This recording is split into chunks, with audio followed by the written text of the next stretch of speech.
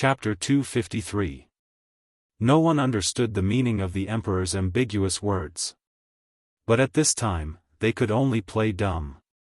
Sometimes, people died from talking too much. They died from being smart. At this time, Li Shimin was also satisfied. After achieving his goal, Li Shimin could not help but let go of the last bit of fear in his heart. Since that is the case, then I have decided. Since Brother Zhang Feng is willing to teach all his skills to Qingqian and the others, then I will allow it. But, when the time comes, I will personally assess how much they have learned from Brother Zhang Feng. If they do not pass, then they will remain the same as they are now. If they have learned well, then I will reward them. But, I have a request. Hearing this, everyone was overjoyed and hurriedly expressed their thanks. Li Shimin said again, every day, I must receive their learning progress. Then, Qing Yaojin, you and the people of the military department will work together to secretly organize what Zhang Feng has taught for me. As for Du Go, Minister Fang, I will have to trouble you.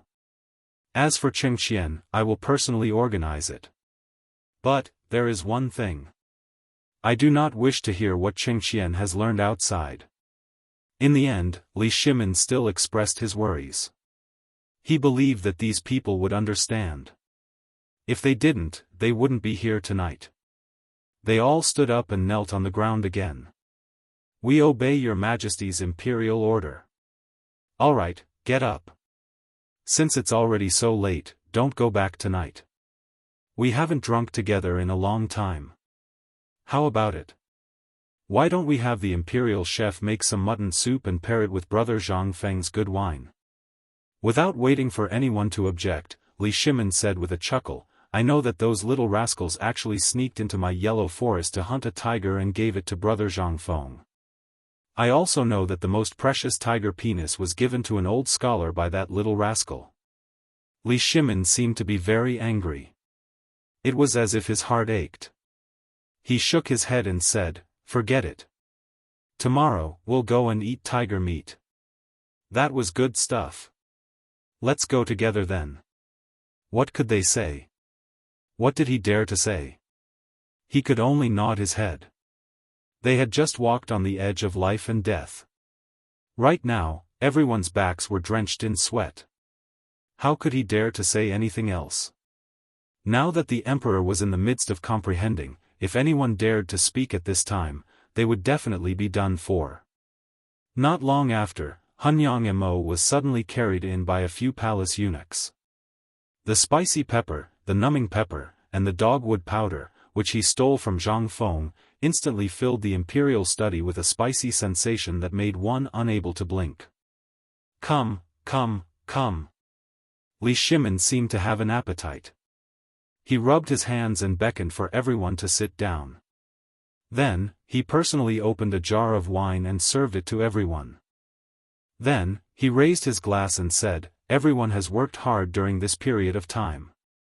I have long wanted to treat everyone to a drink, but unfortunately, I never had the time.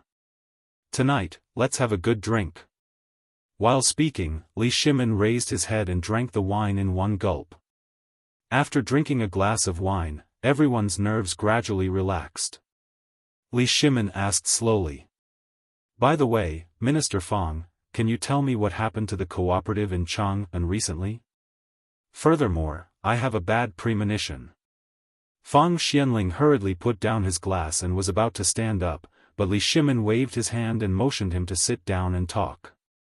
Your Majesty, I have noticed that the Jianghu and local government's treasury was less than 30 million taels of silver. But now, including the money lent out and the money deposited, the total amount is 10 million taels of gold. This is a considerable amount, so I think that the matter of Guanlong hasn't started yet. But I also found something wrong in the past 2 days. That is, the goods of all the merchants have been hoarding. No one has said that they want to go out of the city. A large number of goods of Zhenla and the treasury have all been sold out. Most of the merchants even borrowed money at the entrance of the government office and then turned around to buy goods. But there are also a large number of Huzi, Tubo, and Turkic merchants who have come to buy goods, I sent someone to talk to General Yuchi. He didn't find any clues, but the people on the trade route are indeed much less than before. I am investigating this matter, and I believe that there will be definite news tomorrow. Li Shimin heard this. He nodded. As long as the money in the treasury didn't decrease, it meant that everything was normal. As for why these merchants didn't transport goods out and why they hoarded in Chang'an, Li Shimin didn't worry about it. There was no problem with the trade route. That meant that these merchants were deliberately hoarding goods. It was not up to him to care about it. After thinking about it, Li Shimin didn't think about it anymore. There was no problem with the money, and no bad things had happened to the merchants, which meant that this matter hadn't developed to a bad point for the time being. After all, there were merchants who had the habit of hoarding goods before. Now, it was just that there were more goods. After Li Shimin understood this, he didn't think about it anymore. He waved his hand and said, "Okay. Let's not think too much. Maybe Brother Zhang Feng is drunk, or he wants us to be on guard against the Guanlong group. As long as we pay attention now, once this matter starts, even if the Guanlong group wants to cause trouble, it's over. Now, let's eat and finalize the matter of them worshipping Zhang Feng as their teacher." Okay, and at this moment, when the gong sounded, it was the time of the hour. In a dark room in Chang'an City, an oil lamp was slowly lit by someone. The next moment, a group of luxuriously dressed figures appeared in this room. One of them, a white-haired old man with a veil, glanced at the crowd and asked, "How is it?" Chapter 254. In the dyeing house of Xinghua Lane. Usually, this place was just an inconspicuous cloth dyeing shop. However, tonight, it was already midnight, but in the backyard of this cloth dyeing shop, a candle flame was so conspicuous in the night. And in this small house, it was actually crowded with people. Some of them were dressed in servant clothes, some were dressed in servant clothes, and some were even dressed in gorgeous clothes. There was an old man who was sitting at the highest point of the house, and a few people who were about 20 years old standing at the door. At this time, they were looking at the old man in the lead respectfully. The old man didn't seem to want to talk. He sat steadily at the head of the table, sipping tea from time to time. "Have you all found out about this matter? What do you think about this matter?" Everyone heard this. He hurriedly replied, "Your Excellency, we've already dealt with it cleanly. We've already greeted all the merchants who are related to us, and we've settled everything on the trade route. As long as we give the order, all the materials piled up in Chang and will cause the entire city to fall into chaos. And these businessmen have promised that they will create public opinion at the critical moment. Okay, okay." The old man waved his hand impatiently. "I just want to know if you've dealt with it. I only want the result." "Yes. I've also dealt with it here. We're just waiting for the Sir's order." After everyone gave their assurances, the old man put down the teacup and said with a smile, "Good. In that case, let's get started." This time, Li Shimin was still kept in the dark. This is worthy of praise. When I go back, I'll definitely report this to the higher-ups. I will also truthfully report your contributions to the higher-ups. Thank you very much, sir. After saying this, the old man turned an emerald ring in his hand and said coldly, "You want to go against my Guanlong group? Li Shimin, I'm afraid you've forgotten how the Sui dynasty fell. You've probably forgotten how your Li family climbed up, haven't you? Everyone, get ready tonight. Tomorrow, I only want to hear the news of chaos in Chang'an City." Yes. Night fell. It was a restless night. But the night would eventually pass. The night would eventually pass. When the sun shone on Chang'an City again, a strange atmosphere suddenly spread in Chang'an City. A rumor suddenly appeared on the streets of Xinghua Square in Chang'an. "Have you heard? These merchants were going to suffer a huge loss this time. I heard that the big countries in the western regions have forbidden our merchants from entering." "What? Then what about my goods? I've already put in all my savings. Who isn't? The batch of goods I'm importing from Zhenla is finished. Those are saltwater fish. If we don't deal with this quickly, then what should we do? What else can we do? Isn't this the real thing that the government wants us to buy? Now that they don't want it anymore, we have to go to the authorities. If they can lend us the money, it means that they can definitely handle this matter. Someone in the crowd roared. In an instant, all the merchants flocked to the temporary government office of the Ministry of Works, as if they had found their backbone. And this matter was still fermenting, as if there was a hand stirring the muddy water. Everyone rushed to the direction of the Chang and city treasury like crazy. There were even some people who were pulling their goods and shouting in the city. They were howling about how the officials were not giving them a good life, and what not. And at this time, urgent reports were also placed on Li Shimon's desk. Urgent document from Longyu Circuit. All the Guanlong Trading Company in Longyu Circuit issued a notice at the same time. From today onwards, all the trading routes will be suspended, and the 5 families and 7 major clans will jointly impose economic sanctions on Chang'an. Urgent report from Shannon Circuit. Li family of Longxi, one of the 5 families and 7 major clans, today suspends the sale of food to Chang'an.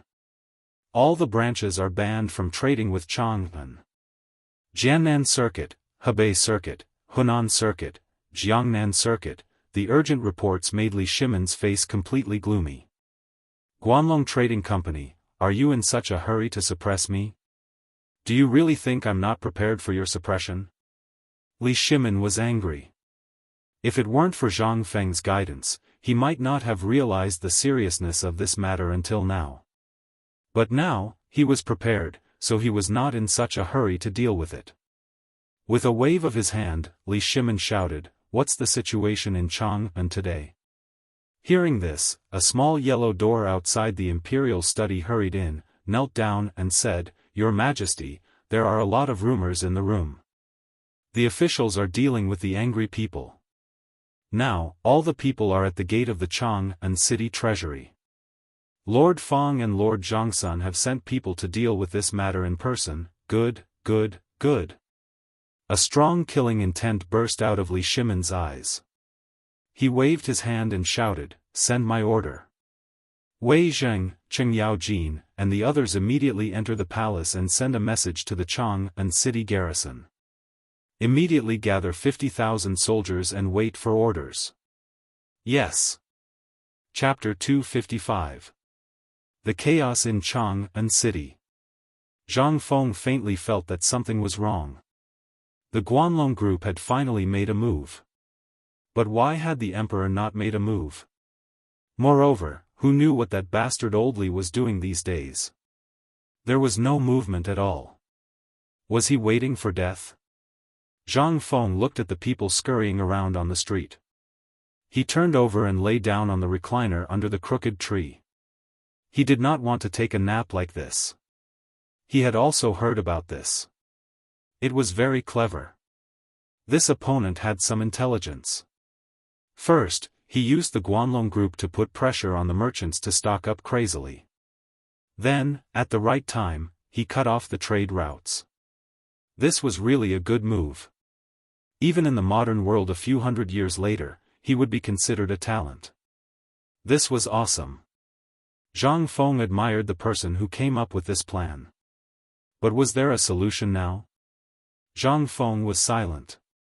This time, the Guanlong group had held back for so long. When they made a move, they would definitely make a big move. And it would be a big move that could strangle the emperor. Did that mean that the 7 major clans had made a move at this time? Zhang Feng smiled. In his previous life, he had developed a strong interest in this mysterious Wuxia aristocrat. He did not expect to meet this mysterious force at this time. The 7 major clans could control the rise and fall of a dynasty. This force, could the emperor really win against them? Zhang Feng smiled. But he also fell asleep. Just as Zhang Feng fell asleep, Yi Zichen's eyes lit up. In the imperial study. Zhang Sun Wuji and the others appeared in the imperial study, sweating profusely. Last night, they were still assuring him that there was absolutely nothing wrong, but they didn't expect to hear such a lousy thing when they woke up early in the morning. And from the report from the little yellow door, the emperor seemed to be very angry this time. At this time, the 5 of them lowered their heads and did not dare to say a word. Li Shimin was also anxious. He paced back and forth in the imperial study. I don't want to ask any more. I don't want to ask any more. The whole thing was my negligence. If I had asked Brother Zhang Feng earlier, things wouldn't have turned out this way. But now that things have happened, we have to think of a solution. We can't ask Brother Zhang Feng for help now that something has gone wrong. Even if you feel embarrassed, I feel embarrassed. Let's all talk. What should we do about this? Your Majesty. I, Old Sheng, feel that we should let the Imperial City Guard search from house to house. They will definitely. Alright, shut up. Shut up. Li Shimin impatiently waved his hand and pointed at Zhang Sun Wuji. You're the Minister of Justice. How do you think we should solve this problem? This, your humble servant is slow-witted. Right now, all the trade routes outside of Chang'an have been cut off. Even if we could reopen the trade routes, who would the merchants sell their goods to? The 5 clans and 7 watchful families control all the entrances to trade. At this time, no one would have thought that they would attack at the same time. This. I am stupid, I don't know what to do. Wei Zheng. Li Shimin's face was so gloomy that it was about to drip water. He shouted angrily, Du Ruhui, Fang Xianling, the 2 of you carefully think of a solution for me. At this time, Wei Zheng said, Your Majesty, your humble servant thinks that the best way to solve this problem is to negotiate with the people of the Guanlong group. There's nothing that can't be discussed. Moreover, this matter is obviously aimed at this cooperative.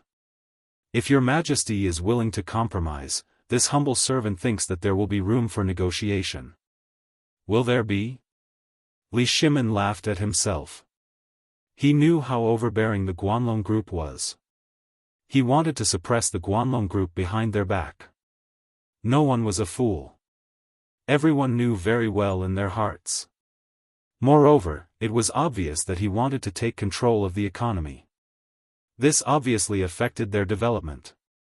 Unless he gave away the rights to this cooperative and she immediately abdicated, he really couldn't think of any other way to solve this problem perfectly. This matter was just an excuse for Guanlong to beat him at this time. Li Shimin knew very well in his heart. Alas! Li Shimin sighed deeply. This matter. You and the others go and comfort me first. As for the solution, Li Shimin fell silent again. Up until now, this matter had happened. Except for these people standing in front of him, who else came to report about this matter? A burst of sad anger leisurely burned in Li Shimin's chest. This is one of my subjects. This is the courtier of the Tang dynasty. Was this what those fellows who kept on talking about were doing now? I'm afraid that everyone is busy counting the family property now. Who can spare a thought for me at this time? Li Shimin couldn't help but tremble. He tried hard to make himself not think about this matter. Then he waved his hand and said, Forget it, forget it. Now put down everything for me. Send all the people to solve the chaos in Chang'an. As for the solution, I'll personally ask Brother Zhang Feng. Li Shimin looked up to the sky and sighed. He pointed to the window. No one could see clearly his anger. Li Shimin seemed to be talking to himself. This is the imperial court of the Tang dynasty. Although it is said that there are hundreds of courtiers. But at this time, how many people are really thinking for me? It's time to clean up. Chapter 256. As all the merchants in Chang'an City began to panic. Everyone in Chang'an City gradually felt a trace of pressure.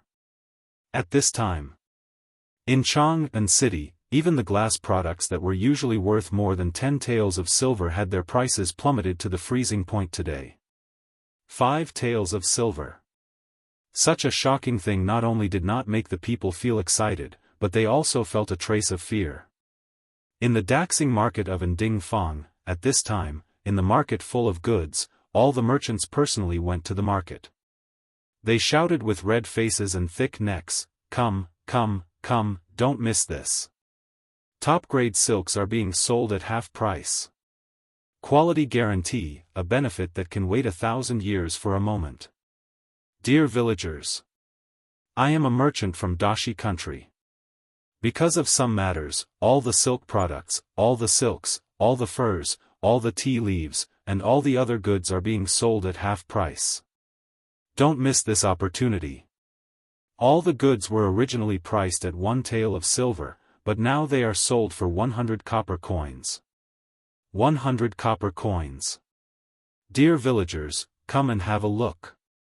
And in this regard, all the people were stunned. What the f*ck, what's going on? Motherf***. Are these merchants in cahoots? Damn it. Are we buying or not? No. Wait a minute, I keep feeling that something is wrong. There were many onlookers, but there were only a few people who were willing to buy it. It could even be said that everyone clutched their money bags tightly, afraid that the money bags they had just bulged would be directly taken away by these unscrupulous businessmen for some reason. Somewhere. An old man who heard the news from a village outside Jianghu city drove a carriage, frowning as if he was patrolling.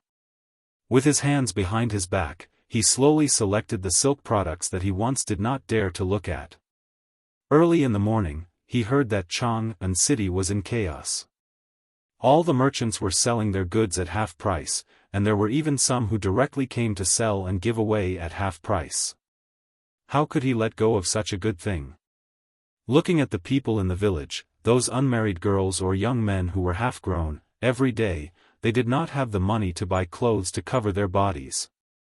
She couldn't even bear to buy linen clothes. Normally, only the rich could afford to wear these clothes, but now they were cheaper than linen clothes. The old patriarch brought the smart young men of the clan to Jianghu to try their luck. If that was the case, then what harm was there in buying some? The old patriarch paced back and forth in front of every silk stall and compared them with the linen clothing store. Then, he picked up a piece of silk cloth and asked in front of a dejected fat man, "Shopkeeper, how much is this cloth?" The fatty was already in despair. The trade route outside was blocked. Moreover, it was someone that even the imperial family could not afford to offend. How could he not be worried? Half a day had passed, but he hadn't sold a single foot of cloth. It seemed as if he would lose everything he had invested in these materials. However, at this very moment, someone actually came to ask about it. All of a sudden, the fatty was energized. Looking at all the pairs of shrewd eyes staring at him, he rolled his eyes, patted his chest and roared, "Sir, you really have a good eye. You've seen this cloth too. It's top-grade silk. You're my first customer today. How about this? If you like it, you can give me a price.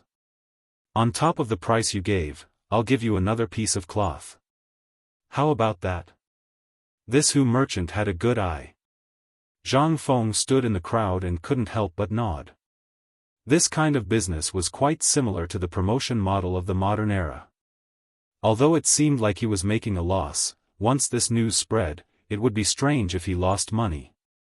As long as he could suppress the situation later, he wouldn't lose much from the 5 carts of silk cloth today. Just as Zhang Feng was pondering what the fatty was going to do, the old patriarch narrowed his eyes.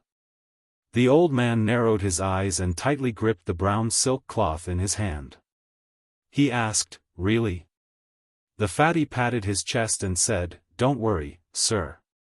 I'm a proper merchant, and a Hu at that. I'm in a hurry to return to Daoist, so I'll keep my word on these materials." "Really? Little brother? Is what you said true? We only need to name a price for these pieces of cloth. Little brother, don't you think you're right?" All the onlookers were aghast. They hurriedly stepped forward and grabbed a piece of cloth, shouting with red eyes. The fatty wiped the sweat from his forehead and said, "Everyone, I'm sure you all know the price of these materials. However, because that unscrupulous Guanlong Corporation is wantonly suppressing us, we can't do anything about it. So, in order to not lose too much, we've lowered the price to the lowest. But don't worry. I've said before that these materials were originally worth more than 100 taels. But now, they only cost 10 taels." Hearing this, everyone was disappointed. Even the old patriarch had a look of deep disappointment in his eyes at this moment. The fat man's eyes swept across everyone's faces before he said, "Old man, this is my first time meeting you. You're my first customer. I'm a man of my word. Just name a price. We'll definitely give you these 2 bolts of cloth." "Really? I'll keep my word." Then, the old man stretched out 3 trembling fingers and said, 50 taels. Chapter 257.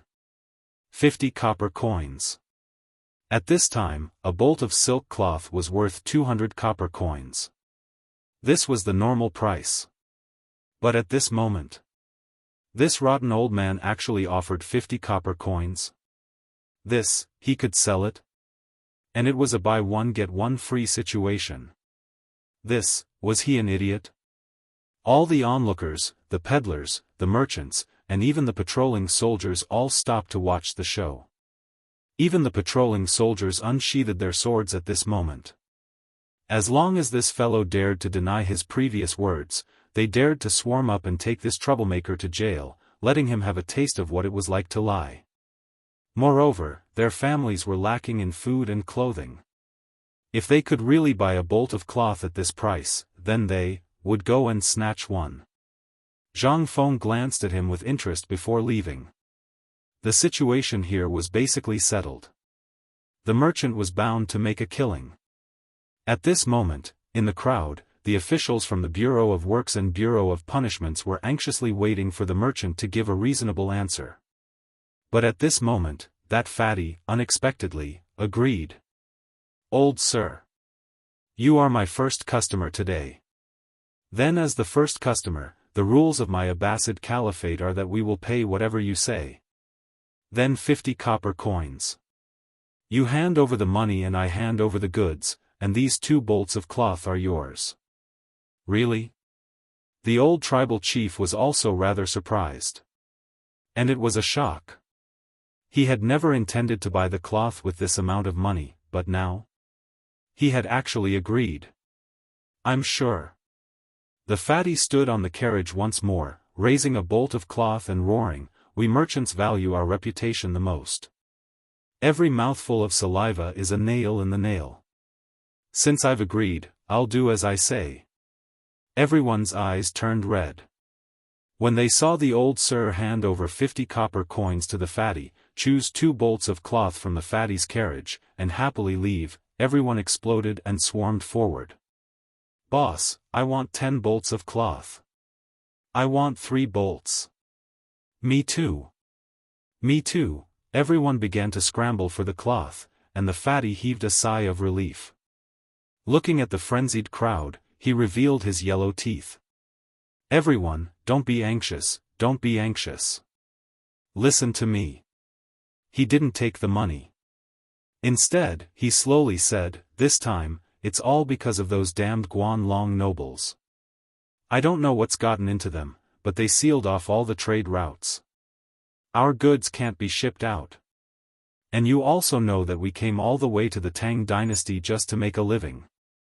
But unfortunately, we encountered such a situation, so we had no choice but to do this." "Fatty, what do you mean?" The people in the crowd were furious. No one was a fool. When they heard this, everyone instantly came to a realization.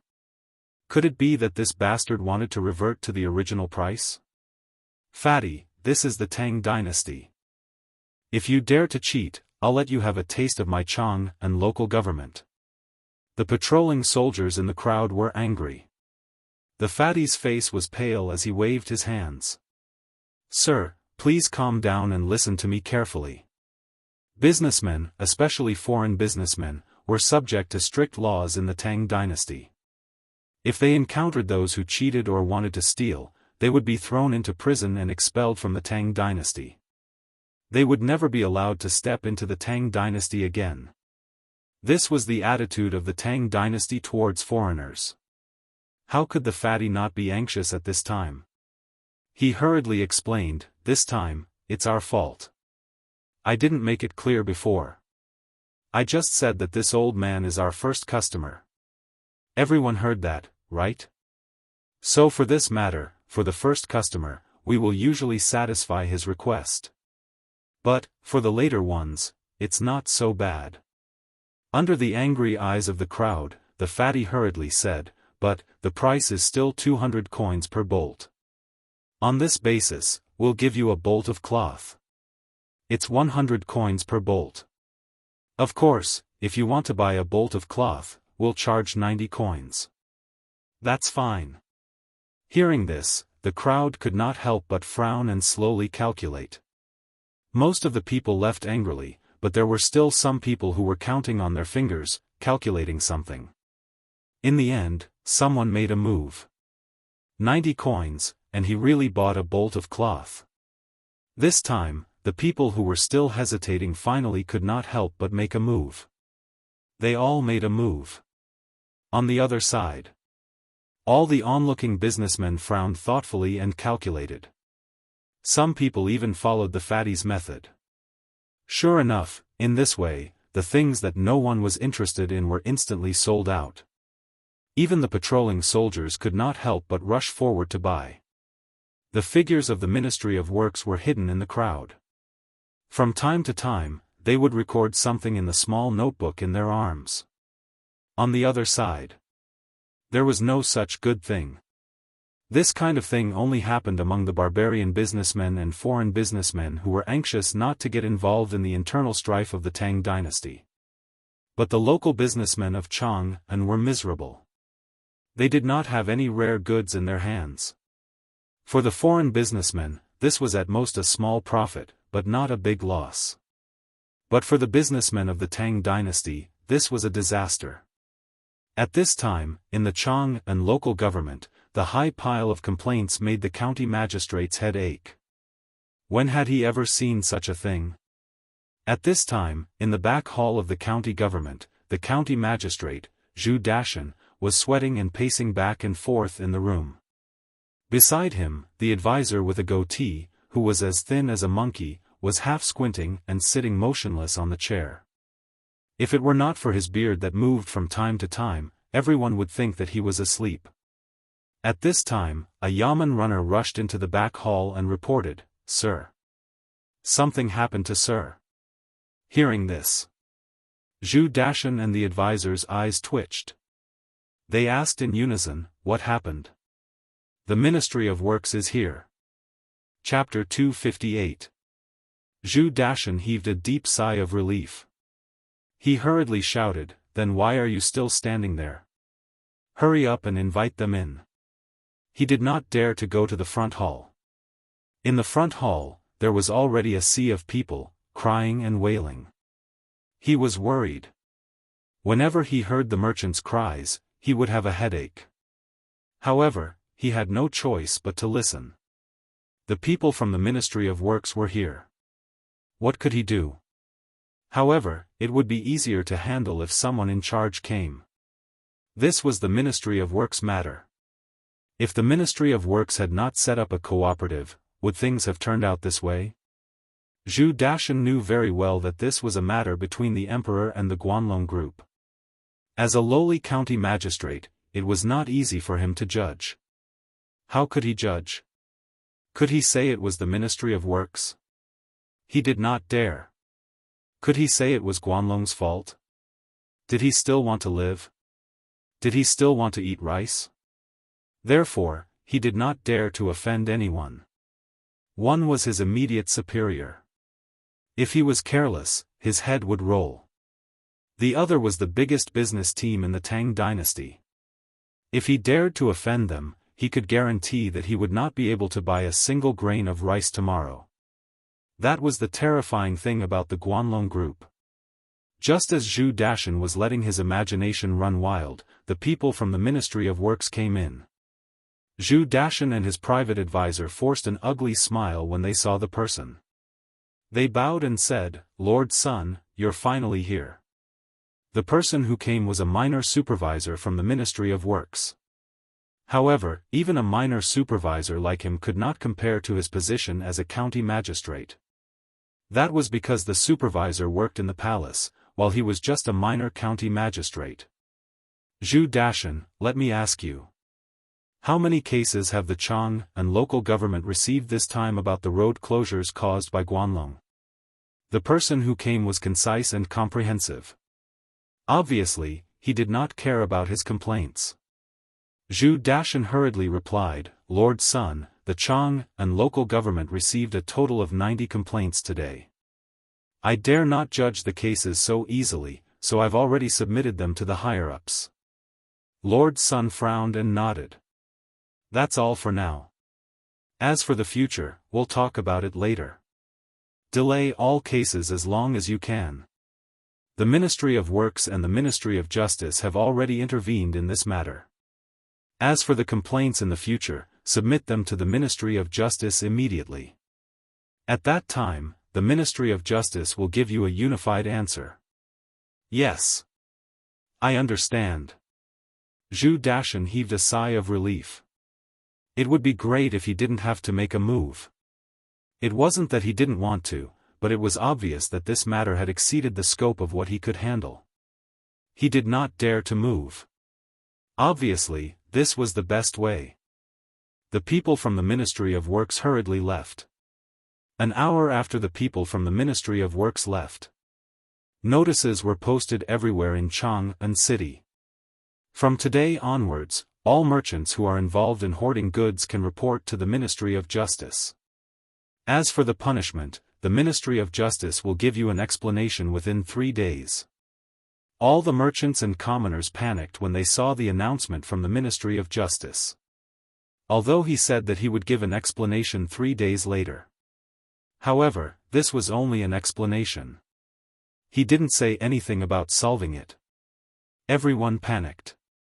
Looking at the notices, all the merchants blocked all the people from the Ministry of Justice who came to put up the notices and asked, "Sir, the notice says that there will be an explanation in 3 days. However, what we are hoarding are smuggled goods that we bought from the treasury. How can we still use them after 3 days?" "That's right. Milord, the goods in our hands were all obtained from the treasury. Can we return the goods first? We can't wait for a day. How many aquatic products will die? Sir, please take pity on us and let us feel at ease." Everyone who put up the notices panicked. Actually, I can understand everyone's concerns. However, this matter has alarmed the Emperor. Therefore, I ask everyone to be patient and wait for a while. Right now, His Majesty is dealing with this matter, so at the latest tomorrow, His Majesty will make a decision.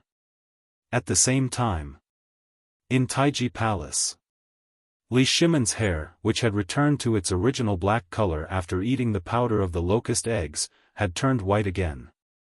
After a night, his black hair had already turned gray. He was worried. He did not expect Guanlong's suppression to start when hoarding began in Chang'an City. Every time Li Shimon thought of this matter, he wished he could slap himself a few times. How good would it be if he had listened to Zhang Feng at that time? He would not be trapped in a hopeless situation now. However, what could he do now? Everything was trapped in Chang'an. If he did not come up with a solution today, Chang'an would be in chaos. What should he do? What should he do? Li Shimon was even more worried. Looking at the Emperor, little Gizi wanted to say something again, but he held himself back in the end. However, after seeing the Emperor in so much pain, he could not help but say, "Your Majesty, why don't we ask Zhang Feng for help?" Since he was able to predict this matter, then he must have a way to solve this matter. "Brother Zhang Feng," Li Shimon heard this and a strange look flashed across his eyes. I am ashamed to face Brother Zhang Feng. Chapter 259. On the streets of Chang'an. Li Shimin sat in an ordinary sedan chair. Through the curtains, he looked at the goods piled up like mountains outside. His head hurt again.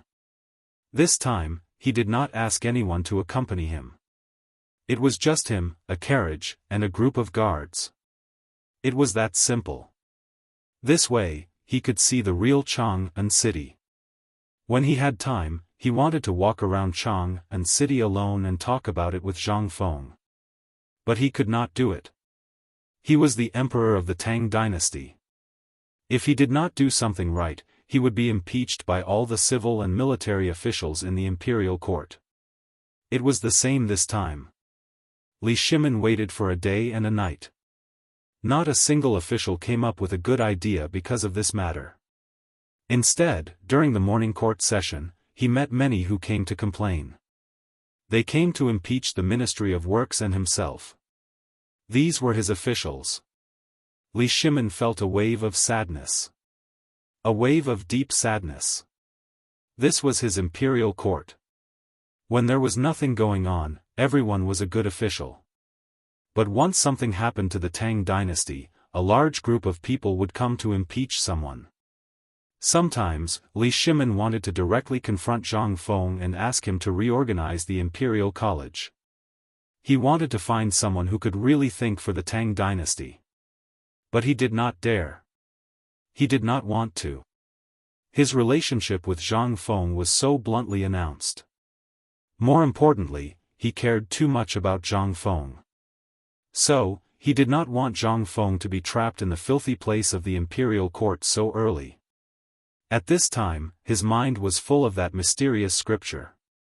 That was the thing that was rumored to be passed down by Shun. It was the thing that helped the king of Qin to unify the world. It was the thing that made everyone crazily fight for it. Was it true or not? At this time, Li Shimin was very conflicted. He didn't know what he had done wrong to cause the entire country to fall into a situation where it was controlled by others. Whether it was Guanlong, the 5 surnames and 7 Wangs, or even the Tujue who was waiting for an opportunity by his bed, all of them were blocking his path. Master Li, we're here. Just as Li Shimin was letting his imagination run wild, little Gizi quietly reminded Li Shimin from outside the sedan. Li Shimin took a deep breath and looked at the familiar yet strange Tonghui Square, which was also the market where Zhang Feng lived. Taking a deep breath, he stepped out of the palanquin. With a wave of his hand, he ordered the Jianghu guards, who were disguised as attendants, to hide in the shadows and guard the area. He even ordered Xiao Gizi to wait at the entrance of the square. Only then did he sort out his emotions and slowly walk towards Zhang Feng's tavern. Just as he turned 3 alleys, he saw Zhang Feng with his hands clasped behind his back, kicking a broken tile as he walked back. Brother Zhang Feng? You're going out? Li Shimin was surprised. He could clearly see that Zhang Feng was thinking about something. When Zhang Feng saw Li Shimin, he was also stunned. The foot that he kicked out slipped, and he instantly stumbled and fell to the ground. Seeing this, Li Shimin hurried forward to help him up. Lao Li? Why are you here? Shouldn't you be helping Lord Zhangsun deal with this mess right now? Right, what I asked Li Gan to tell you last time, did you tell Zhangsun Wuji? Li Shimin sighed and silently helped Zhang Feng up. Seeing this, Zhang Feng's face darkened. This Lao Li, how could he be so careless about such an important matter? Zhang Feng's face also changed slightly. Follow me into the house. Zhang Feng did not waste any more words. The current situation did not allow him to waste any more words. After entering the tavern, Zhang Feng did not take any wine, nor did he go to the kitchen as usual. Instead, he took a bag of tiger jerky wrapped in oil paper from the counter and poured a cup of tea for Li Shimin. Then, he asked, Lao Li, tell me the truth. How much of this matter did you participate in? If it's not much, then just treat it as spending money to avoid disaster. Don't get too used to it. Brother Zhang Feng. Li Shimin sighed and said, last time, you asked that bastard, to pass the message to me. I also heard him tell me the truth. However, I may have been blinded by lard. I didn't take Guanlong's matter to heart. After all, it was the emperor's matter. How could we, the common people, get involved? However, I did not expect Guanlong's grandson to be so vicious. He directly cut off all the trade routes. Now, even if I wanted to ignore it, I have no choice. I directly bet all my wealth from the treasury on Jinla's seafood. Originally, I wanted to get you some of that arm-length prawn thing you mentioned. But now, it's a little inauspicious, so today, I did not bring. Zhang Feng pulled a handful of hair, his face full of worry. Tell me the truth, how much seafood did you get from Jinla? Almost all my wealth. Zhang Feng was a little dizzy. This fool. Don't you know that a cunning rabbit has 3 burrows? Are you still king businessman? Don't you know this kind of thing? I've tried so hard to persuade you so much, but you've turned a deaf ear to my advice. Zhang Feng was speechless. He rubbed his temples, feeling a headache. Fine. Lao Li, I can't help you this time. I already told you to send your precious son to the military camp to seek refuge. I asked Lord Zhongsun to pass a message to divert everyone's attention to the war at the border, but you didn't listen. Now, you didn't prepare anything and they blocked the door for you. Now, I can't do anything. Chapter 260. Li Shimin heard this. He felt a little dizzy. Brother Zhang Feng, you can't do this. If you do this, Lao Li, can't live anymore. You also know our current situation. If we want to escape now, it's too late. When the time comes, if the emperor comes to settle accounts, then won't my family be confiscated and my ancestors exterminated? Zhang Feng glared at him. Now you remember what I said? I told you not to invest all your money, but you didn't listen. Now what are you going to do? You're blocking my way. What can I do? Zhang Feng was speechless. Logically speaking, the emperor was not a fool. How could he not know that Guanlong was such a big threat? If this were to happen, the Great Tang would be doomed. They would be blocked at any time. Zhang Feng couldn't help but comfort him. However, Lao Li, don't worry. It's not all bad. At least, the cooperative and marketing model have been quietly implemented under such high pressure. You didn't see that fatty from Daoist country today. I almost thought that it was you who set up the trap. Li Yundong said with a smile. That fatty from Daoist country? That fat man was indeed arranged by me. He came to me before, so I used this trick on him. Brother Zhang Feng, what do you think?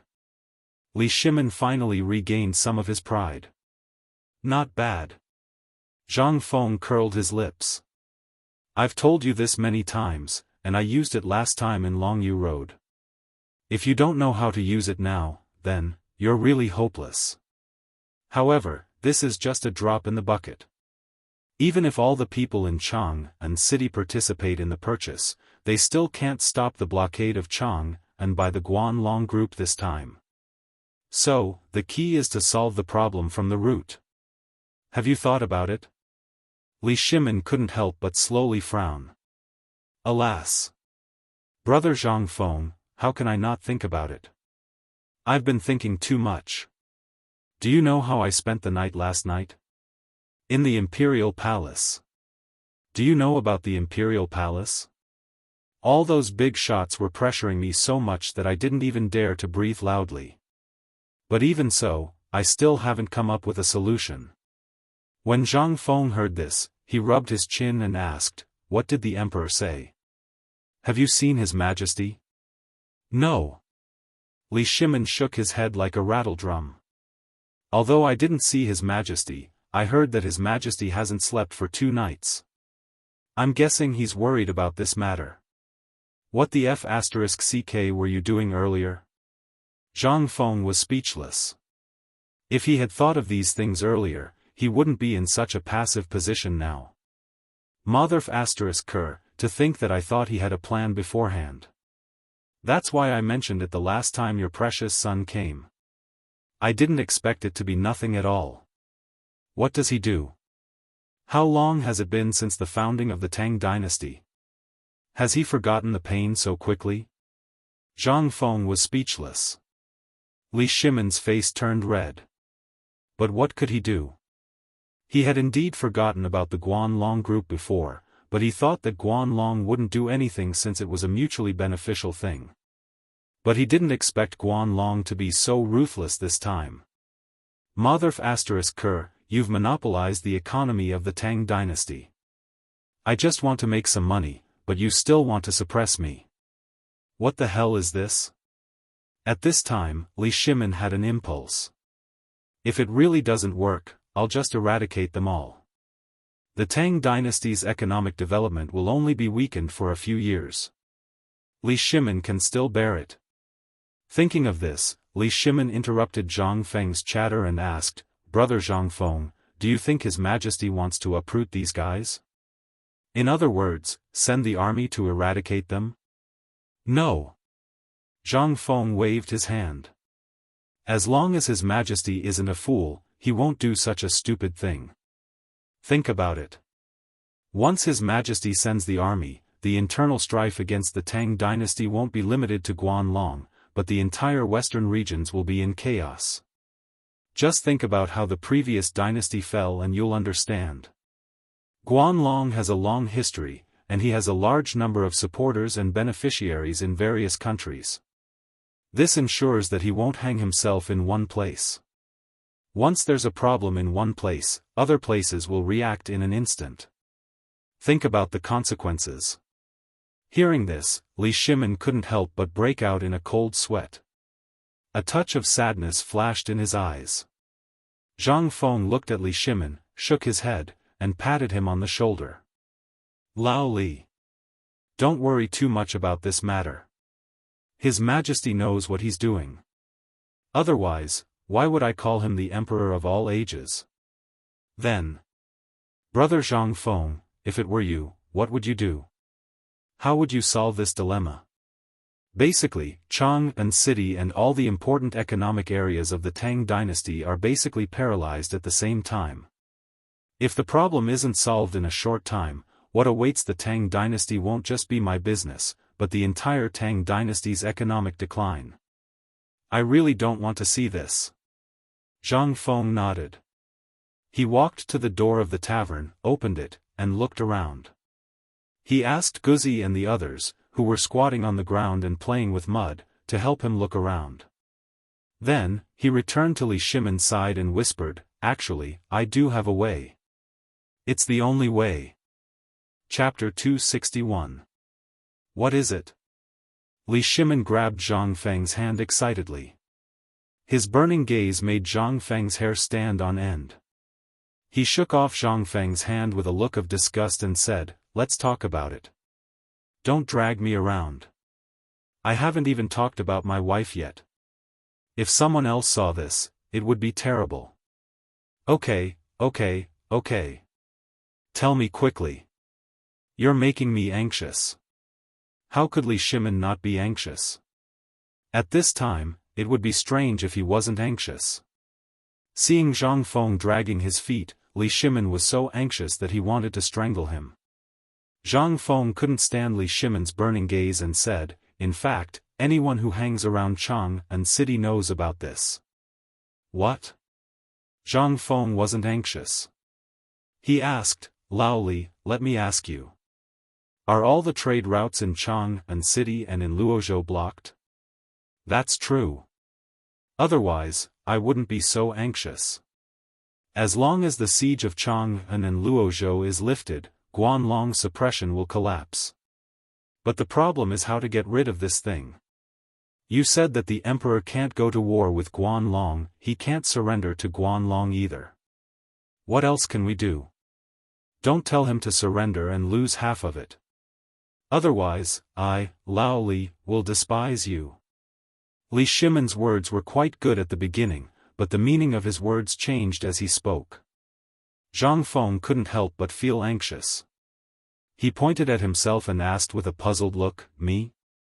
Zhang Feng? Am I that kind of person? Which eye of yours saw or which ear of yours heard Lao Tzu telling him to surrender? This is obviously not our Zhang Feng style, okay? You've been with me for so long, don't you understand my style? Lao Tzu would rather twist the enemy's head off than lower his head. This is the pride of a man. In other words, he was proud and unyielding. Let me ask you, do you have any pride?" "Yes." Li Shimin also hurriedly patted his chest and promised. In the entire world, who could make him lower his head? Other than heaven and earth and their parents, who else would dare? He, Li Shimin, still had this bit of pride. Zhang Feng shrugged. "Isn't that enough? Then why are you asking such an idiotic question?" Li Shimin rubbed his hands and said, "Isn't that because I'm scared? What are you afraid of? His Majesty isn't in a hurry, so what are you in a hurry for? With your family background, if you throw it at the gate of the Guanlong group, they might not even look at it." Zhang Feng despised Li Shimin. Okay, my family business is small, but you don't have to hurt me like this, do you? Now that everything is in front of your eyes, do you have the heart to see me suffer here?" Li Shimin shrugged with a wry smile. Zhang Feng shrugged. "Okay, in that case, I won't tease you anymore. Let me ask you, what did you hear from His Majesty last night? And did His Majesty not prepare for it at all?" "No." Li Shimin shook his head. If he had prepared for this matter, how could the current situation have happened? Perhaps this was what they meant by extreme joy begets sorrow. Hearing this, Zhang Feng paced back and forth in the room with his hands behind his back. The current situation was a dilemma for the Tang dynasty. Zhang Feng's expression suddenly changed. Could it be that because of his appearance, everything in the Tang dynasty had developed steadily in a short period of time, and then the normal trajectory of history had deviated from the original? And then there was a chain reaction? But that couldn't be right. Even if he appeared, he just sped up the world by a small step, and everything he did was just a small step. Only this cooperative was a big move. Was it because of this that everything in the world was in chaos? The Guanlong group took action, and the hidden behemoths behind me would also show their ferocious fangs at this moment. At that time, with the cooperation of these two behemoths, what would happen to the Tang dynasty? Zhang Feng didn't dare to think about it. Part of all this must be because of the cooperative, and the bigger reason might be that in this world, the traditional model, could make the world change. Since it was going to change. Zhang Feng clenched his fists. Looking at the sunlight outside the window, he roared in his heart, since it's going to change, then the rule of Zhenguan will start from this time to fight against Guanlong. Turning around, Zhang Feng said to Li Shimin with a serious look, "This time, we're going to open up a new trade route and take away the prestige and industries of Guanlong and the 5 families. Do you dare to do it? If you do, I think the current emperor will like it very much. At that time, you'll either fail on the verge of success and become a scapegoat, or you'll become a supreme scholar in one fell swoop. Do you dare to do it? Open up a new trade route?" This, over the past thousands of years, all the businesses had been built slowly over time. If this was really a new business, then this, Li Shimin didn't dare to think about it. However, when he thought about everything controlled by the Guanlong group and the 5 families, he couldn't help but ask, "What is the new trade route you mentioned?" Zhang Feng didn't answer him, but said, "I remember that outside Chang'an City, there are 8 rivers, right?" Chapter 262. 8 Rivers Circle? How could Li Shimin not know about these 8 rivers? These 8 rivers were Wei, Jing, Feng, Watershed, Bai, and Ba. However, these 8 rivers were basically blocked by silt. In addition, in recent years, the imperial court did not pay attention to these 8 rivers for the Tang dynasty. Therefore, these rivers were basically stranded. However, why would Zhang Feng suddenly say this at this time? Could it be that he wants to use these 8 rivers to change the siege? This doesn't seem to be possible. Li Shimin could not help but ask tentatively, Brother Zhang Feng, do you mean to use these 8 rivers as a breakthrough point? And then bypass the Guanlong group's blockade? This plan is good, but have you thought about these years, these rivers? Before Li Shimin could finish, Zhang Feng interrupted him, I know all these things. But have you thought about it? Is there any place in the world that can compare to Chang'an City? Only Chang'an has such a favorable geographical location. But why not take advantage of this convenient route given by the heavens and use the dry road instead? Now that there are dry roads, you can go and take a look. There are people from the Guanlong group everywhere. Everyone underestimated these 8 rivers. Even the Guanlong group did not expect that in their perfect plan, this would be their biggest failure. Li Shimin was finally shocked. 8 rivers, yes. He had been to countless places. Where else could he encounter the geographical advantage of the 8 waters raising city? No. This was also the biggest reason why they chose to build the capital here.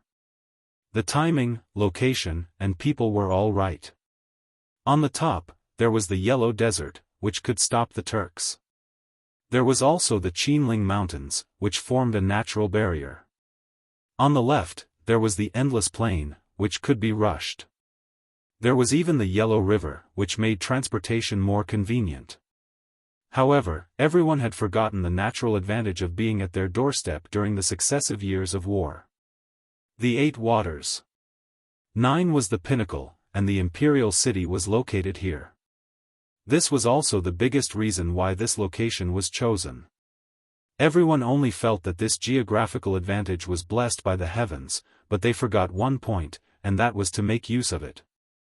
With Zhang Feng's slight explanation, Li Shimin instantly understood. He hurriedly clasped his fist and said, Thank you, Brother Zhang Feng. I understand now. You mean to let people clear all the silt in the rivers as soon as possible, and then use the 8 rivers to solve the current siege? Right. You've finally figured it out. Zhang Feng nodded approvingly. This time, you finally understand. This is the only way out for Chang'an. I really don't know why His Majesty won't make use of such an advantage. His Majesty is really... Li Shimin's eyelids twitched. He hurriedly said again, Well, I won't disturb you anymore. I'll go back and report this matter to my superiors. Sorry to bother you today, Brother Zhang Feng. See you next time. As he spoke, Li Shimin took out a brand new banknote, put it on the table, and then left in a hurry. Zhang Feng curiously took the banknote, which looked like a banknote but was slightly bigger than a banknote, put it under his nose, and took a deep breath. The memory of my previous life is still too little after all. On the other side, Chang'an City was in a mess. Especially those who had bought seafood from the Chang'an City treasury, they were even more anxious now. The weather in Chang'an City was hotter than anywhere else. In addition, in the past 2 days, the sudden rumor of road closures in Chang'an City made the merchants even more flustered. At this time, hundreds of merchants were either squatting, standing, or lying at the entrance of the treasury, wailing in grief. At the entrance of the treasury, the officials of the treasury were also struggling to deal with the crowd. I can't live like this anymore. I spent a few thousand taels of silver to buy these things that your treasury guaranteed. Dozens of pounds have died today, and we haven't even left Chang'an City yet. Oh my God! Open your eyes. Your Excellency. You were the one who said that if there was a problem, your treasury would take responsibility. What do you say now? Our things can't even leave Chang'an City. How are we going to get these things? Everyone, we are all aware of everyone's difficulties. But we have just informed the higher-ups about this matter. It is said that a special person from Zhenla is on his way here. Before the closure is lifted, he will help you raise these marine fish. Don't worry, all of you. An official's face darkened as he shouted, but the crowd became even angrier. Bullsh *T.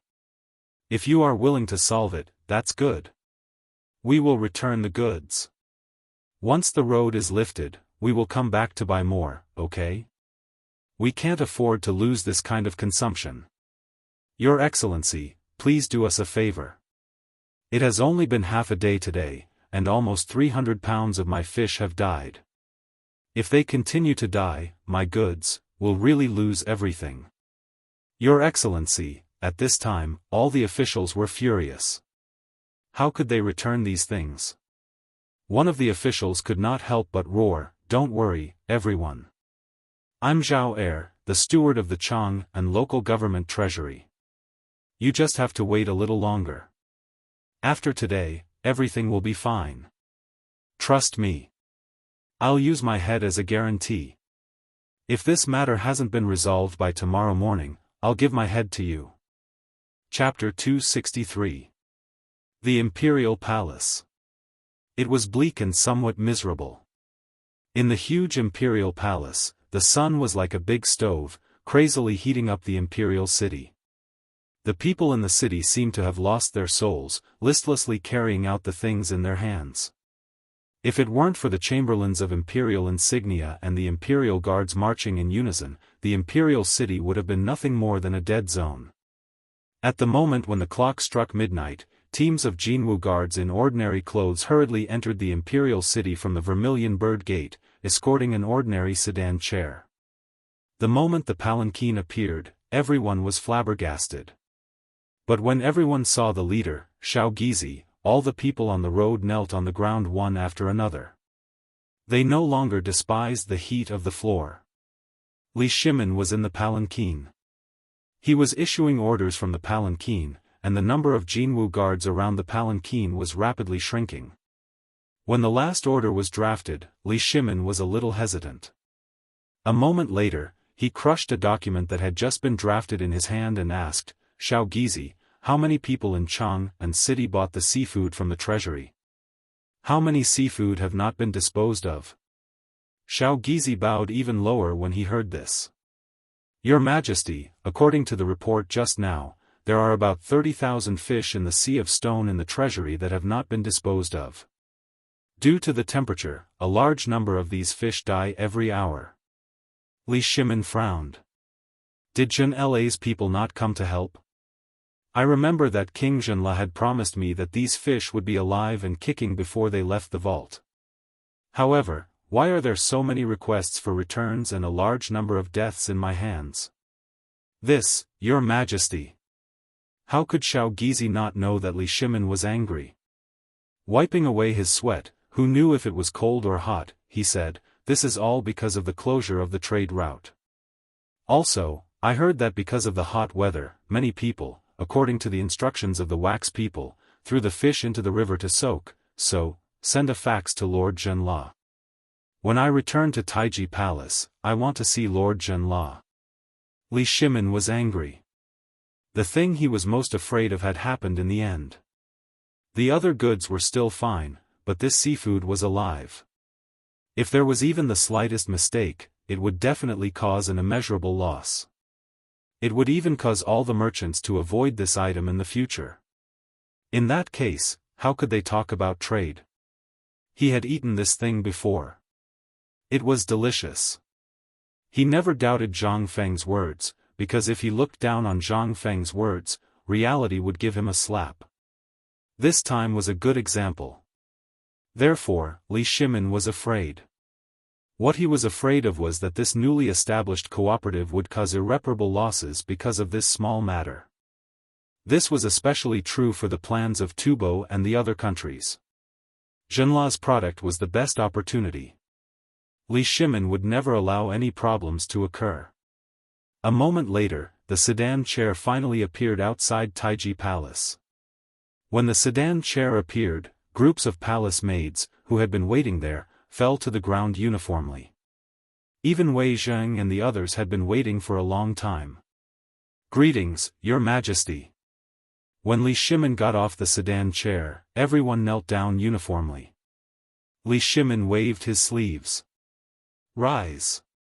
Then, palace maids helped Li Shimin change into a robe as he hurried into Taiji Palace. When Li Shimin's figure appeared in Taiji Palace, King Zhenla also got up slowly. When he saw the solemn expression on Li Shimin's face, King Zhenla's eyes flickered rapidly. Greetings, Your Majesty.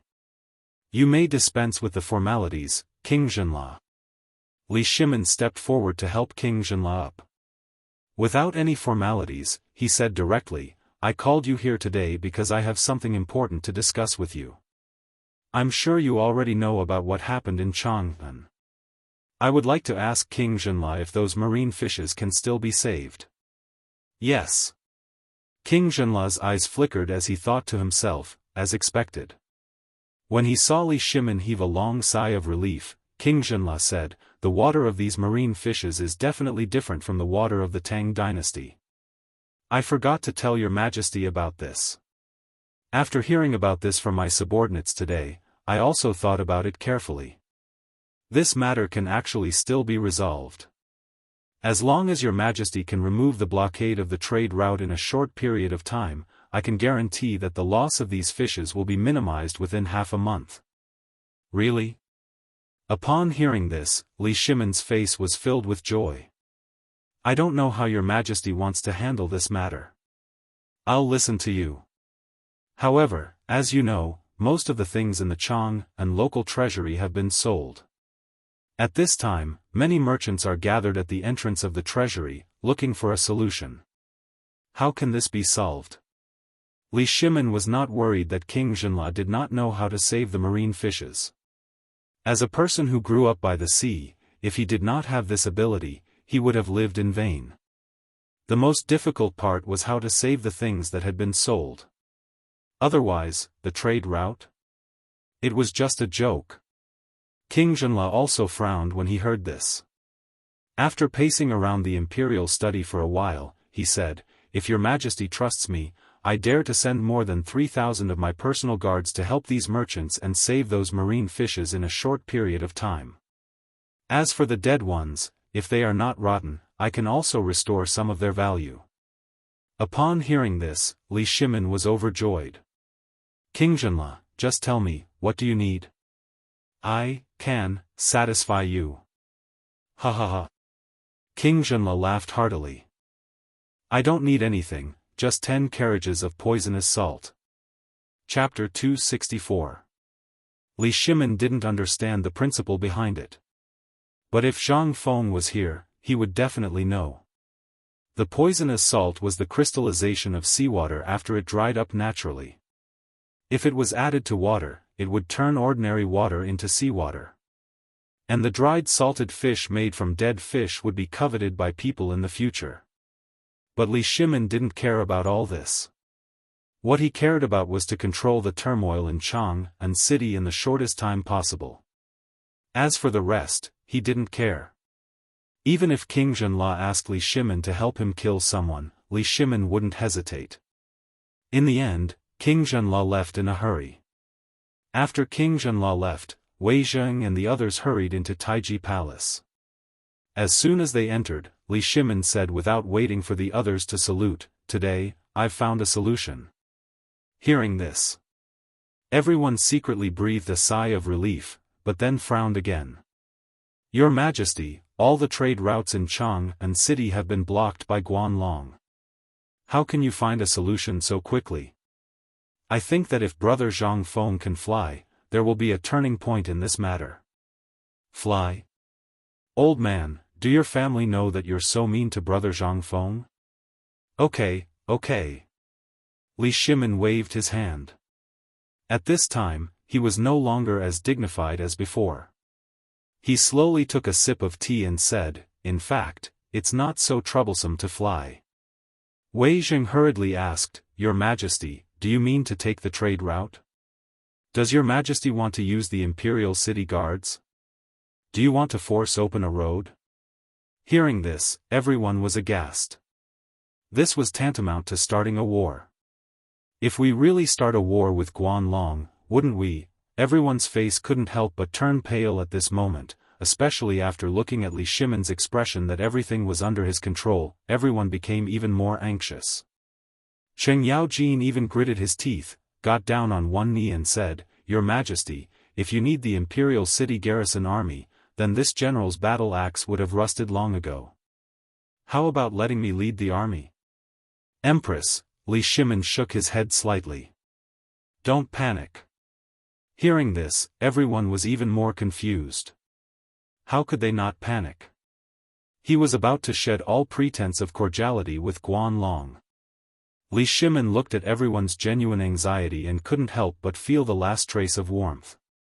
In this cold imperial court, at least there are some people who are truly thinking for me and the Tang dynasty. Zhen. Li Shimon sounded a little excited. He slowly stood up. When Li Shimon opened his mouth, everyone hurriedly looked at Li Shimon. "We were just as anxious as all of you before, perhaps even less indifferent than all of you. But only now do we truly understand that we are not the only ones in this icy imperial court, but all of you. Zhen is very happy." Hearing this, everyone was even more confused. But since the emperor said so, how could they dare to stand still? They all knelt down in unison. "Your Majesty, we don't deserve it. It's our duty to share your Majesty's worries." Li Shimon waved his hand, motioning everyone to stand up, and then said, "In fact, this matter is not enough to start a war with Guan Long, and it's not enough to fly into the sky or escape into the ground." If Brother Zhang Feng hadn't mentioned this before, would have forgotten about it. In fact, Chang'an is not a place where there are no mountains and rivers. What? How is this possible? Your Majesty, now the commercial roads in Chang'an City, Luozhou City, and Liangzhou City are blocked. All goods can't be transported out, and all businessmen are waiting for death. If there is a little way, will they stop here? Wei Zheng and the others were dumbstruck.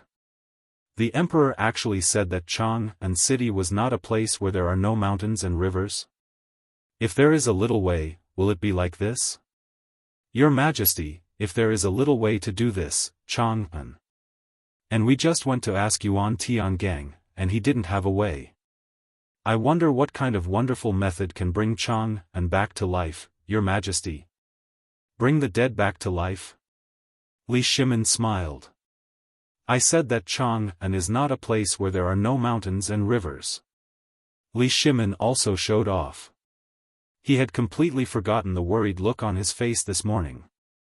You asked Yuan Tiangang, but did he say why he chose Chang'an as the capital? Wei Zheng thought for a moment, discussed with Fang Xianling and others, and then said, I remember very clearly that Chang'an City was the place where the dragon veins converged, and there were 8 dragons occupying it, and Chang'an City was the only dragon eye. As long as Chang'an was occupied, the country would be prosperous and the people would be at peace. Yes. Li Shimon got up, looked at the crowd, and nodded. I forgot this sentence before, but today I suddenly heard another statement from Brother Zhang Feng. 8 rivers of Chang'an. Everyone looked at each other, and they were all shocked. 8 rivers or 8 dragons, they all knew. But the emperor said that Chang'an was not a place where there are no mountains and rivers, and now he said 8 rivers. Could it be, did the emperor mean 8 rivers? Was it the way to solve this crisis? Chapter 265. That's right. This is the only way to solve Guanlong's blockade. I didn't think of it before, but when I was chatting with Brother Zhang Feng, he reminded me. The 8 rivers of Chang'an surround Chang'an and converge at the Yellow River. Isn't this a natural trade route? To the west, you can enter the Qinling Mountains, and to the south, you can enter Luozhou. If Guanlong's people had known about this route, I might have paid them a visit today with gifts. But God bless us. The 8 rivers of Chang'an, which we have neglected all this time, unexpectedly became my final solution to Chang'an's crisis. Li Shimon was filled with endless emotions. Wei Zheng and the others were also stunned by what they saw. The 8 rivers of Chang'an. They didn't expect that the final solution would be the 8 rivers of Chang'an. However, the 8 rivers of Chang'an had been abandoned and turned into stinking gutters. It was even worse than the moat of Chang'an City. Could this really solve Chang'an's crisis? Everyone couldn't help but gather together to discuss again. Only then did Wei Zheng begin, "Your Majesty, although the 8 rivers of Chang'an are good, when the time comes, at least in this old subject's memory, this old subject has never cleaned it up even once. And every time there was a flood in the Qinling Mountains, the river would have been blocked by silt. Can this be used at this time? Your Majesty. This is a matter of great importance. Why don't we send someone to check it out tomorrow and then do something?" Du Ruhui also tried to persuade him. Li Shimin waved his hand. He motioned for everyone to be quiet and then fell into deep thought. Someone in the imperial court must know about this matter. Otherwise, it wouldn't have been known by Guanlong's people so quickly. But who was Guanlong's person? Li Shimin didn't know. After all, there were too many people in the imperial court. There were so many that Li Shimin himself felt a headache. Although this matter was targeted by Guanlong, it was better to say that those in the imperial court were targeting him. Li Shimin's fingers dug deeply into his palm under his embroidered robe. The deep pain made him temporarily forget his impulse to clean up the court. Li Shimin lowered his head and closed his eyes, letting everyone see the killing intent in his eyes. A moment later, Li Shimin slowly opened his eyes. "There's no need for tomorrow. Tonight, we will have everyone clear out the blockages in these rivers at all costs." Wei Zheng and Zhangsun Wuji looked at each other, their eyes filled with shock. 8 rivers, 1 night? How many people were needed? However, they also heard the implied meaning in Li Shimin's words. There were all kinds of demons and ghosts in the imperial court, and there were also many people with different surnames and 7 looks. The emperor wanted to avoid these people's eyes and ears and then deal with this matter before he was impeached by these people tomorrow morning. But one could imagine the difficulty of this matter. Emperor. At this moment, Cheng Yaojin was excited. He hurriedly said, "Your Majesty, you forgot someone." Hearing this, Li Shimin hurriedly asked, "Who?" "The Navy Commander Zhang Liang. If his navy joins in tonight's action, then this matter is absolutely foolproof. Night action is difficult. Although there is a bright moon at night, if a landlubber who is not familiar with water goes down, it will definitely be a gift to the Water Dragon King. So I'm sure that the navy will be better at this than anyone else." Hearing this, Li Shimin stood up excitedly and patted Cheng Yaojin on the shoulder. "Yes. How could I forget Zhang Liang?" However, at this moment, Li Shimin's excited eyes dimmed again. "Zhang Liang's troops are on the coast and near Luozhou. It's too far, not far, not far." Cheng Yaojin's face flushed with excitement. He pushed Zhangsun Wuji away and took Li Shimin to the map on the wall. He pointed to the 8 waterways and said, "Your Majesty, you don't know. Although Zhang Liang doesn't have a large army, I went to his house last time when I went to drink with him. Good guys, the yard is full of veterans. They are all good swimmers. These are all his loyal followers. After they retired, they had no place to go, so Zhang Liang kept them in his house. Fortunately, there are 3,000 mu of land. They are the ones who take care of it. But I always feel that it's a pity for these ducks to go ashore. I didn't expect to meet them tonight." Hearing this, Li Shimin couldn't help frowning slightly. In Zhang Liang's house, there were 3,000 retired veterans. What did Zhang Liang want to do? However, at this moment, Li Shimin couldn't help but smile. Patting the agitated Cheng Yaojin, he said, "Now that you mention it, we do remember. We had forgotten about this group of navy soldiers who had once cut through all obstacles for the Great Tang. However, 3,000 soldiers aren't enough. Hey! You don't know about this, right? Although Zhang Liang is idle at home outside Chang'an City, he is still in charge of recruiting Marines. The place he is at is the training ground for Marines. Last time, when we were drunk, he insisted on dragging me to swim. Good guy, there were tens of thousands of ducks in the dark. Success. Li Shimon's expression changed. He didn't expect that Zhang Liang would inadvertently save him. Pass down the decree. Let Zhang Liang bring all his men to the 8 rivers to clean up the waterways. If the cleanup is completed before dawn, I will personally set up the Chang and Navy residence and let this group of veterans manage the 8 rivers.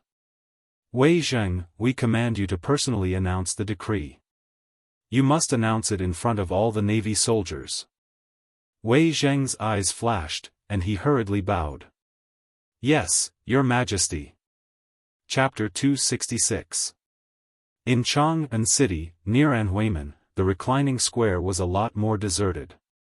It was basically a place for retired veterans to enjoy their old age. The premise was that they had to have their own house in Chang'an City. If they didn't have a house, they would be arranged to stay in Reclining Square. Hence, the name Reclining Square came about. In the past, it wasn't called Reclining Square.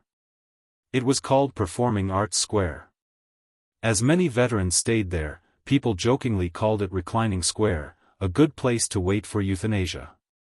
To the west of Xia Reclining Square, near the Qingming Canal, was the mansion of Navy Admiral Zhang Liang. To the side of the mansion was the Qingming Canal. On the shore, there were magnificent buildings. There were docks, small boats, as well as water equipment used for training. In the filthy river, where piles of feces floated down, it seemed so. What was it? On the other side, a large group of dark-skinned, muscular men with tanned skin as if they had been smeared with tung oil were following behind each other. A group of middle-aged men, who looked like teachers, had their hands behind their backs and were holding large bamboo poles in their hands. They squinted their eyes and stared at the surface of the water. On the other side, a man was leisurely chanting the number. Many times, even though he had already said 10, he seemed to be suffering from Alzheimer's. The next word he shouted would become 2. Who the F***ck was 2? However, all the dark-skinned men stuck their butts out and buried their heads deep in the water. They didn't dare to poke their heads out. At this time, if any unlucky man dared to poke his head out, what awaited him would be fried meat with bamboo poles in the hands of the veterans. At the highest point of the training ground, Zhang Liang stroked his white beard and squinted his eyes at the butts sticking out of the water. He couldn't help but nod. Not bad. Not bad. The quality of this year's batch is not bad. Old Lin. You've done well. When the salary from the Ministry of Works arrives, I'll reward you with 10 taels of silver. Beside Zhang Liang, a man with a mustache and a face full of pockmarks quickly bowed and said, "Thank you, Commander." Zhang Liang waved his hand. "Since you've already retired, you can just call me Old Master in the future. Do you think I won't dare to talk about this Commander-in-Chief outside?" Hearing this, Elder Lin hurriedly knelt on the ground, his body trembling with excitement. In this general's heart, you are still the Commander-in-Chief. It's always one for life. Ha ha ha. Good, good, good. Zhang Liang helped Old Lin up with great relief. However, at this moment, a nimble servant hurriedly climbed up the 30 zhang high platform and hurriedly reported, "Governor, Duke Zheng is here." Zhang Liang's eyes flashed. He waved his hand and asked, "What's the matter?" "I don't know, but I saw that Lord Protector Zheng had His Majesty's Imperial Edict in his hand and was on his way to the drill ground. That's why I thought it was suspicious and came to report to you in advance." Imperial Edict? Wei Zheng actually came in person? What did he come here for? Zhang Liang was puzzled. The Imperial Edict was usually read by someone from the Department of Internal Servants, and he hadn't received an Imperial Edict for many years. What was the Emperor's intention this time? Of course, Zhang Liang knew what had happened in Chang'an City, but the Emperor had come to him at this time. What was the meaning of this? he couldn't see through it. He waved his hand and said, "Send the message. Everyone stop training and wait for the imperial edict." Yes. Although he didn't know why. Since the emperor had issued an imperial edict, as an official, he had to accept it. Otherwise, he would be disobeying the imperial edict. Moreover, the strange thing was that this time, Wei Jing didn't read the imperial edict in the mansion but came to the drill ground. Could it be, did the emperor know that there were veterans in his mansion? But His Majesty knew about this. Although he didn't know the exact number, he didn't hide it. Strange. All of this was very strange. When Zhang Liang came to the drill ground, a group of greasy black men were standing in line, panting. Wei Zheng's voice sounded not far away. "Brother Zhang. Long time no see." Zhang Liang hurriedly cupped his fists when he heard that. "Prime Minister Wei. I wonder what brings you here today. We haven't seen each other for almost half a year. Let's go to the mansion and have a drink." Wei Zheng, who was wearing a red robe, sighed. "Let's wait for the next time. This time, I'm here to read the imperial edict of the emperor. Brother Zhang, shall we accept the imperial edict?" "Okay." Zhang Liang cupped his fists. Then, the eunuch from the Minister of Internal Affairs behind Wei Zheng screamed, "The imperial edict is here. Zhang Liang, accept the imperial edict." All kneel. Whoosh! Whoosh! In an instant, the swarthy men all knelt down in unison. Even Wei Zheng was a little shocked. Are these all the soldiers of the Tang dynasty? But his eyes flashed. Wei Zheng's expression suddenly changed. He read the imperial edict. "By the will of the heavens, the emperor says. Today, I learned that Minister Zhang has 3,000 retired soldiers. This is my mistake. I forgot that you have made great contributions to the Tang dynasty." Zhang Liang's expression changed. The expressions of all the Marines present, especially those veterans, changed greatly. There were even some old soldiers who were trembling all over at this moment. "The emperor didn't forget us." But at this moment, Wei Zheng's voice sounded again. "I intend to set up a navy mansion in Chang'an. Today, I have a request for all of you. Tomorrow morning, clear out 8 rivers that can carry ships. If you complete the task, I will appoint the person you choose as the steward of the navy mansion. From now on, he will be responsible for managing the 8 dragon veins in Chang'an." Hearing that, a mouthful of blood spurted out of Zhang Liang's mouth, and he completely fainted. Chapter 267. Wei Zheng sighed after announcing the imperial edict. "Someone, summon the imperial physician. Quick! Send Governor Zhang back to his residence and take good care of him." Wei Zheng knew that this would happen today.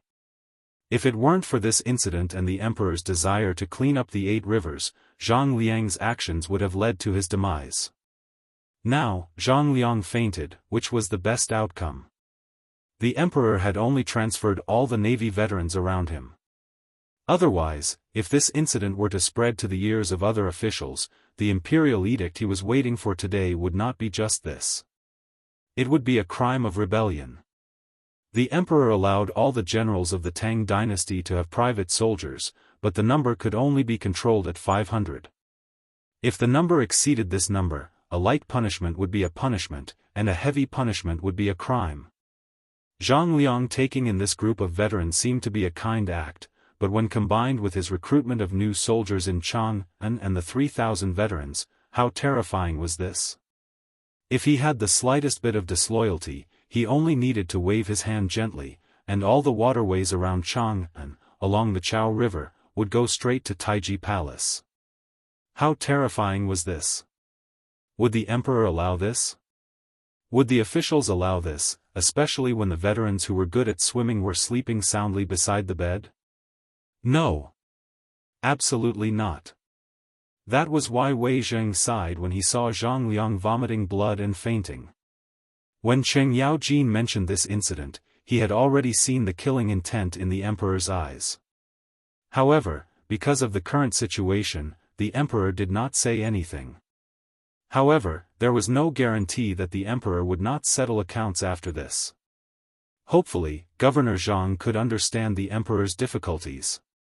Wei Zheng watched Zhang Liang leave before he continued, "And Lifang. What an excellent and Lifang. Before coming here, the old man did not know that this place had been renamed An Lifang. He also saw the situation here with his own eyes. The old and the weak who retired from the years of war, the imperial court neglected you. This is our fault."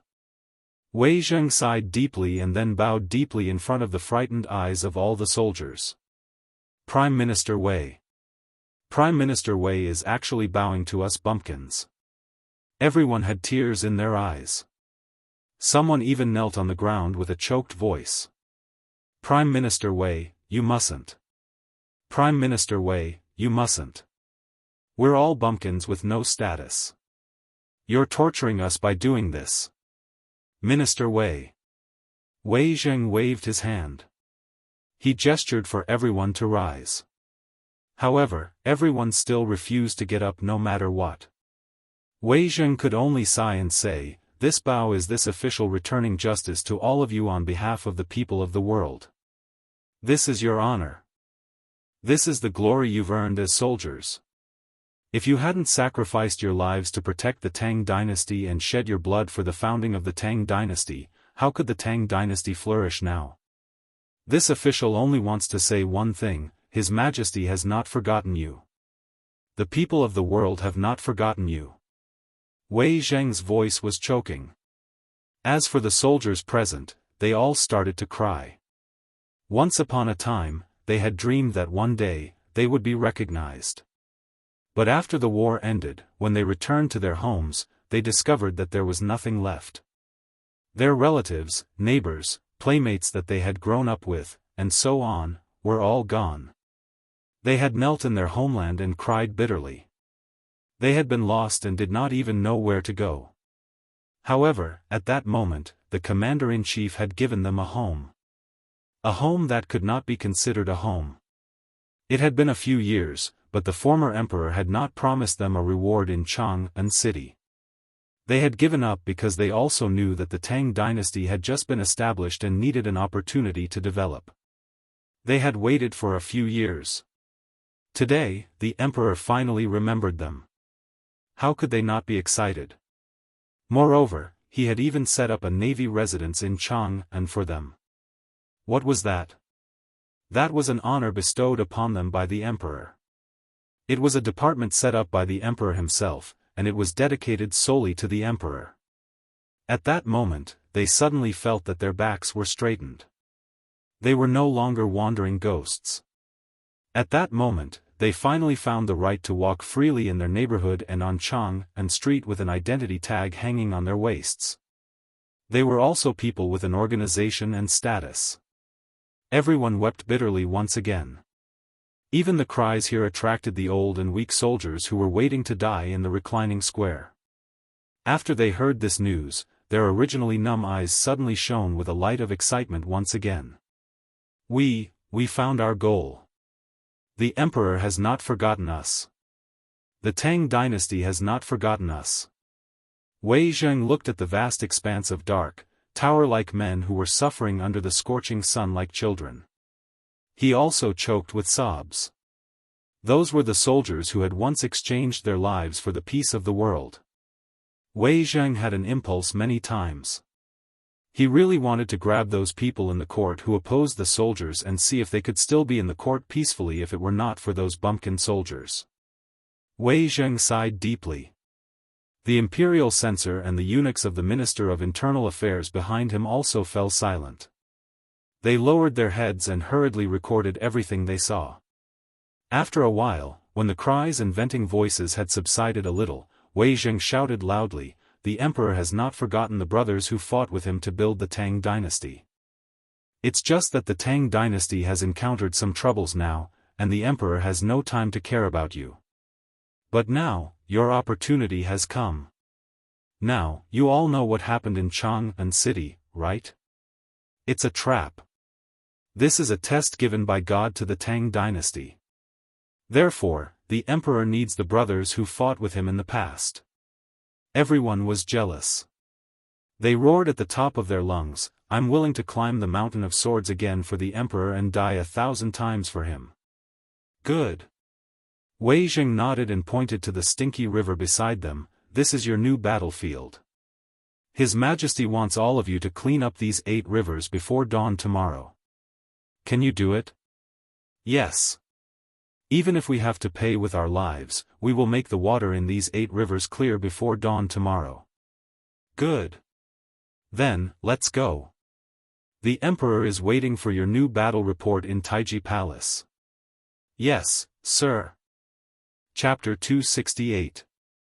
Everyone, the Marines, the veterans watching from the shore, and the soldiers who were missing arms and legs, without waiting for anyone to give the order, jumped into the water with a splash. They used their hands or tools to clean up the muddy, stinky water with all their might. At the beginning, only tens of thousands of soldiers were doing it. But as the battle dragged on, the people of Chang'an were alarmed. After hearing Wei Zheng's words, he couldn't sit still anymore. The emperor was in danger. That was also the crisis of Chang'an city. At this time, the emperor even asked Prime Minister Wei to bow in order to lift the blockade of Chang'an city. How could their status be higher than Prime Minister Wei's? What was Prime Minister Wei? He was the emperor's official. He bowed to these bumpkins and even the slaves. In other words, Prime Minister Wei represented the emperor and bowed to all the bumpkins in the world. The men of the Tang dynasty were very simple. They were also very emotional. Although this was only said to the veterans, who were these veterans? They were all people just like them. Some of them were even missing arms and legs. They were more healthy than these people, right? If the emperor could jump into the smelly ditch where they washed their urinals, clothes, and vegetables to clean up the muddy water for them, how could they sit still? Unless his skin was thicker than the city walls. Therefore, on all the streets, groups of old men with crutches were beating gongs to spread the news. As long as they were not bedridden, they should King go to the river to clean up the muddy water for Lao Tzu. Who would not go? Fine. Get out of Chang'an. Because they did not deserve to be called Chang'an people. The people of Chang'an were all King cowards. Why did the emperor do this? Was it not to let the people live a more comfortable life? If the river was cleaned up, everything would be better, right? At the very least, they could wash the chamber pots. No, in such a clean river, who the *ck dared to wash the chamber pots? Lao Tzu would be the first to tear him apart. The men of Guangzhou were so stubborn. When they said that they were going to clean up the muddy water in front of their own homes, who the *ck could sit still? She was so embarrassed that she panicked. Then, from old men in their 80s to children in their 20s or 13 years old, they all carried it on their shoulders. Then, carrying the basket, he jumped into the river and joined the ranks of those who were cleaning the river.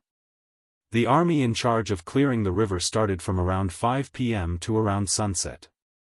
The number of people involved in clearing the river had increased from the initial tens of thousands to more than 100,000.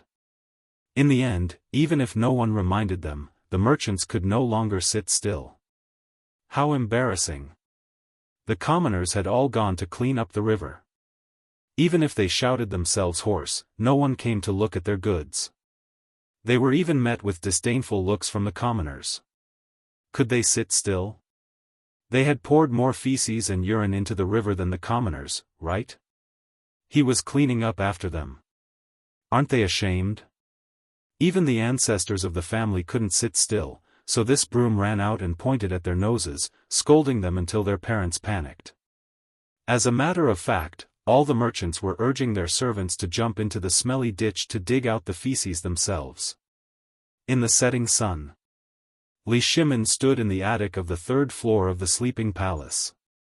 He looked at the rivers in the setting sun that were originally dazzling like silver ribbons. At this time, they had become pitch black. The veins on the back of his hand that was holding the railing were exposed. Guanyin servant, do you think these 8 rivers can really solve this crisis? Li Shimin muttered to Zhangsun Wugo, who was also looking into the distance behind him. Zhangsun Wugo pursed her lips and grabbed Li Shimin's hand. She said softly, "Second brother, actually you already have the answer in your heart, right?" The answer? Li Shimin lowered his gaze and looked silently at that slender hand. At this time, there was still a thimble on her hand. Suddenly, Li Shimin remembered that the shoes he had been wearing this year, as well as the shoes worn by the crown prince and the other princes, were all made by his empress. The palace was not so poor that they could not even afford to wear shoes. However, in order to save money, Empress Zhangsun still insisted on sewing and making shoes by herself. Li Shimin suddenly felt very tired. He felt ashamed to face Zhangsun Wugo.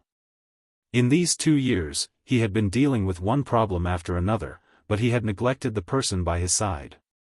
He was not a qualified husband. As for whether he was a qualified monarch or not, he was a little confused at this time. Since the Wei River alliance half a year ago, he had been dispirited. He was at a loss when the court was full of impeachment. It was not until the appearance of Zhang Feng that he found a glimmer of light to revive the Tang dynasty. But, when he was in a hurry to prepare for a big fight, he turned his head and found that there was still a sharp blade hanging over his head. 5 surnames and 7 hopes. This fierce tiger that made him afraid finally showed its ferocious teeth this time. He was very afraid. He was very afraid that everything he had done would be turned into ashes with a wave of the 5 surnames and 7 hopes. Alas! Li Shimin sighed deeply. Rubbing Zhangsun Wugo's hand, he looked at the red sunset and murmured, "How could I not want to have the answer in my heart?" Chapter 269. Zhang Feng was dumbfounded. Guzi, Zhu Zi, and the others who liked to surround him, as well as old He and the others, had all disappeared. Just as he was taking an afternoon nap under the crooked tree, the people on the street seemed to have suddenly disappeared without a trace. What was going on? Where were they? Zhang Feng stood at the entrance of the empty market, grabbing his hair and looking at the empty street with a dumbfounded expression. He was completely dumbfounded. What the hell, could it be that Lao Tzu was sleepwalking? Or was it a dream? Zhang Feng was really dumbfounded. Even the old scholar who had been squatting under the big willow tree at the entrance of the street, which was big enough for 3 adults to surround, was nowhere to be seen. Other than a dream, was there any other explanation? Quick! You motherf asterisk cur, other people are cleaning the river, but you motherf asterisk cur, hiding in the house and sleeping in the middle of the day? Aren't you ashamed? Your father. He's 72 years old, and he's already carrying a hoe into the river. You, a strong young man, are hiding in the house and sleeping? No, sir, please do me a favor. I still have to work at night. I just got off work today. Just let me sleep for a while. Sleep? Why don't you sleep yourself to death? What time is it now? You motherf asterisk cur, it's almost 9 o'clock. Quick, don't talk nonsense, 2 hours is enough for you to clean up the river's feces. Amidst the waves of cursing and begging, Zhang Feng stared at an old man in the market, who was pulling the night watchman's ear and walking over. Zhang Feng hurriedly went forward, clasped his hands and asked, "Sir, you said you were going to clean the river? These people are going to clean the river?" When the old man saw that it was Zhang Feng, he put away the anger on his face and grinned, "Well, it's because we've dirted the river, so the emperor sent those old and weak soldiers to clean the river. How could we stand by and watch? It's so embarrassing." So, we all spontaneously joined in. "You rest, I'm going." Zhang Feng usually taught those little brats how to read. This already shocked everyone. As slaves, how could they afford to hire a teacher? Moreover, it was Sir who took the initiative to teach their child. There must be smoke rising from their ancestral graves. In addition, Zhang Feng was usually generous and generous. Basically, every family had received his kindness, so they would not allow Zhang Feng to go to such a matter. Even if Zhang Feng went, he would definitely be carried back in a matter of minutes. Who was Zhang Feng? That was the best person in the entire city. Moreover, he was a peerless talent. Who would dare to ask him to wash sand in the river? If anyone dared to do so, there would be a group of red-eyed people who would go up and break their legs. Zhang Feng was very depressed. But he was also very curious. This Lao Li's speed was really fast. How long had it been? 6 hours? Or 4 hours? How could he encourage so many people to take the initiative to wash the river? Zhang Feng did not believe in heresy. He paced around the crowd and quietly followed them to the Dragon Head West Canal, which was near the Department of Justice near the Spring Bright Gate. Before he reached the river, he could already hear the clamor of shouting and waves of stench. The river channel was clogged all year round. If it was not cleaned up for a long time, then it would be fine.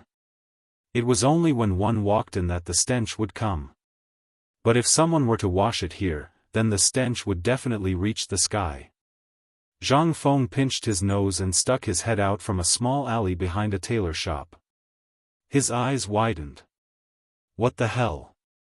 Good guy. He saw that in the river channel, everyone was bare-chested, sticking their butts out as they dug the mud. A group of old Navy soldiers were like loaches, diving into the water. As long as they found something hard, they would immediately stick the willow branches in their hands there. In an instant, dozens of people would rush up, as if they wanted to empty the bottom of the river. On the shore, there were all kinds of porcelain fragments, or even intact chamber pots, porcelain, rusty arrow shafts, crossbows, broadswords and bronze swords. They were all casually thrown on the shore. Seeing this, Zhang Feng was drooling. If this was in the future, then these would be priceless treasures. Especially one of the scabbard that was shining with golden light, it made Zhang Feng unable to move his eyes away. This thing was either something that came along with it, or something that was left behind by an important person in some dynasty. This kind of treasure was a scabbard made of pure gold. These simple people, however, did not fight over it. If this was in the future, damn, even a broken tile would be picked up by people in minutes. How could they still see it? At that moment, an old voice rang out from behind Zhang Feng. You're right. You're right. Isn't this shopkeeper Zhang? Zhang Shanren, what are you doing here? This place stinks to the heavens. If you get stained by it, it won't be good. Quickly leave. Zhang Feng was also stunned. Old man, I also want to help. You are all busy, I am just a strong young man, no. The old man was angry. He shouted, someone come. Zhang Shanren is here. A few young men, come and carry Zhang Shanren back. In this place, we cannot let Zhang Shanren's body be stained. Zhang Feng's face darkened. He was really carried away by a few strong men on their shoulders, as if they were carrying a sack. Chapter 270. Dong, dong, dong. With the sound of 3 morning bells. At the dawn of the east, the civil and military officials, after going through layers of inspection in front of the Vermilion Bird Gate, slowly entered the Vermilion Bird Avenue. All the officials had a heavy heart at this time, but there was a group of people who were staring sharply at Wei Zheng and the others, who were standing at the front of the line. If looks could kill, Wei Zheng and the others would have been killed thousands of times. These people were the officials of the 5 surnames and 7 hopes. Last night, they received a secret letter from the Guanlong group. They impeached Fang Xianling for taking advantage of the responsibility of the Ministry of Works to tamper with the currency without authorization. They impeached Zhangsun Wuji for colluding with the officials and merchants, which led to the current chaos in Chang'an. They impeached the emperor for ignoring the expectations of the people of the world and using all the silver in the national treasury to buy the so-called seafood from Jinla without authorization. That kind of thing is absolutely disgusting to look at. This was the emperor's doing? If it wasn't for Wei Zheng, Fang Xianling, Du Ruhui, and Zhang Sun Wuji urging, would the emperor be like this? These people should be killed. At this time, Wei Zheng and the others didn't seem to see the eyes of these people.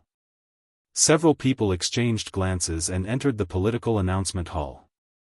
Today, the atmosphere in the political announcement hall was a bit strange. No one was like before, whispering in twos and threes. It was as if they didn't see the actions of hundreds of thousands of people in Chang and last night. In this strange atmosphere, Cheng Yaojin finally couldn't resist the feeling of having a knife on his back. The natural military blood made him explode. But just as he was about to burst out, Wei Zheng grabbed his hand and shook his head slightly. The emperor arrives. With the eunuch's shout, everyone hurriedly knelt and shouted in unison, "Welcome the emperor! Long live the emperor!" Li Shimin walked out of the back hall amidst the cheers of the officials. However, this time, Li Shimin did not step onto the 9 steps to heaven staircase. Instead, he slowly walked to the top of the hall and surveyed the crowd. Wei Zheng nodded slightly, and Li Shimin's expression finally relaxed. His bloodshot eyes finally let go of the last bit of worry. Last night, Li Shimin did not sleep at all. He couldn't sleep. He didn't dare to sleep until he received news of the 8 Rivers Channel. This was because he knew that something was bound to happen at the morning court. But after seeing Wei Zheng's affirmation, Li Shimin was finally relieved. "Everyone, rise." "Thank you, Your Majesty." Everyone stood up. However, there were still a dozen officials who remained kneeling on the ground. A murderous intent flashed in Li Shimin's eyes as he asked, "Minister of Taichung Temple, what are you waiting for?" The minister of Taichung Temple and the others hurriedly knelt and said, "Your Majesty, we have something to report." "Your Majesty." Cui Fengjun, the imperial astronomer, has something to report. The Cui family. Approved. Li Shimin's eyes flashed slightly. It seemed that the 8 noble families of Guanlong were on the same side after all.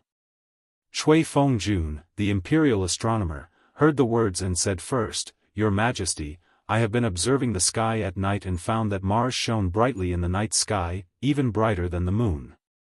There must be a demon bewitching people." "What? Mars guarding the heart? Heavens! Could it be that the disaster in Chang'an was caused by this calamity?" Hearing this, all the officials whispered in horror. Li Shimin smiled coldly. He looked at Cui Fengjun with interest and asked, "Then tell me, what kind of demon is bewitching me?" This, Cui Fengjun hesitated. However, he continued, "Your Majesty, I'm sure you know that once the Antares Heart Guardian is activated, there will definitely be a great calamity. The imperial astronomer has been calculating for the past few days, but alas, a calamity still appeared in Chang'an, so you are saying that it is my fault? How did the disaster in Chang'an happen?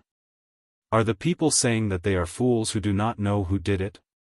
You, the imperial astronomer, are saying that this is Mars guarding the heart?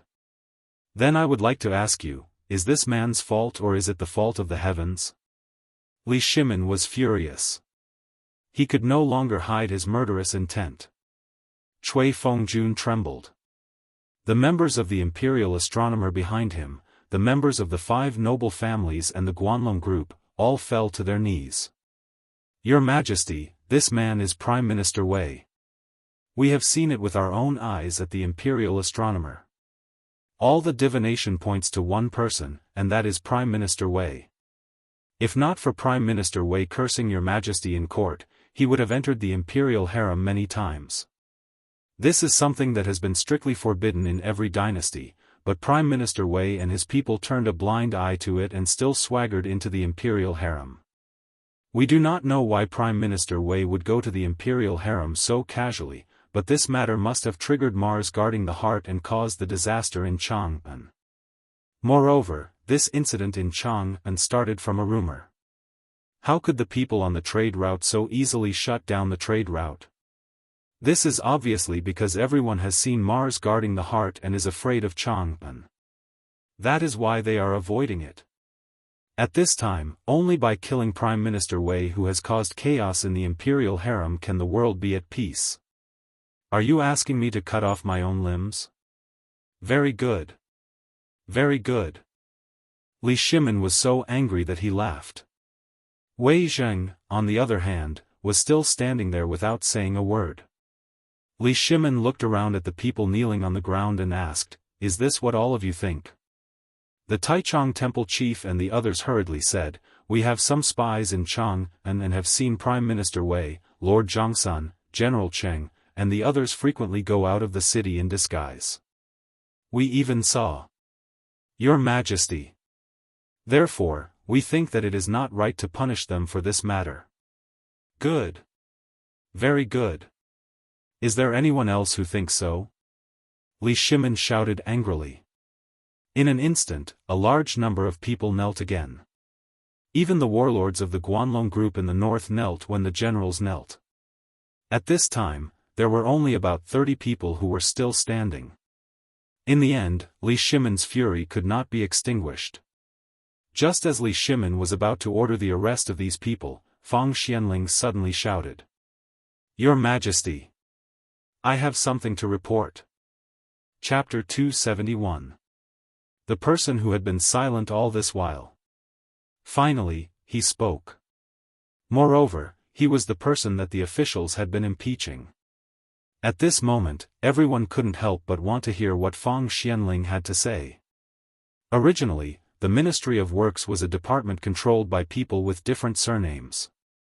However, the emperor stood his ground and insisted on letting Fang Xianling come. Wasn't this cutting off other people's source of income? How could this be? Among the hundreds of officials, at least 70 of them were kneeling. They were sure that the emperor wouldn't dare to touch them. After all, they were backed by two powerful figures. Li Shimin wouldn't dare. But at this moment, Fang Xianling came out. Everyone couldn't help but look up and look at Fang Xianling and the others with a playful expression. They wanted to see what Fang Xianling had to say. Fang Xianling bowed first and then said loudly, "As for the matters that you have mentioned, I have a different opinion." "Let's hear it." Li Shimin waved his hand and put down the butcher's knife in his heart. "I think that the reform at this time is also a disguised form of benefiting the people. Although the trade routes outside are blocked, it allows all merchants to unleash their potential under such circumstances. I have seen those merchants in Chang'an market. Many of them didn't panic and didn't suffer any losses. Instead, they made a lot of money. As for the new currency, I also have to report to the emperor. All the currency is transported by horse carriage. Not only is it tedious and cumbersome, but it is also easy to wear and tear. The speed of transactions is greatly reduced. Therefore, the emergence of a new currency is inevitable. I have already seen the results of this in Chang'an. Therefore, I think that both of these matters are correct. As for the sealing of the trade routes, those are just words to confuse the people." Fang Xianling stroked his white beard and stared at Taichung Temple chief Yu Jinyan. "Lord Yu, were you going to talk about these matters just now? As the chief of Taichung Temple, you don't go to the people to understand. Instead, you talk nonsense in the court. Tell me, are you trying to confuse the people with your lies?" Yu Jinyan stood up, neither servile nor overbearing. He bowed and took out a booklet from his bosom. "Your Majesty, this is the result of my investigation in Chang'an." "No need." Li Shimin didn't even look at him. "Yesterday, I received the results of the Imperial Guard's investigation in Chang'an, as well as the Crown Prince. Therefore, I will naturally distinguish who is right and who is wrong. Prime Minister Wei, they say that Antares guards the heart. Don't you have anything to say?" Li Shimin was very angry. How could Wei Zheng still be able to stand at a time like this? If it weren't for Fang Xianling, Ma would have already killed him. When Wei Zheng heard this, he replied calmly, "Your Majesty, this old subject doesn't know what to say. I don't understand what they're talking about. I only know that the heavens are watching. As for Mars being the guardian of the planet, this subject has nothing to say about the face of the imperial astronomer, even if it is forced upon the evil deed of sealing off the trade routes in Chang'an. You, Wei Zheng, don't be presumptuous. The imperial astronomer was established by the emperor to observe the celestial phenomena. Don't anger the heavens. If the heavens punish, no need." At this moment, Wei Zheng waved his hand lightly. Just last night, the old man and Lord Yuan Tiangang talked all night, but he didn't say anything. Do you think your knowledge has surpassed Mr. Yuan's? This, Cui Fengjun was speechless.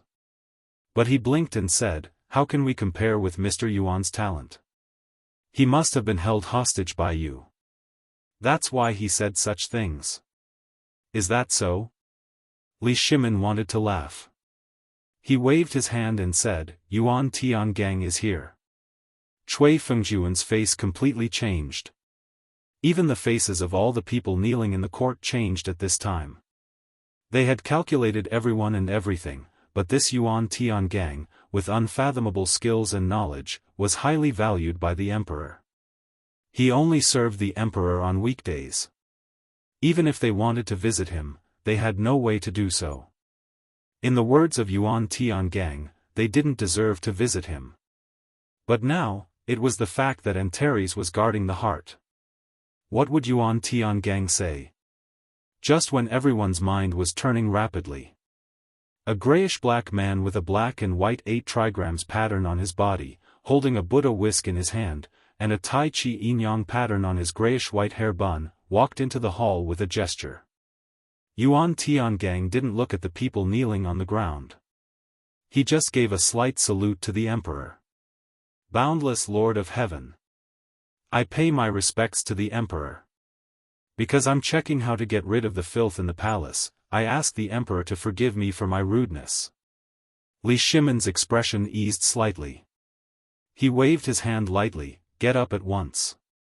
Now some people say that Antares was guarding the heart because Prime Minister Wei went in and out of the harem many times, which led to the closure of the trade route in Chang'an by evil people. What does Mr. Yuan think of this matter? Antares was guarding the heart? Yuan Tiangang was stunned. "Your Majesty, I usually meditate on the roof at night. Why don't I see Antares was guarding the heart? Is there another master in the world?" "No." Li Shimin smiled slightly. He pointed to Cui Fengjun of the Imperial Astronomer and said, "It was Lord Cui of the Imperial Astronomer who said that there was a demon in the palace. It was Prime Minister Wei." Hearing that, Yuan Tiangang was amused. "Ha ha ha. Your Majesty, please forgive me. I can't help laughing. I really don't understand why the Imperial Astronomer said so. I've been observing the celestial phenomena during this time. The celestial phenomena are indeed abnormal. The Ziwei star is shining, but it is a little similar to Antares.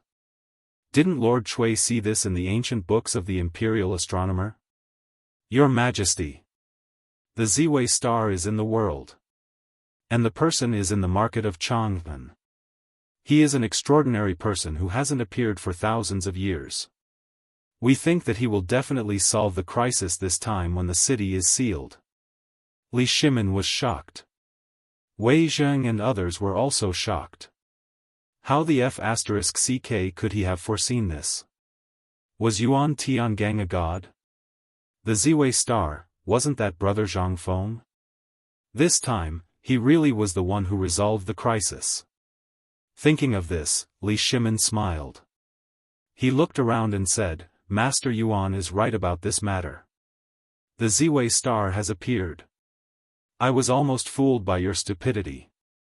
Men, drag Cui Fengjun out and punish him with 30 strokes of the cane. There is one more thing that I forgot to mention. What about the city being sealed? Has Chang'an been sealed? Wait and see if the overstocked caravans in Chang'an will be sealed in the city. I will remember this account. When the crisis in Chang'an is over, I will have a good talk with you about today's misleading people. Court is dismissed. Chapter 272. The crisis was lifted? So fast? This time, Yuan Tiangang was also shocked. He had not slept for 2 days because of this matter. He had been investigating how to solve the crisis in Chang'an. However, except for the appearance of the Ziwei star, all the clues revolved around this Ziwei star. Did the emperor find this Ziwei star? If not, how could the emperor solve the crisis in Chang'an city so quickly?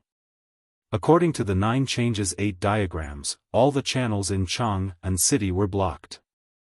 This, as he walked, Yuan Tiangang ignored the greetings of the crowd. His hands were quickly making seals. However, today's seal made Yuan Tiangang surprised. Because, the seal this time, in the land of death yesterday, there was actually a glimmer of light. This, Yuan Tiangang was shocked. Dilemma. What was the solution to the dilemma?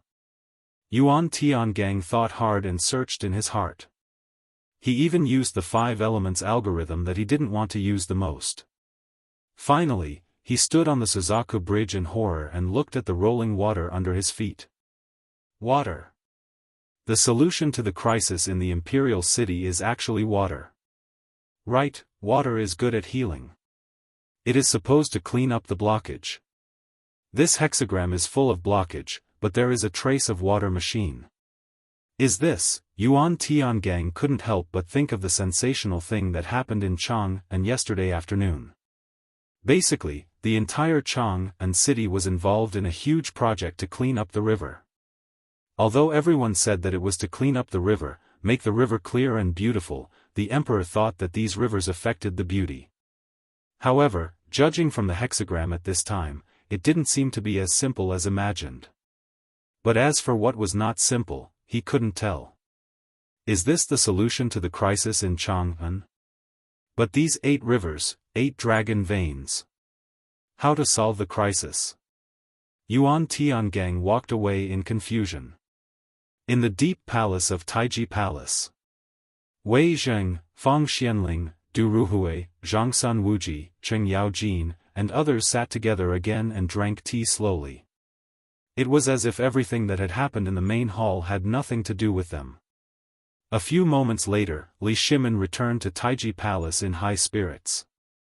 As soon as they entered the door, Li Shimin waved his hand and asked everyone to sit down. Then he said, "This time, we have openly fallen out with the people of the 5 surnames and 7 Wangs, as well as the Guanlong 8 tribes. Is the river channel really cleaned up this time?" "Reporting to your majesty."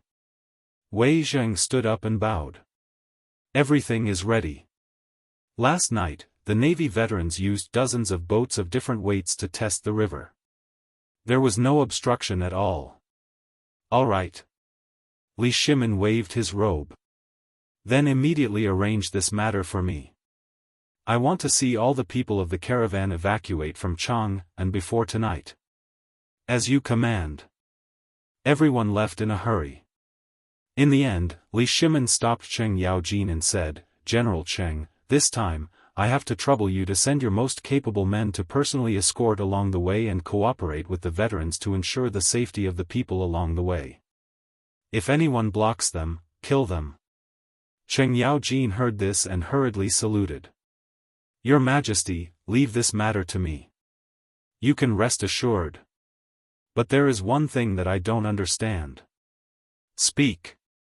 Li Shimin sat next to Cheng Yaojin and asked, "If there are people of the 5 surnames and 7 Wangs or people of Guanlong blocking the way, should I fight or not?" This, Li Shimin frowned. This time, if he fought, it was tantamount to completely falling out with Guanlong. Now was not the time. But if he didn't fight, what would he do if he encountered them? This was something that Li Shimin hadn't thought of. Although there were many dangerous rivers along the way, these were not a problem. If Cheng Yaojin could deal with them, and with the tens of thousands of navy, they would definitely be able to deal with them. However, Li Shimin was still a little hesitant about Guanlong. To fight or not to fight? This was the main problem now. Your Majesty, I have an idea, but I don't know if I should say it. At this moment, little Gizi said hesitantly. Li Shimin's eyes lit up. The reason why little Gizi had always been by his side was that he had followed him since he was young, so there was no need to worry about his loyalty. More importantly, he was intelligent. If it weren't for the fact that eunuchs couldn't participate in politics, Li Shimin would have promoted him to an official long ago. Now that little Gizi had spoken, Li Shimin couldn't help but be interested. Your Majesty, I think that if we disguise General Cheng's subordinates as the guards of these merchants, wouldn't that work? Moreover, the people of the military are straightforward and rough, very similar to those servants. They are suitable for fighting in all kinds of terrains and can form all kinds of battle formations at any time. If each merchant group is accompanied by 30 guards, we can ensure that this matter will be foolproof. Approved. Li Shimin didn't even think about it. He directly clapped his hands and made the decision. Cheng Yaojin's eyes also revealed a look of understanding. He got up and cupped his fists, saying, I will go now. With the identity of a guard, I am not afraid of anything. Chapter 273. In Zhang Feng's shop. At this moment, Uncle He, Zhu Zi's father, and the best matchmaker in the city were all sitting together in his small tavern, looking at Zhang Feng meaningfully. Zhang Feng's head was about to explode. 3 jugs of wine had already been served. Several plates of dishes had been eaten. He even saw the matchmaker kick a large plate of meat into her pocket. However, they had been sitting there for 4 hours and still had no intention of leaving. How could Zhang Feng not know their purpose for coming? What could they do when the matchmaker was here? Uncle He seemed to think that Zhang Feng's brain was too slow and could only wave his hand to stop him from wiping the counter that was about to be torn. Fengzi, come and sit down. The old elementary scholar will be here soon. Zhang Feng was a little afraid of the old elementary scholar. There was no other reason than that mouth of hers. He couldn't stand it. Why would the old elementary scholar come here for no reason? Zhang Feng continued to play dumb, but he also knew that he could not avoid it. He helplessly hung his head and sat on the table. At this moment, the matchmaker stared at Zhang Feng and clicked her tongue. Her mouth was like a cricket's and Zhang Feng almost slapped her. After looking at him for a long time, the matchmaker finally nodded and seemed satisfied. After a while, the old elementary scholar strode into the small tavern and pushed Zhang Feng away with a slap. He sat on Zhang Feng's stool and poured himself a bowl of wine. After drinking a bowl of food happily, he said, I went to see that family. They accepted the gift and I also met their daughter. She is very beautiful and can give birth to a son. Wait. Zhang Feng exploded. He hurriedly asked, Old elementary scholar, you want to get married? Which family's daughter is blind? No, I mean, she has such a good eye for a gentleman and likes you? The old elementary scholar's face immediately darkened. He glared at Zhang Feng but did not argue. Old man is thinking for you. Originally, old man thought that by finding a marriage for you, he could get a free drink in the future. Now it seems that this is what Zhang Feng thinks of the old man. No, no, no. How can that be? You're an old man of great talent and wealth. I'm afraid I can't even catch up to you. Zhang Feng felt a headache coming on. Old man continued to flatter the old scholar, but the old scholar didn't seem to hear him.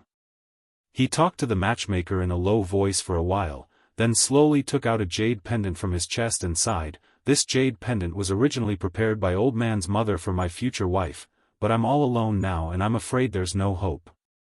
So I'll leave it to you, brat. Take it as a congratulatory gift from old man. Don't refuse. This piece of jade is rumored to be an antique from the Qin dynasty. The old scholar's heart ached. Zhang Feng had a headache. Damn it, did they ask for my permission? Lao Tzu hadn't even met that girl, and they already arranged this. F***ck. Uncle could tolerate this, but Lao Tzu couldn't. Old man, wait. Zhang Feng hurriedly snatched the jade pendant from the matchmaker's hand and put it away. I appreciate your kindness, but this matter is about the parents' orders and the matchmaker's words. I've done my research. Your family members are all gone in the flood and landslide.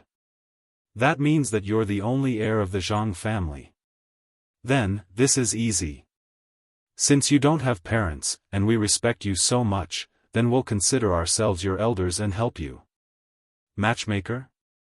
This is the best matchmaker we've found in Chang'an. When old woman Wang heard that she was going to be a matchmaker for you, she didn't even ask for the money. That's right. Brother Zhang. To be a matchmaker for such a kind person like you is a blessing that I, old woman Wang, have cultivated for 8 lifetimes. Don't think too much about it. I'm quite famous in Chang'an City, so don't worry about this marriage. Since the girl's family has agreed to it, it'll definitely happen. Success my ass. Lao Tzu had agreed to it a few moments ago. Zhang Feng rolled his eyes. Uncle He, Father Zhuzi, Old Man Wang, I appreciate your kindness, but I've promised my family and my master that if I don't make a name for myself, or if I don't meet someone I truly like, Zhang Feng, would rather be a bachelor for the rest of my life than bring shame to my family's name or bring shame to my master's reputation. The old scholar was shocked. However, at this moment, Zhang Feng took out a jade pendant that he had gotten from Prince Jinla. That was a supreme-grade purple jade. It was so dazzling that it hurt everyone's eyes. The purple jade was engraved with a hollowed-out pattern of a phoenix seeking a phoenix. A string of gold particles was attached to the pendant, which made the jade pendant look very magical. Zhang Feng sighed and said, "This is the treasure that my master bestowed upon me. Do you believe me now?" The old scholar was in a dilemma. He had forgotten about Zhang Feng's mysterious master. If it wasn't for his guidance, how could Zhang Feng have such achievements in literature at the age of 20? Whether it was the wine, dishes, food, or even the fine salt, all of them were easy to handle. Since his master had spoken, what could they do? In the end, they fiddled with it in a low voice, shook their heads, and sighed before leaving. However, when they reached the door, the old scholar's face darkened and he reached out to take back his jade pendant. Just when Zhang Feng thought that this matter was over, the old scholar hurriedly asked, "What's your master's name?" Chapter 274. In Li Shimon's palace. It was rare for Li Shimon to have a good sleep. After yesterday's morning court, he was in a good mood. He drank a jar of Zhang Feng's wine with Yuan Tiangang and left after Yuan Tiangang repeatedly praised it. This made Li Shimon's mood particularly comfortable. Even someone as strong as Yuan Tiangang didn't expect that he could use the Chang and 8 rivers to solve this crisis. How could Yuan Tiangang be amazed? Li Shimon, who was in a good mood, fell asleep after a tender moment with Empress Zhangsun. This was the first good sleep he had since he knew that Guanlong was going to stir up trouble. However, as soon as he woke up from such a good sleep, he received a piece of disturbing bad news. Seeing that Li Shimon had woken up, Xiao Gizi helped him dress and eat. Then he said, "Your Majesty, Prime Minister Wei and Lord Zhangsun have been waiting outside the palace for a long time." Hearing this, Li Shimon didn't take it seriously and waved his hand. "Send them in and have a drink with me." A moment later, as soon as Wei Zheng and Zhangsun Wuji entered the door, they knelt in front of Li Shimon with a plop. Li Shimon, who was in a good mood, knew that something had happened when they knelt. How could he be in the mood to eat at this time? Throwing away his chopsticks and dismissing all the palace maids and eunuchs, Li Shimon asked in a deep voice, "What happened?" If nothing had happened, would they be like this? That would be like encountering a ghost. Wei Zheng and Zhangsun Wuji looked at each other. Zhangsun Wuji said, "Your Majesty, something has happened." The water of the Chang and 8 rivers can indeed carry ships, but I don't know what happened to the ships. I don't know if the water is too shallow or something else, but most of the ships are in trouble. What happened? They sank. How could it be? Didn't you say that they had been tested by the Navy? How could something have happened? Li Shimin was angry. This was the last thing he wanted to hear. But at this time, something really happened. How could he not be worried? Your Majesty, we've asked the Navy soldiers. They mentioned something about load capacity, water draft, and so on. I don't understand either, but the general idea is that the riverbed of the 8 rivers is full of stones. Large ships can't enter, and most of the small cargo ships would be pierced by the stones at the bottom of the river before they could even leave Chang'an's boundary. What, this, how is this possible? Then have the merchants' goods been saved? The goods are fine, but the joy they had just built was shattered once again. Some people even fainted on the spot. The 2 of them didn't dare to imagine what they were seeing. If His Majesty knew, then, but how could Li Shimin not imagine such a scene? Although they only concealed the worst part, how could he not know how miserable it was to hear such things from their mouths? Then, is there a way to solve this problem? Yes. Wei Zheng continued, I personally went to find Zhang Liang. He said that if we want to sail, we have to clear the dark stones in the entire river, or change to a light boat. But, it's obvious that clearing the riverbed from here to the Yellow River is impossible. It's impossible to change to a light boat. Although a light boat is good, the cargo capacity is too small, and there aren't that many ships near Chang'an. Shallow water. Dark stones. If they knew the importance of the 8 rivers earlier, this wouldn't have happened. They saw a glimmer of hope. But now, their hope was shattered again due to their negligence. How could Li Shimin not be worried? Is there any other way? Li Shimin rubbed his forehead and asked. This time, the 2 of them were silent. Li Shimin once again felt the world spinning around him. Is there no other way? Then, does God want to destroy the Tang dynasty? Li Shimin's anger couldn't help but surge again when he thought of the faces of the Guanlong group. Li Shimin didn't hide the matter this time, so everyone in Chang'an city knew that all the goods were out of Chang'an through the waterway. The goods were out. But they were stranded outside Chang'an city. What's the use of that? In less than half a day, this matter would spread all over Chang'an city. By then, it wouldn't be a panic. In Li Shimin's mind, as long as there was a ship that could be recorded in the books, he went through them one by one. However, there wasn't a single ship that could be used. Or it could be said that it was too late. What should I do? Is there no one in the Tang dynasty who can solve the current situation? Is there no other genius in Chang'an city except for Brother Zhang Feng? Li Shimin was really anxious. Your Majesty. We found the most experienced boatmen in Chang'an city, but they can't do anything. I think that perhaps only Brother Zhang Feng can solve this matter. Li Shimin was silent. Brother Zhang Feng. He slowly sold his guilt to Zhang Feng. Everything needs to be solved by Zhang Feng. Is there really no one in my court? In the end, Li Shimin thought about it, but there was really no one who could be useful. Sigh. Let's go and find Brother Zhang Feng. Chapter 275. In the tavern. Zhang Feng was once again like a dead fish, lying on the table and sleeping soundly. On the ground next to him, several lobsters jumped out of the wooden basin and jumped on the ground, but he didn't notice. And at this moment, 3 black shadows suddenly blocked the glaring sunlight at the entrance of the tavern. Zhang Feng couldn't help but feel a little uncomfortable. Looking at the 3 black shadows at the entrance, Zhang Feng scratched his head and said, "The tavern is closed today. Brother Zhang Feng, why don't you receive me when I'm here?" The familiar voice woke up Zhang Feng, who was about to go back to sleep. "Yo! Lao Li? Have you finished your business?" I just heard that the goods in Chang and city have all gone out through the river. Come, sit. I'm going to wash my face and wake up. Zhang Feng got up and went to the backyard to wash his face with cold water. Only then did he go to the front hall refreshed.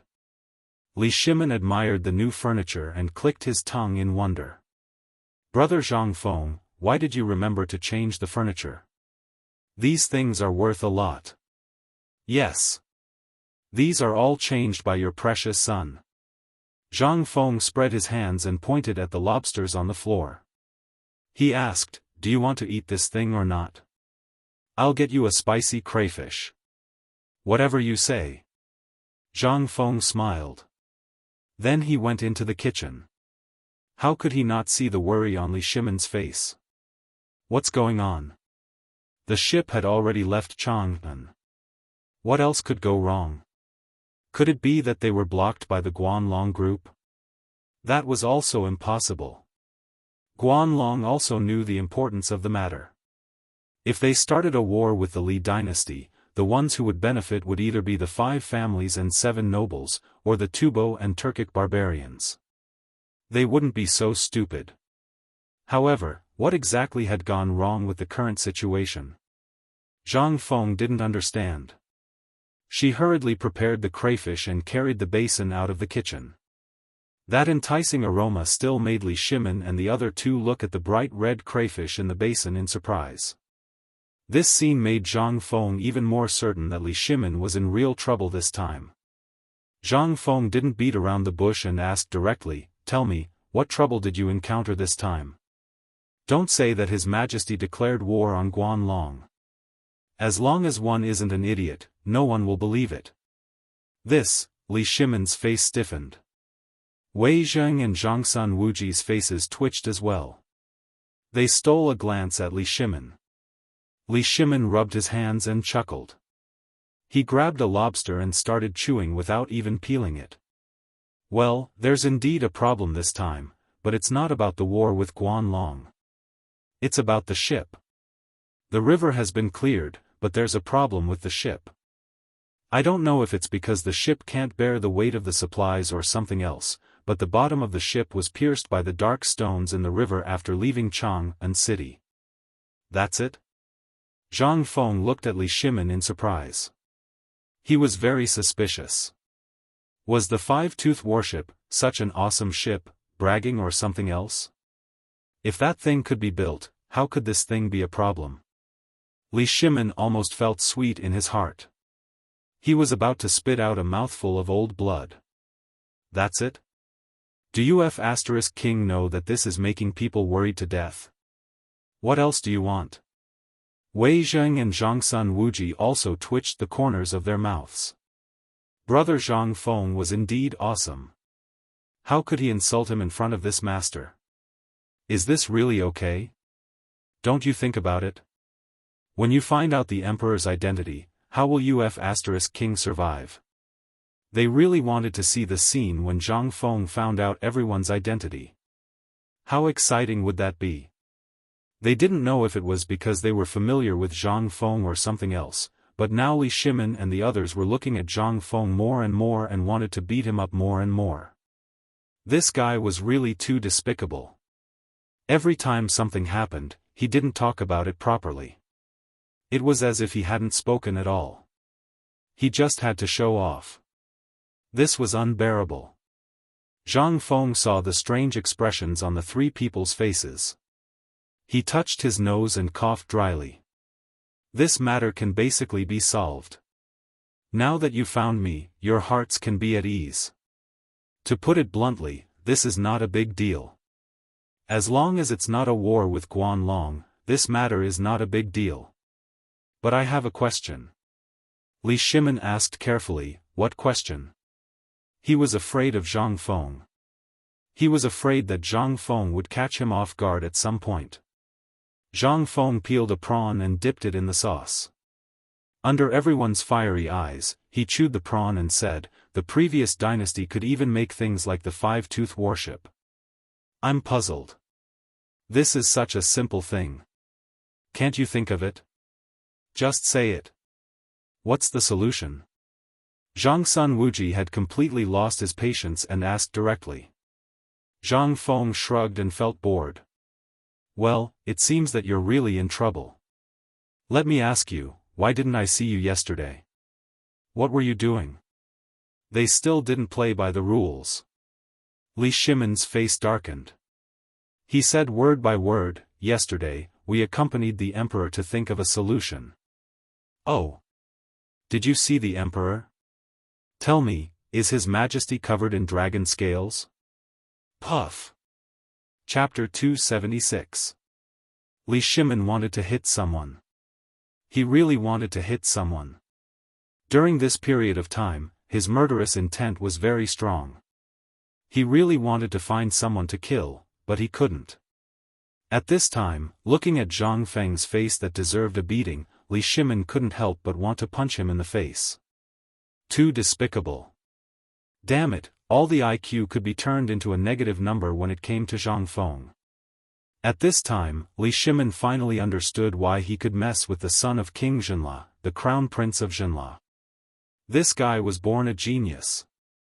This was a perfectly fine matter, so why did it suddenly involve whether or not he had dragon scales? Didn't you see clearly what I have on my body? However, Li Shimon could only criticize in his heart. He secretly thought that if Zhang Feng entered the imperial court in the future, he would teach him a good lesson. This guy, brother Zhang Feng, let's talk about serious matters. Besides, have you ever seen anyone with scales on their body?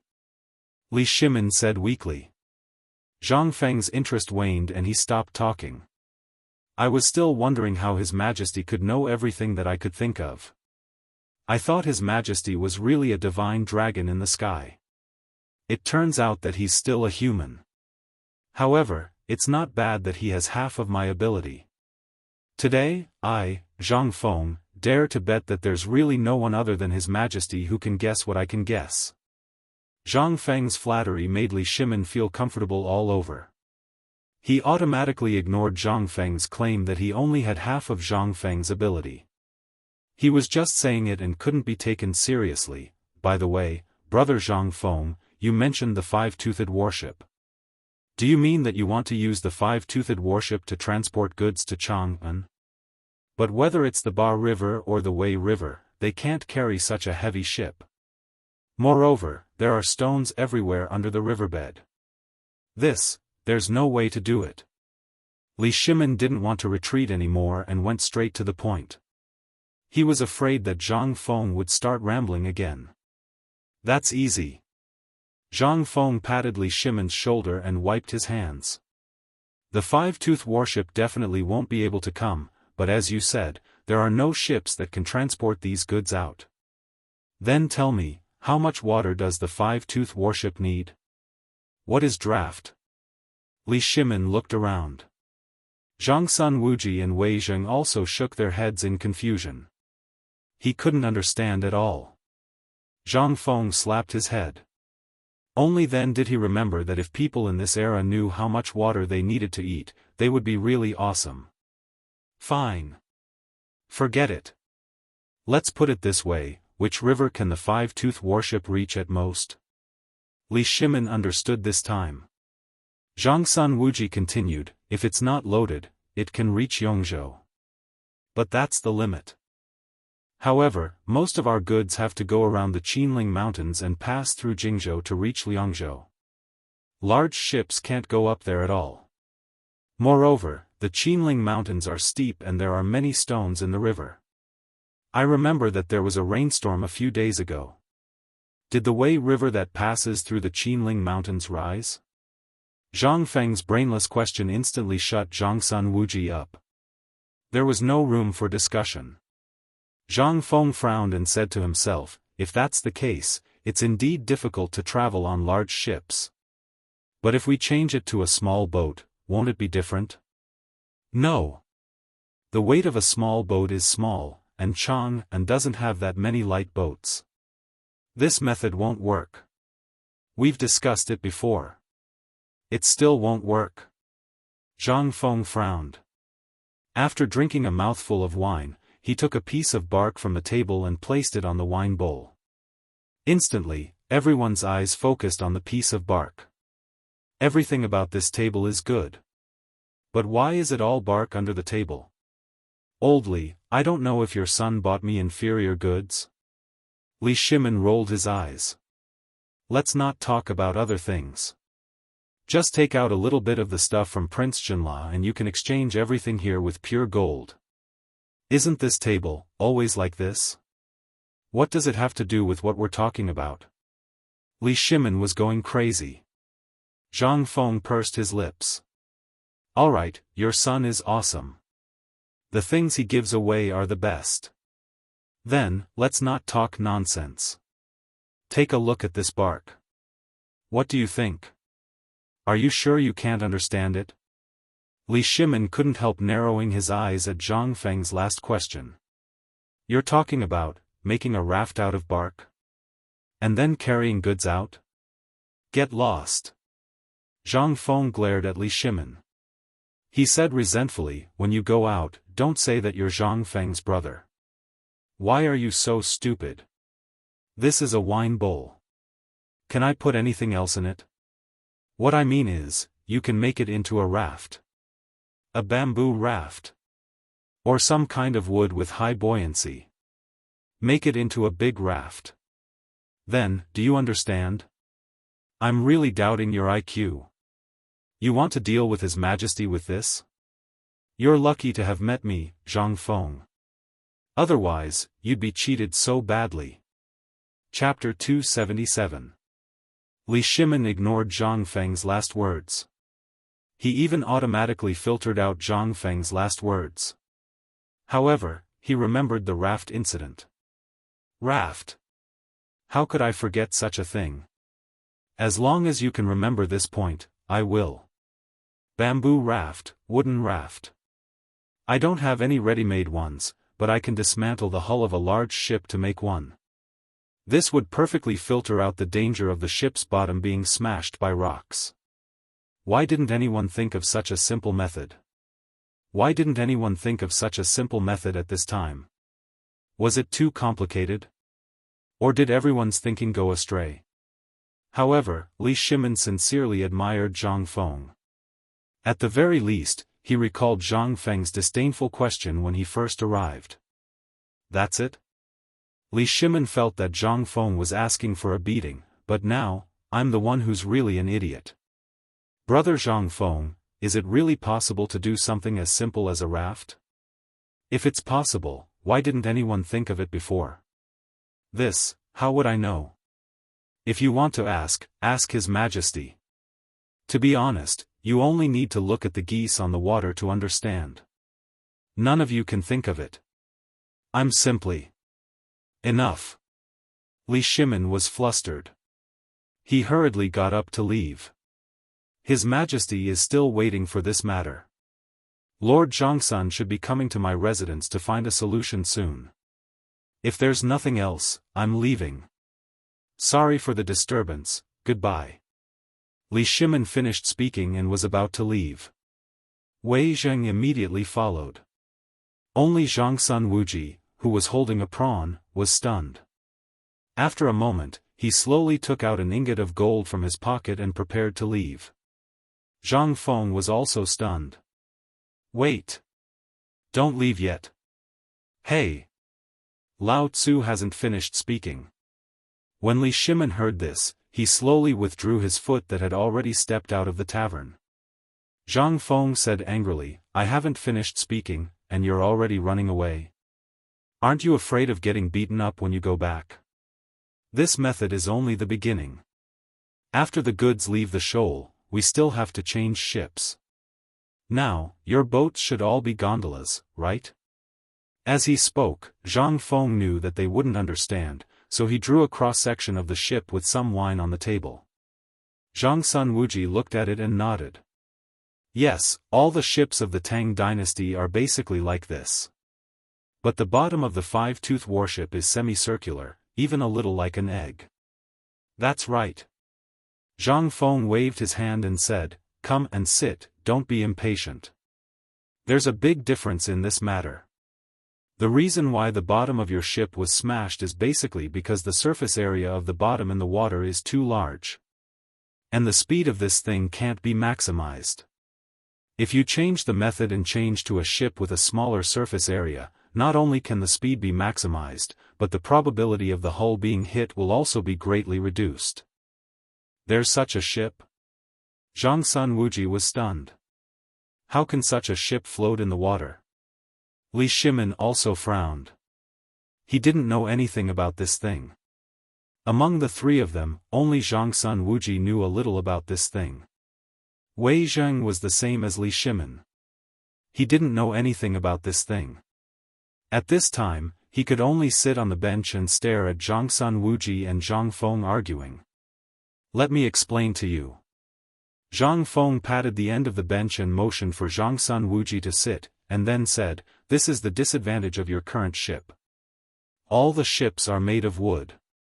If I remember correctly, you have already mastered the technology of smelting iron, right? If the bottom and the body of the ship are replaced with iron sheets, think about it. Even if there are thousands of enemy fleets in front of you, you only need one iron lump to annihilate them. You didn't think of this point? Iron? This thing can float in the water?" Everyone was shocked again. Zhang Feng knew that no matter how he explained, these people wouldn't understand, so he simply waved his hand and said, "Follow me. I'll broaden your horizons." While speaking, Zhang Feng got up and took out his treasured iron wine pot that looked like a Coke bottle from the secret compartment of the counter. Then, under Li Shimin's greedy gaze, he slowly walked into the backyard. Zhang Feng calmly poured some water into the iron kettle from one of the water tanks, and then put the iron kettle into another full water tank. The next moment, an incredible scene appeared. The iron kettle was actually floating on the surface of the water. Although it was a little shaky, it basically wouldn't sink. This scene made the three pillars of the Tang dynasty completely dumbfounded. This pot is made of iron? How can it float on the water? Do you mean to make all the ships like this? But let's not talk about anything else. There's not enough time. And this thing is so small. How heavy will the ship be? Will it really work? Zhang Feng rolled his eyes. Lying down on the recliner in the yard, he said slowly, "In the beginning, because of the tight time, I think you only need to make the bottom of all the ships sharp, like a sword or a saber. The blade of the saber will be the bottom of the ship, and the back of the saber can be the deck of the cargo ship. It's that simple. But considering your thing, you only need to cover the bottom of the ship with this thing, and then use it to block the gap. In this way, the speed of the ship will be doubled, and from then on, you won't have to worry about the bottom of the ship being damaged. If you still can't solve this problem, Lao Tzu will eat shit." Chapter 278. In the end, Li Shimin left Zhang Feng's tavern happily. How could he not be happy about such a good thing? What was this? Not only did Zhang Feng solve the problem of the Guanlong blockade for him, but he also directly upgraded all the warships. Just thinking about the warship that Zhang Feng was talking about made him tremble with excitement. If there were 100 of these ironclad warships, then they would be able to crush any enemy on the water. Who would be able to withstand the impact of these iron warships? No. There was no such thing in this world. What is in Brother Zhang Feng's head? He can even think of something like an iron ship. This is truly unprecedented and will never be replicated in the future. Li Shimin sat on the soft couch and sighed with emotion. "Everyone, tell me, what is the matter of this ship?" At that time, Prime Minister Wei, Zhang Sun Wuji, and I all saw the iron kettle with our own eyes. It really stood on the water. Just like my brush washer. In the imperial study, a big vat was moved in without anyone noticing. Moreover, Li Shimin's brush washer was filled with some ink, which rose and fell in the vat. In the imperial study, not only were Fang Xianling and the others, but also some craftsmen who built ships and some skilled craftsmen from the Ministry of Works. At this time, when they saw the brush washer, their gazes changed. Wooden rafts and bamboo rafts were easy to make. They could get materials from outside Chang'an City at any time. However, this iron ship, as the emperor said, could it float on the water and sail on the water? Your Majesty. This old subject has something to say, but it's not worth saying. At this time, after seeing the brush washer, the turbid eyes of an old man from the Ministry of Works shone brightly. His whole body trembled like a pendulum. Li Shimin waved his hand and said, "Say it. Originally, I called all of you here so that you can speak freely. If you have any thoughts, speak them out and we can discuss them together. I don't know. What if my people from the Ministry of Works work overtime and use a small smelting furnace to forge a model of the five-toothed warship? Why don't we try it out first?" Approved. Someone has already taken care of this matter. Perhaps it won't be long before we see it. You all can take a look first and study it. Yes. The old man was slightly disappointed, but the passion in his eyes did not diminish. Iron ship. Furthermore, it was a lump of iron that was made entirely of iron. If it could float on water like the brush washer and sail, then, the Tang dynasty only needed one fleet to sweep the world. Your Majesty. If you don't consider the price of iron, I can make these things. But the problem is that all the iron mines in the Tang dynasty are basically controlled by Guanlong and the 5 clans and 7 kings. What we need, we have to buy from them. If they find out about this and stop selling to us, or if the price suddenly increases, then the cost. It will definitely be an astronomical figure. Now that the Tang dynasty's national strength is weak, we shouldn't do this now. Let's not talk about whether it will succeed, just the cost and the time it takes to build an iron ship is already an astronomical figure. At this time, a minister of the Ministry of Works also raised an objection. Li Shimin frowned slightly. We'll talk about this later. Right now, I just want to know whether this ship can float and whether it can solve the current crisis. As for the iron mines? Money? These are all things for the future. Li Shimin's mood, which had just improved a little, was ruined again, making him very uncomfortable. However, he directly rejected the words of the Ministry of Works. In any case, you should at least let me be happy first, right? We don't have money now. As long as we solve this crisis and completely open up trade, will the Tang dynasty be short of money? At that time, you can just wait to sit in a pile of money and worry about it. Seeing Li Shimin's objection, everyone who wanted to speak out against it fell silent. Now was indeed the best time to solve the current problem. The ship could only be built after this matter was over, and there was no sign of it yet. A moment later, the people of the Ministry of Works hurriedly appeared in the imperial study under the lead of Xiao Gizi. In his hand, he was holding up something covered by a red cloth. The thing was about the length of an arm and the size of 2 adult palms. It looked a little like a ship. Your Majesty, the ship has been built. Your Majesty, please inspect it. It's done. Hearing that, Li Shimin got up from the soft couch, hurried to the man's side, and lifted the cover of the iron ship that was still emitting warmth. The ship was built according to the model of the 5-toothed warship, except that it was made of water. Looking at it, it gave people a sense of heaviness. Li Shimin took the iron ship from the man's hands with both hands and then put it in the water. However, under everyone's gazes, the ship. At this moment, when Li Shimin put it in the water, the hull of the ship tilted and fell into the water. With a clink, it sank to the bottom of the tank. Everyone was dumbfounded. This ship. Chapter 279. No. There must be a problem somewhere.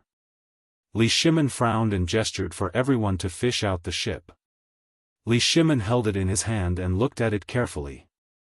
What exactly went wrong? Li Shimin could not help but look at the ink in the brush washer. That's right. From the iron kettle that Zhang Feng showed me earlier to the brush washer, water had been added to it. Is it because there's no water in the ship? Someone, fill the iron ship with water. Yes, the person who had just presented the iron ship was so scared that he was trembling all over. He had wanted to show it off properly, but he did not expect that he would screw it up and sink the ship. At this moment, he panicked. He hurriedly followed Li Shimon's instructions and used a sharp object to pry open a part of the iron ship that seemed to be filled with quicksand. Then, under everyone's gaze, the person nervously placed the model of the ship in the water and carefully washed the model again with the sand inside. Then, he slowly filled the model with water according to the ink in the brush washer. Half an hour. He did this for a full half an hour. Everyone watched with bated breath for half an hour. When the ship was placed steadily on the water, everyone was shocked. Even Li Shimon was dumbfounded. The model of the ship slowly moved forward in the water tank along with the splashing waves. The waterline on the side of the ship was also slowly stabilizing. Everyone from the Ministry of Works who knew how to build ships was shocked. F***CK. Luban, is this Luban alive? Ship, iron ship, can it really float on the water? How is this possible? How can iron float on the water? This has never been recorded in any of the ancient books. The people from the Ministry of Works were completely shocked. What is this? This is a miracle. This is a miracle that the heavens have bestowed upon the Tang dynasty. All the old men from the Ministry of Works collapsed to the ground the moment they saw the model of the iron ship floating on the water tank. He muttered and roared in horror. Who the hell is this? Who the F***CK came up with such a thing? Other than Lu Ban, the old man can't think of anyone else in the world who can make iron float on water. No. Even Luban can't do it. Such a thing, could it be, that Master Yuan mentioned that the Ziwei star had brought to the Tang dynasty? Everyone was aghast. They roared crazily, venting the shock in their hearts. It was as if they had forgotten the existence of the emperor. They were a bunch of lunatics obsessed with all kinds of research. Before they saw something, they might not have any expression. They were very pedantic and basically followed the prescribed order. But once they saw something new, then, they would erupt with frightening infatuation and madness. Even if they were to sacrifice their lives, they would not hesitate to do so. For example, Ganjiang Moxi's sword refiner had used his life as the price to forge that unparalleled godly weapon. At this moment, Li Shimon looked at these people with a smile. He had achieved his goal. The court should be like this. If everyone followed the prescribed order, then the imperial court would be useless. Li Shimon enjoyed this scene very much. He would rather this kind of thing happen in the court every day. In that way, he could really sit quietly on the soft couch with his eyes closed. That kind of enjoyment was really something that he would not exchange for even if he was given the title of an immortal. After Zhangsun Wuji, Wei Zheng, and the others saw the emperor's expression at this time, they were not as relaxed as the emperor showed. Instead, they were a little worried. Judging from the emperor's appearance, this thing was definitely going to be produced in large quantities. But how much would it cost? That would require a huge amount of money to fill in. This time, the emperor was determined to do it. Then, it was destined that the war with the 5 clans and 7 kingdoms, as well as the Guanlong group, would completely start. Could this battle be won? No one was confident at all. Even with Zhang Feng's existence, could this battle be won? Wei Zheng was silent. Zhangsun Wuji also stopped smiling.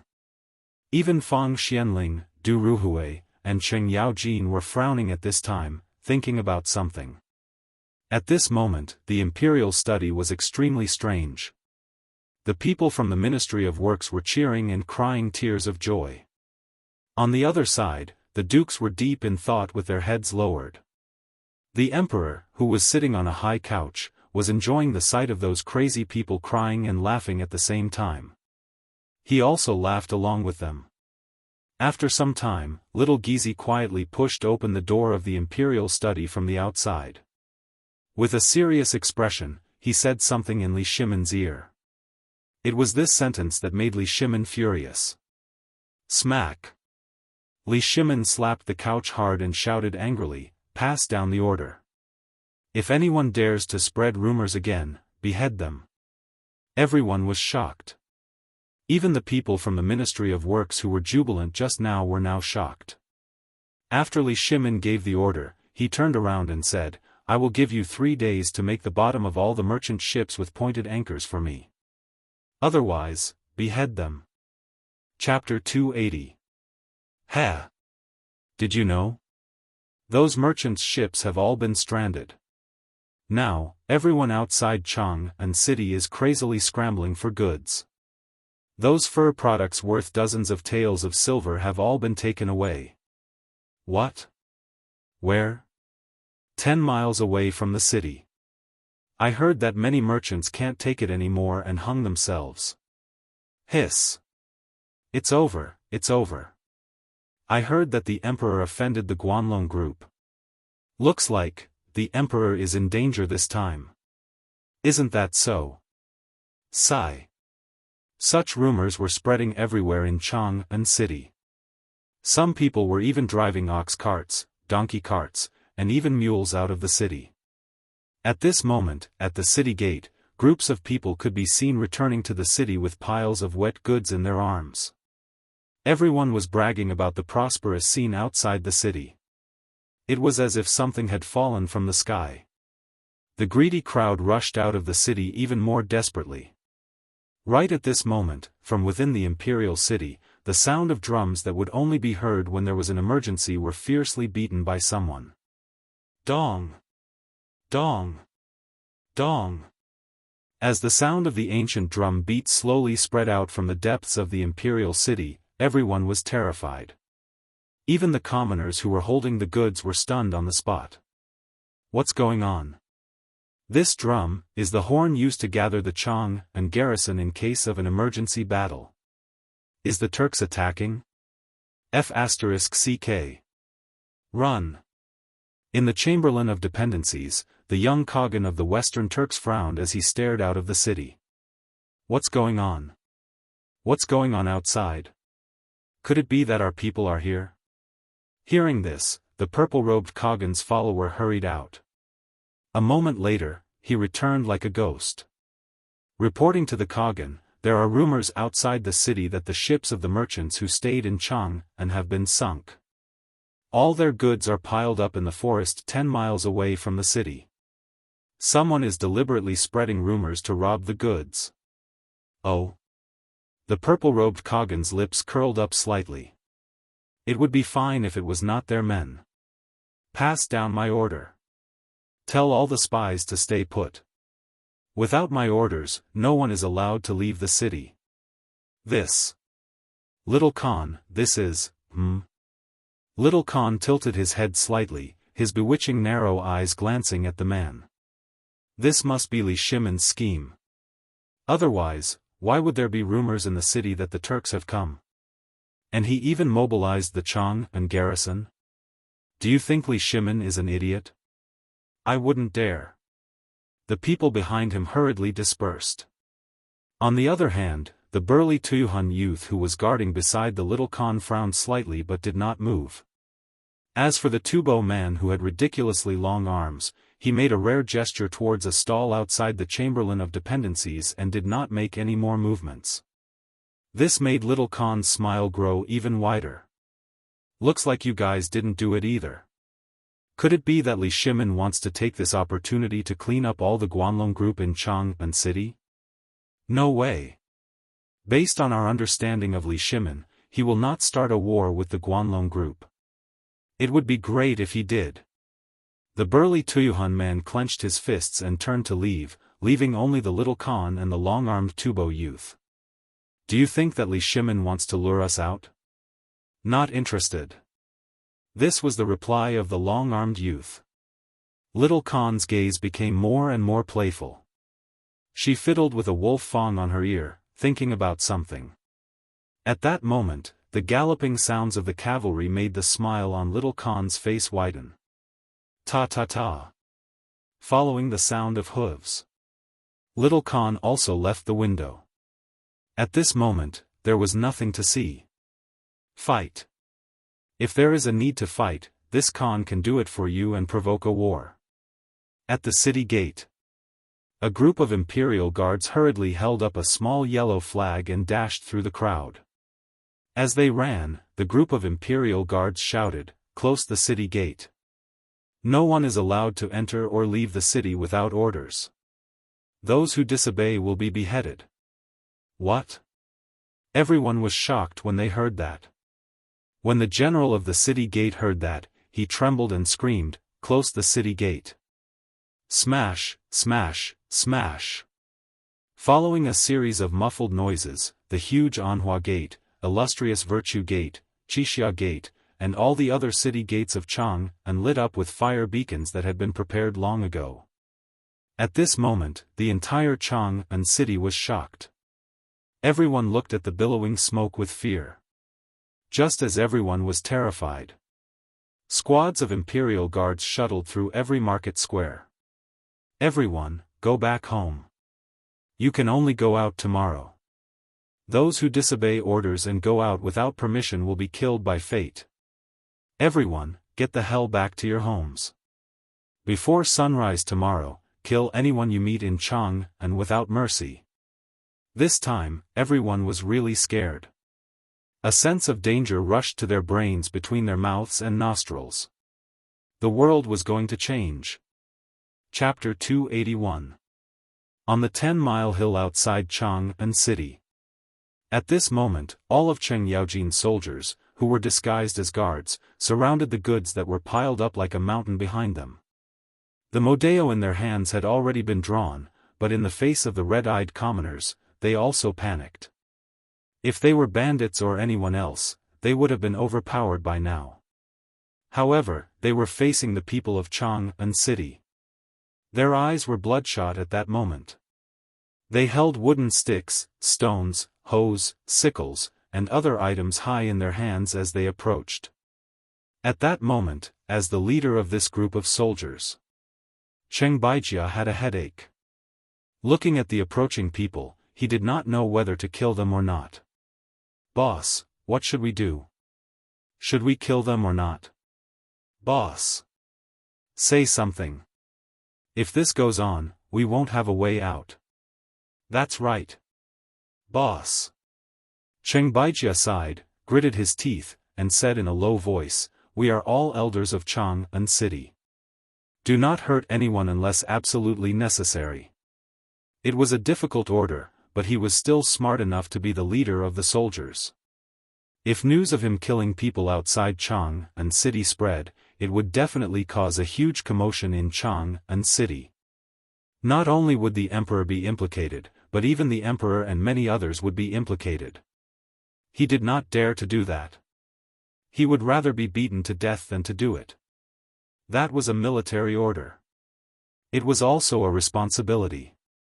However, this responsibility made them feel a slight chill in their hearts at this moment. Were the people they were supposed to protect such people? Cheng Baijia's retreating footsteps eventually bumped into a tree. "Fellow villagers, I know that someone is trying to mislead you. These goods are related to the Tang dynasty and the safety of Chang'an City. I believe that you are all reasonable people. Everyone's hair has turned white because of this. You even took part in the river washing operation yesterday. Have you all forgotten? Get lost. You bastard, what do you know? These things were all discarded by the merchants. Why can others pick them up but not us? You want to take them for yourselves, don't you? That's right. I remember now, you are Cheng Yaojin's official soldiers. What kind of person was Cheng Yaojin? That motherf asterisk cur is an insatiably greedy person. Brothers, go and snatch it for me. Yeah. You guys don't know Cheng Yaojin. He had robbed hundreds of women in Longyu. Don't tell me those people should all be robbed. Go. The owner of these things is dead. Why can other commoners snatch them but we can't? It's obvious that Cheng Yaojin wants to keep it for himself. Otherwise, why would his people appear here? *T. Who the hell cursed Lao Tzu to die? At this moment, the merchant hiding behind the soldiers could no longer sit still. He was so angry that he jumped up and wanted to see who was cursing him. *Ker, Lao Tzu is showing off his goods here. *Ker, who are you guys? Do you dare to stand up for Lao Tzu? *Ker, you want to snatch my goods? If it weren't for these official soldiers, I think all of you would have been beheaded. As the merchant cursed, the crowd finally slowed down. However, a few discordant voices sounded from the crowd again. Yo! Isn't that the Cheng family's housekeeper? You're so quick to say that these things belong to the Cheng family? Look, fellow villagers. He's talking about the Cheng family. What are you waiting for? Snatch it for me. As he spoke, someone threw a fist-sized rock at Cheng Baijia's face. Only a bang sound could be heard. Cheng Baijia fell stiffly to the ground. The crowd suddenly fell into a dead silence. Someone died. Moreover, it was a military officer who did not look young. This time, they were in big trouble. Some commoners came to their senses and subconsciously threw away the rocks and wooden sticks in their hands. Looking at the blood gushing out of the smashed head like a fountain, many commoners' legs trembled. They finally woke up. That's right. Even if the Cheng family wanted it, what did it have to do with them? How could they fight with the Cheng family? Moreover, these things came from the treasury. They would not be so stupid as to snatch things at their doorstep, right? That was a stupid thing to do that would cost Cheng Yaojin and Duke Cheng their lives. Moreover, Duke Cheng only had one fierce wife in his family, right? She was famous in Chang'an for being ruthless. Would he dare to find a concubine in Longyu? Everyone hesitated. However, at this moment, a commotion broke out in the crowd once again. Heavens! Someone died. Fellow villagers, hurry up and snatch it. If we kill these soldiers, no one will know that we did it. Otherwise, our property will be confiscated and our ancestors exterminated. Quick, kill them. However, this time, a sharp sound of something breaking through the wind was suddenly heard from the crowd. Whoosh! Following the sound, a man in the crowd fell to the ground with a thud, and an arrow was still quivering rapidly on his forehead. Silence. Silence. There was a deathly silence. Everyone was aghast. As for the Cheng Mansion soldiers, they looked at the 10-mile slope with a smile on their faces. They thought that they were going to die. Chapter 282. The sound of the arrow piercing through the air was heard. It was as if the pause button had been pressed on the crowd. Everyone looked at the arrow, stunned. At this moment, some people in the crowd raised their heads in horror and realized that there were hundreds of imperial guards with bows and arrows standing on the tree branches above their heads. On the hill behind him, Wei Shuyu, who was dressed in shining golden armor, was slowly putting away the crossbow in her hands. At this moment, a young man wearing a bright yellow robe on a white horse also slowly urged his horse to stand on the hill. When the soldiers of the Cheng residence saw this person, they all knelt on the ground. Greetings, Your Highness the Crown Prince. What? Crown? Crown Prince? Even the Crown Prince is alarmed? Oh my God. Sob sob sob, I knew it. I can't take advantage of this. When the crowd heard the Crown Prince's name, many people hurriedly knelt on the ground.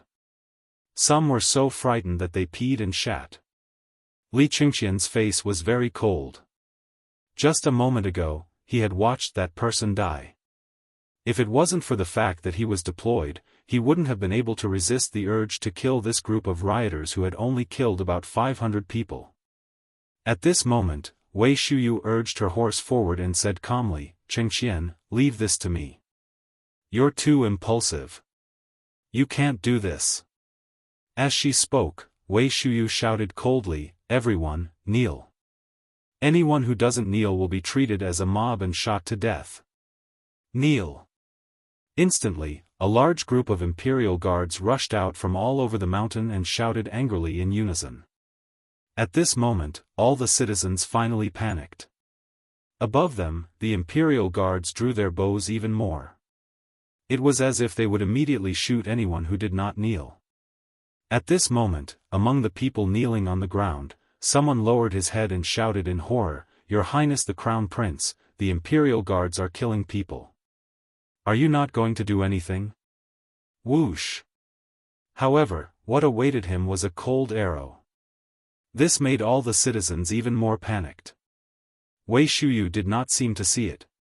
She continued to urge her horse and looked coldly at the crowd. "I'm sure all of you know what these people mean. I know that most of you have been bewitched, but I also know that many of you are purposely trying to create chaos and send you to your deaths. I'm not a murderous person. My name is Wei Shuyu, and I'm the captain of the Golden Guards. My father is Wei Zheng, and I'm sure you all know my father's name. I'll give you a chance to turn over a new leaf. Remember, I'll only say it once. If you know each other, as long as you tell me your home addresses and who else is in his family, I will let you go. After the imperial guards in the city investigate, they will let you go home. However, if you are still lucky, then I, Wei Shuyu, will use the authority of the Golden Guards to convict you of treason. Your Highness. May I ask how the crime of treason should be decided?" Wei Shuyu didn't even turn around. The bright silver spear in her hand was even colder. Li Qingqian said indifferently, 9 familial extermination. Hearing this, everyone was terrified. Among them, some could no longer sit still. They all stood up and reported their homes. I'm Wang Guden. I live at the foot of the 10-mile slope. There's a big chestnut tree at the door. My family only has me and my mother.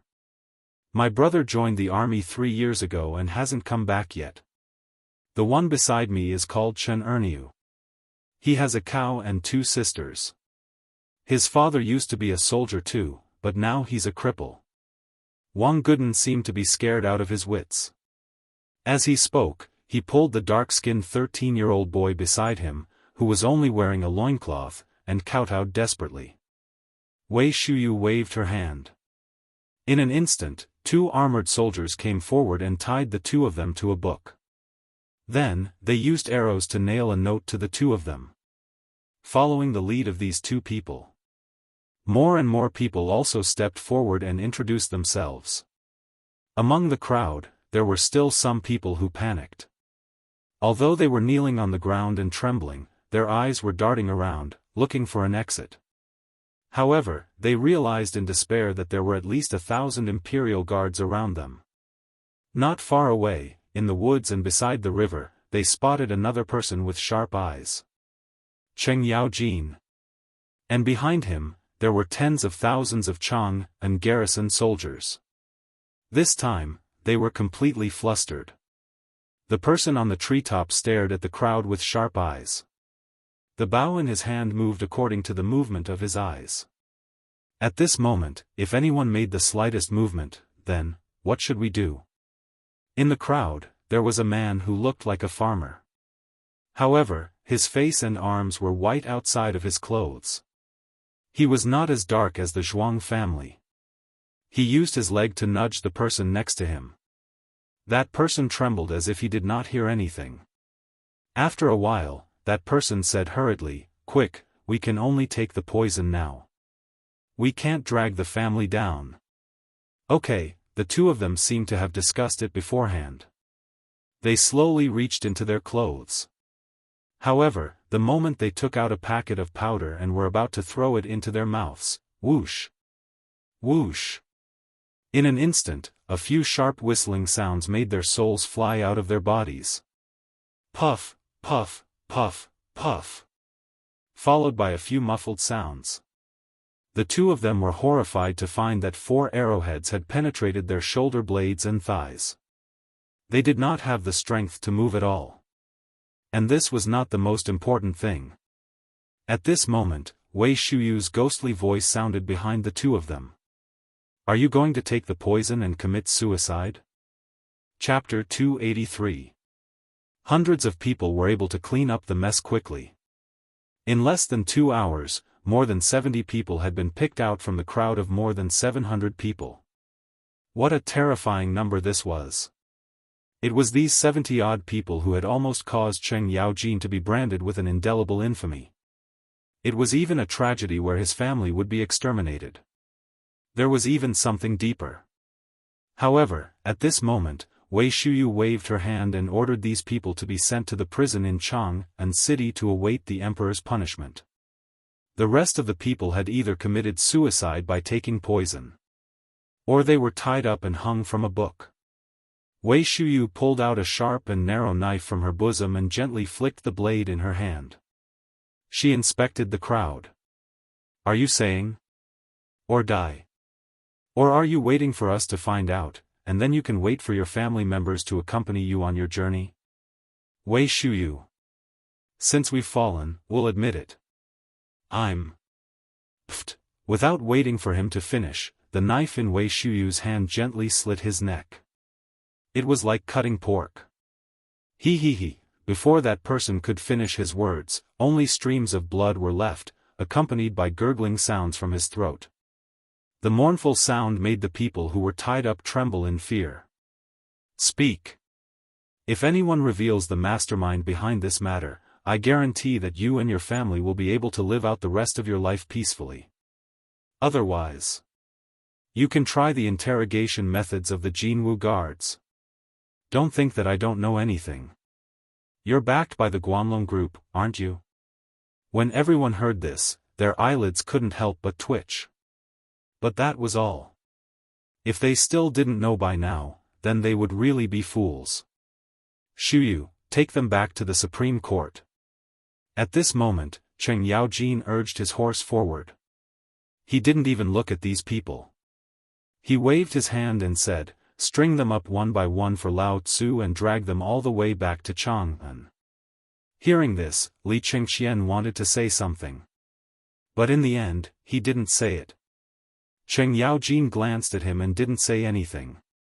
With a wave of his hand, he ordered the tens of thousands of soldiers of the Chang'an garrison to guard these merchants in the woods. Then, he led the imperial guards back to Chang'an. On the way, Cheng Yaojin looked at the pale-faced Li Chengxian and asked, does the crown prince feel that our methods are too cruel? Yes. Uncle Cheng, since the matter has been investigated, why don't you give them a quick death? Why do you want to do this? Cheng Yaojin fell silent. He pointed at Wei Shuyu and said, Shuyu is a good kid. Have you ever thought that if you show even the slightest bit of mercy today, then you don't deserve to be the emperor? You are still too young to understand these things. Learn from your father and talk to brother Zhang Feng more. You will understand that this world is not as beautiful as you imagine it to be. You've heard it too.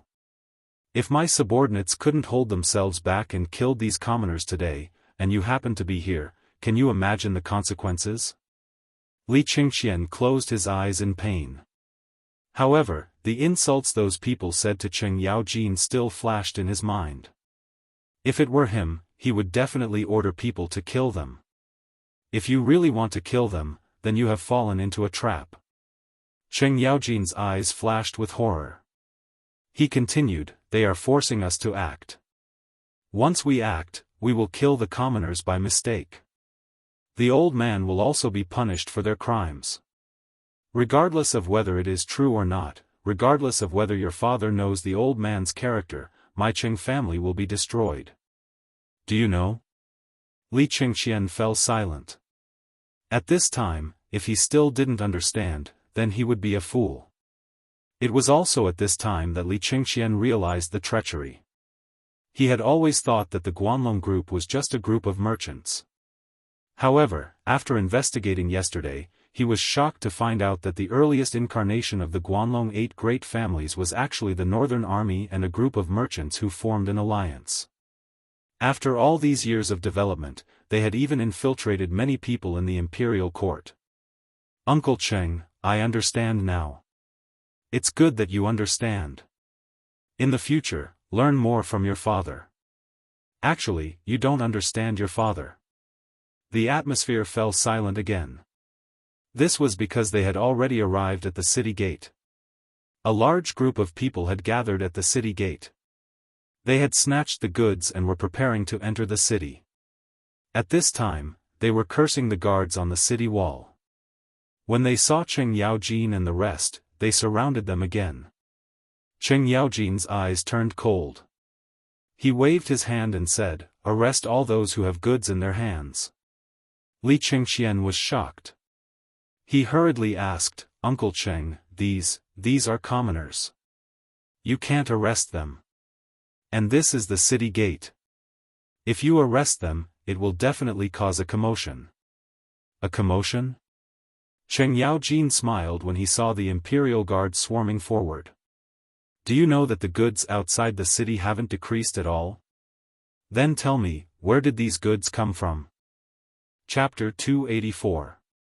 Li Qingxian was horrified to find that it was just as Cheng Yaojin said.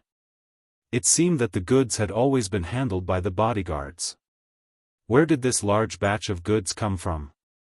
Moreover, the goods in the Shirley slope were all dry and not so wet. But what about the goods in these people's arms? They were all dripping with water. There was an even more horrifying thing that made Li Qingxian realize that this was a complete conspiracy. As early as noon, he had received a rumor that the ship was seriously damaged and all the goods were forced to move to the Shirley slope. At this time, in such hot weather, even if they were soaked in water, they would not be dripping with water. But what about the goods in these people's hands?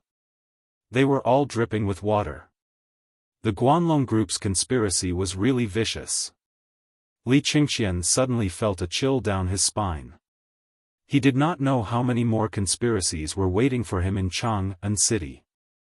It was already like this outside the city. When he left the city, many people had already sneaked into the city. Then, inside the city, he did not dare to think about it. He only hoped that the people in the city were controlled. Was this a battle between two forces? Li Qingxian suddenly had a suspicion. He wondered what he would do if he was in charge of this matter. He could not think of it. That was the most terrifying thing. Just as Cheng Yaojin said, he was too emotional and too indecisive.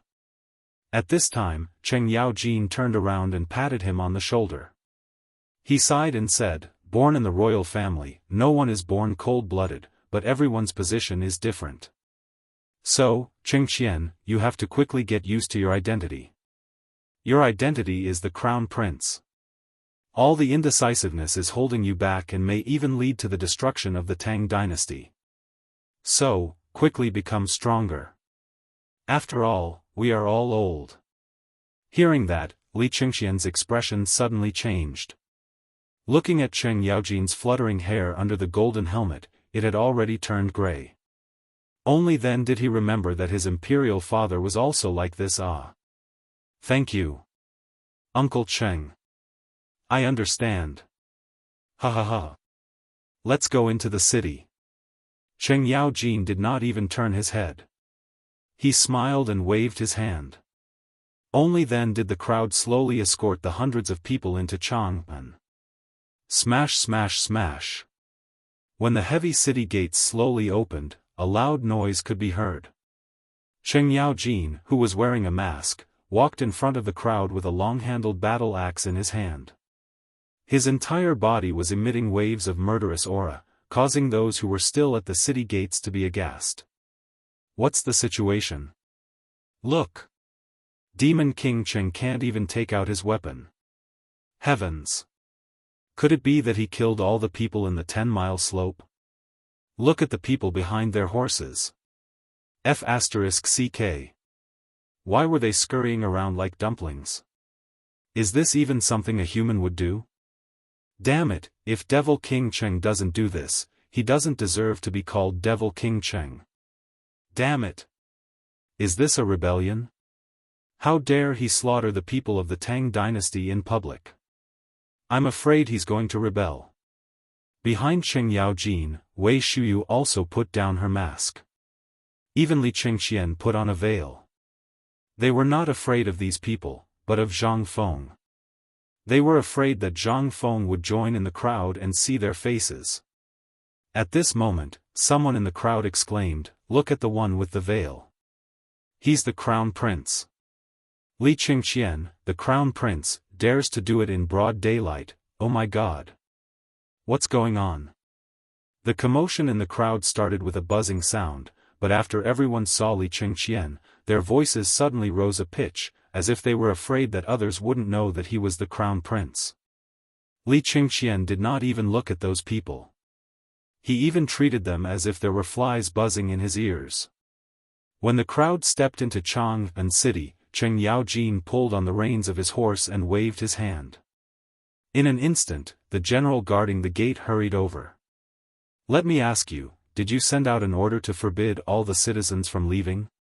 "Your Highness, General Cheng, this matter has already spread throughout Chang'an City. However, for some reason, these people are unwilling to leave." "Oh? Didn't you hear the order of the Imperial Guards?" Qing Yaojin waved the battle axe in his hand and glanced at the crowd coldly as he asked. However, no one answered him. "Very good. Very good. Your Highness, if it's you, how do you think these people should be dealt with if they are unwilling to return to their houses despite knowing that there is an imperial edict?" This was a test. Li Qingxian understood. His gaze swept across everyone's face, then he gave a fist salute and said, "Uncle Cheng, these people are not ordinary people." "Oh? Why do you say that?" Qing Yaojin's interest was piqued. "Look at these people. Although they seem to be wearing the ordinary clothes of commoners, look at their skin. It's not as dark as commoners' skin. This means that they have not been exposed to the sun much. As ordinary people, how can they not be exposed to the sun?" "That's right. Congratulations, Your Highness. You have an epiphany." Qing Yaojin gave a fist salute sincerely and asked again, "Do you think we should kill these people? Arrest them? Or release them?" "Arrest them." "Good. Guards, capture these traitors for this general. In addition, investigate everyone in the city. Do not let any house go. Arrest all those who participated in the robbery outside the city." "Yes." Chapter 285. In Taiji Palace. Li Shimin listened to Li Qingxian and Qing Yaojin's report, but his expression did not change at all. It was as if he had already known all of this. Wei Zheng and the others present were the same. "I didn't expect that these people would be the first to make a move on Qing Yaojin. You are my right-hand man. For them to think of cutting you off from my hands first, it seems that these people have really put in a lot of effort into everything about me." Li Shimin took a deep breath and said, "Qing Aiqing, immediately secretly transfer 10,000 elite light cavalry from Longyu Dao, Tongguan, and other places, to wait outside the city. During this period of time, you must pay more attention." Qing Yaojin heard this and hurriedly knelt on the ground. "This general obeys the order. But Your Majesty, the Crown Prince is also involved in this matter." "I think, it's fine. This is what I asked Qingxian to do. On one hand, he should know something. On the other hand, I also want to tell Guanlong that I am angry. Let's see if they are willing to stop." Everyone was silent. Wei Zheng asked again, "Your Majesty, what do we do with the people we arrested today?" "Kill them. Investigate all of their criminal records for the crime of rebellion.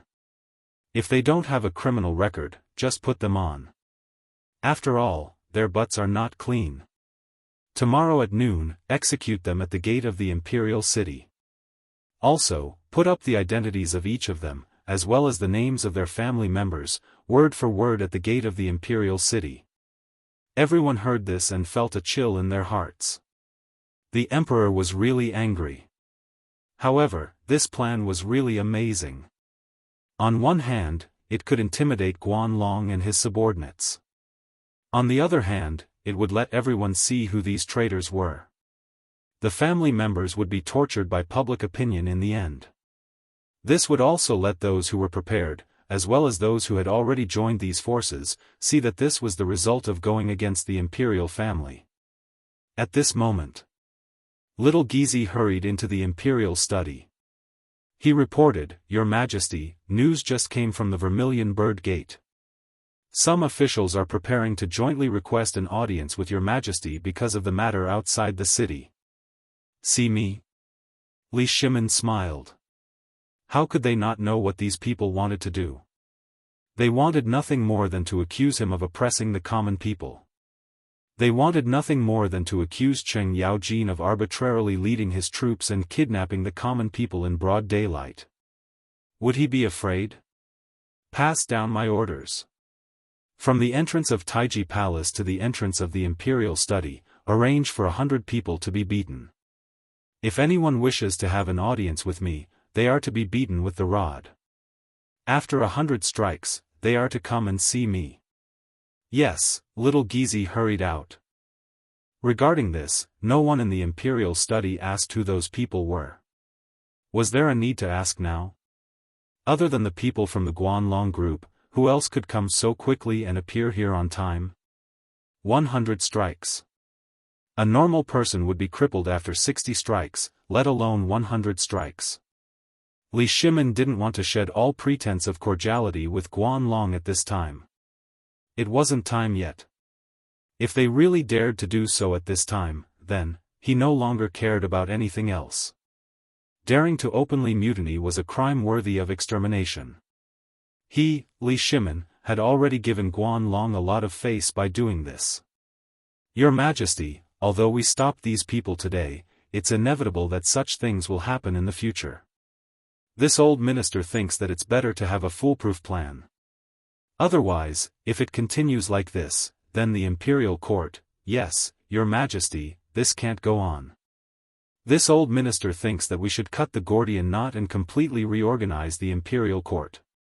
Or, as Brother Zhang Feng said, we should divert the disaster to the east and divert attention.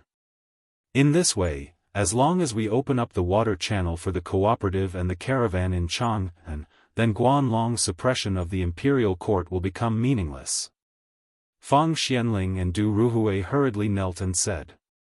Li Shimin touched his chin, thought for a moment, and asked, "There are still 3 days before the retired emperor's birthday. I'll give them 3 days. If they still don't repent, then I'll really go north and personally see what the Guanlong group is doing." Li Shimin had had enough.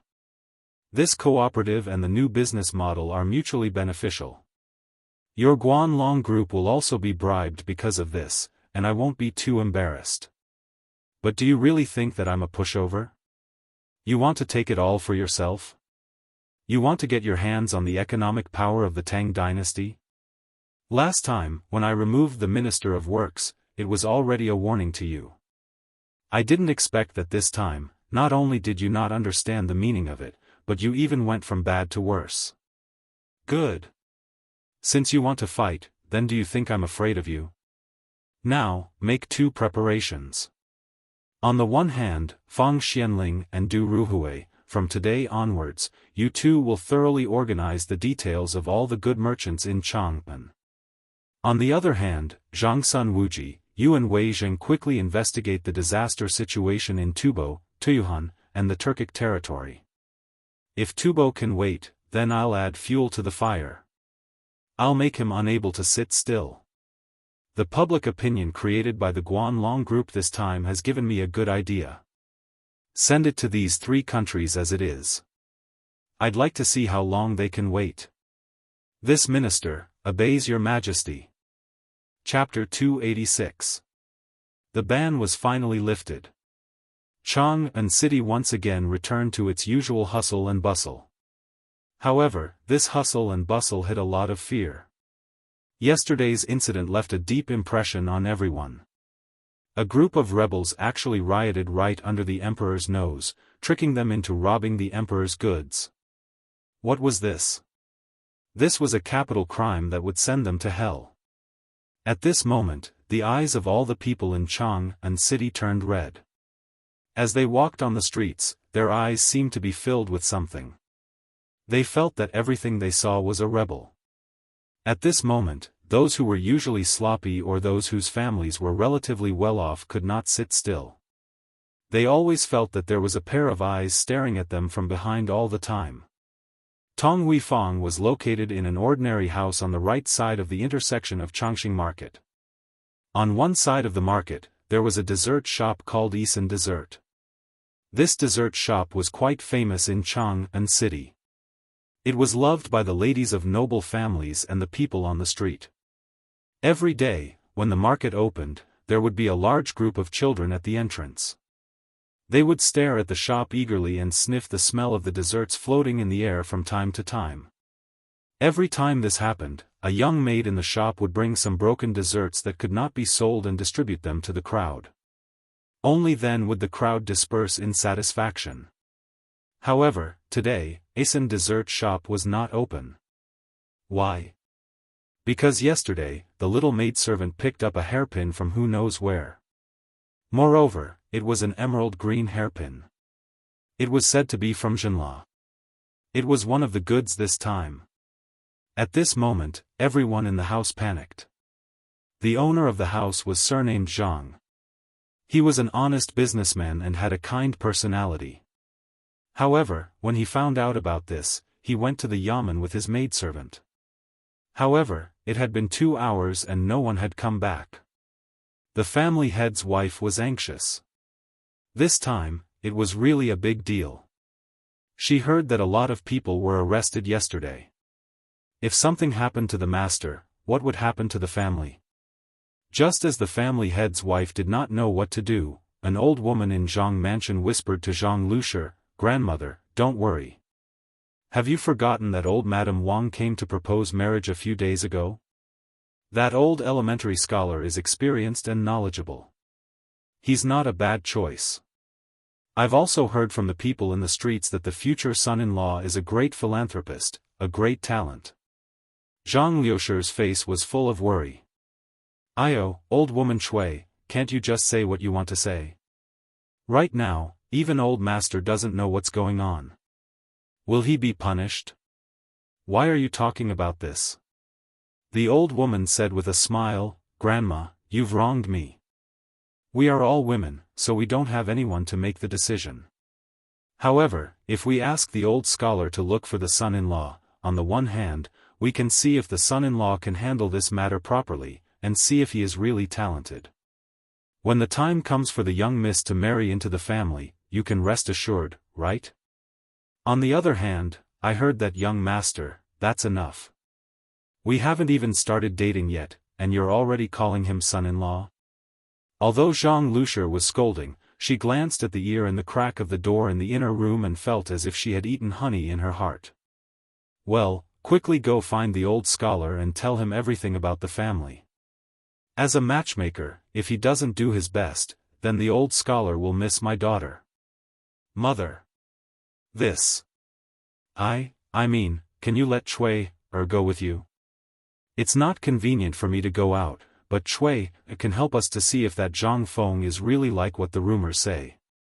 At this moment, a woman in a pink gauze dress, whose face was as red as a peeled egg, hurried out of the inner room and said timidly. The woman's name was Zhang Yuyao. She was very beautiful and charming, and all the neighbors were praising her. She was more beautiful than the person in the painting, and even more attractive than that Hu Ji. Her big eyes were watery, and people couldn't help but fall into them. Her body was not plump, but not thin. Although she was only 17 years old, she should be quite perky, more perky than ordinary girls. Because of this, since she was 12 years old, Zhang Yuyao's father and mother strictly forbade her to take a step out of the house. Unless it was necessary, she was not allowed to take a step out of the door. Therefore, she could recite the 4 books and 5 classics, and the female rules written by the empress. If she went out, the door of the Zhang family would be kicked down, not to mention that there were 4 big devils in Jianghu city. If she was targeted by them, how could she survive?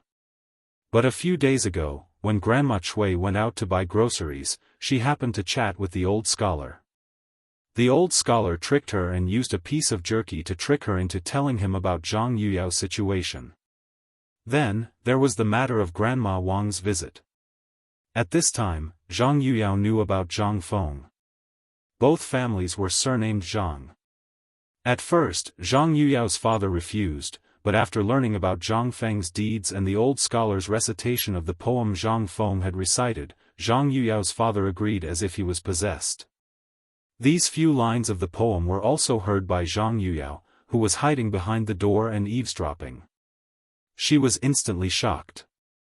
After learning that Zhang Feng was only 20 years old and was unusually handsome, she couldn't help but admire him. At this time, when she saw that her mother was going to test Zhang Feng, she couldn't help but jump out. Zhang Lushir smiled bitterly. A grown girl can't be kept at home. Okay, let Chui go with her. Remember, bring some snacks. Chapter 287. Zhang Feng was very free.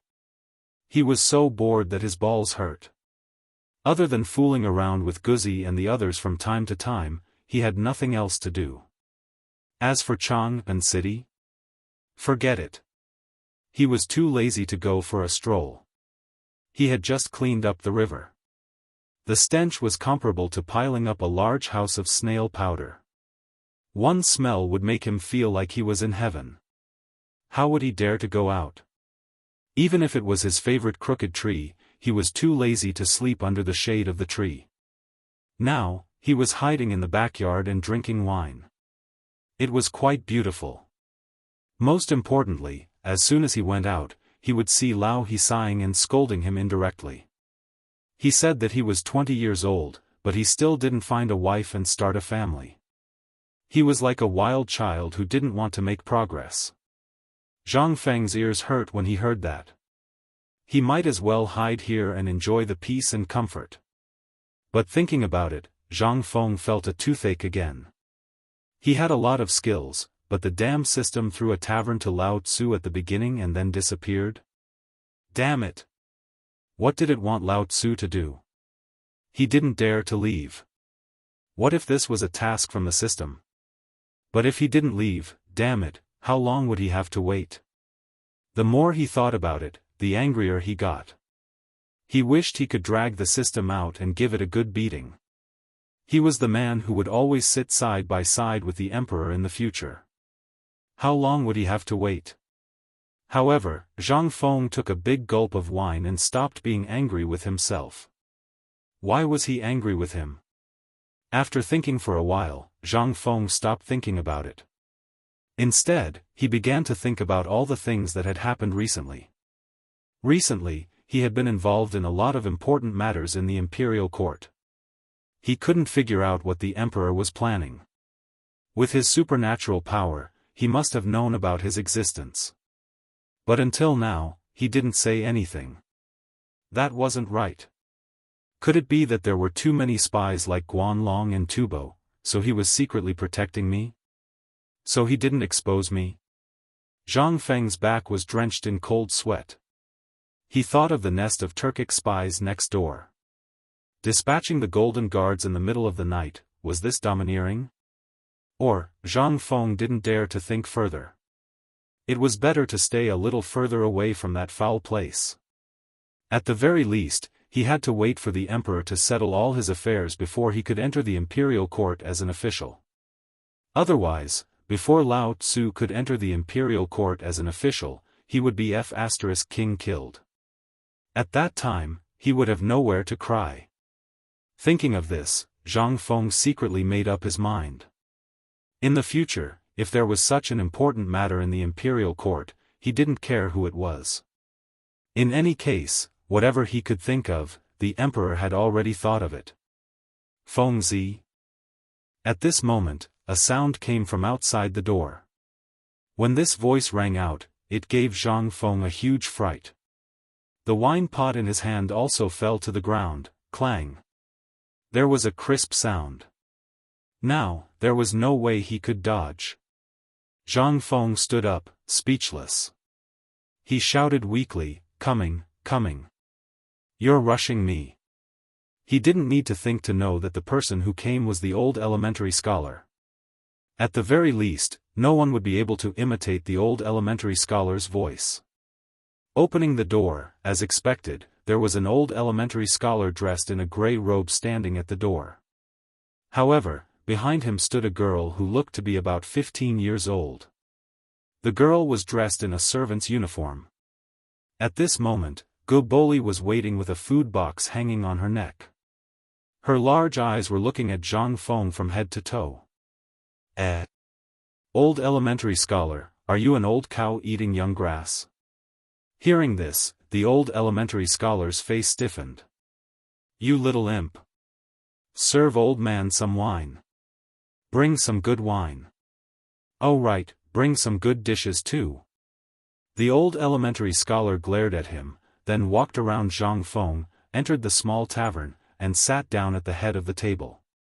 The servant took the opportunity to sit beside the old elementary scholar. Without saying a word, she stared at Zhang Feng, which made Zhang Feng's hair stand on end. "All right, wait a moment, I just made a pot of tiger bone soup. But this young lady, don't worry about her. She's here to thank me for writing a letter for her and finding her family. By the way, this old man is tired of the things in this basket. You're lucky. This is good stuff from Isan Pastry Shop." Isan Pastry Shop? Hearing this, Zhang Feng understood. Are they here for an inspection? Fine. My performance is a little bad.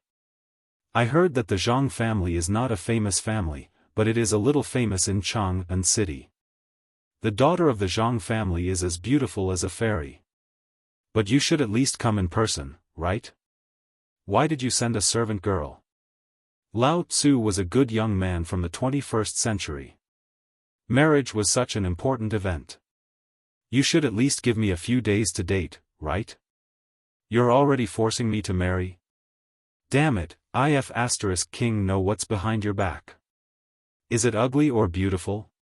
Zhang Feng did not escape the description of beautiful women in the Tang dynasty. Voluptuous, that's a fat girl. I'm as skinny as a chick.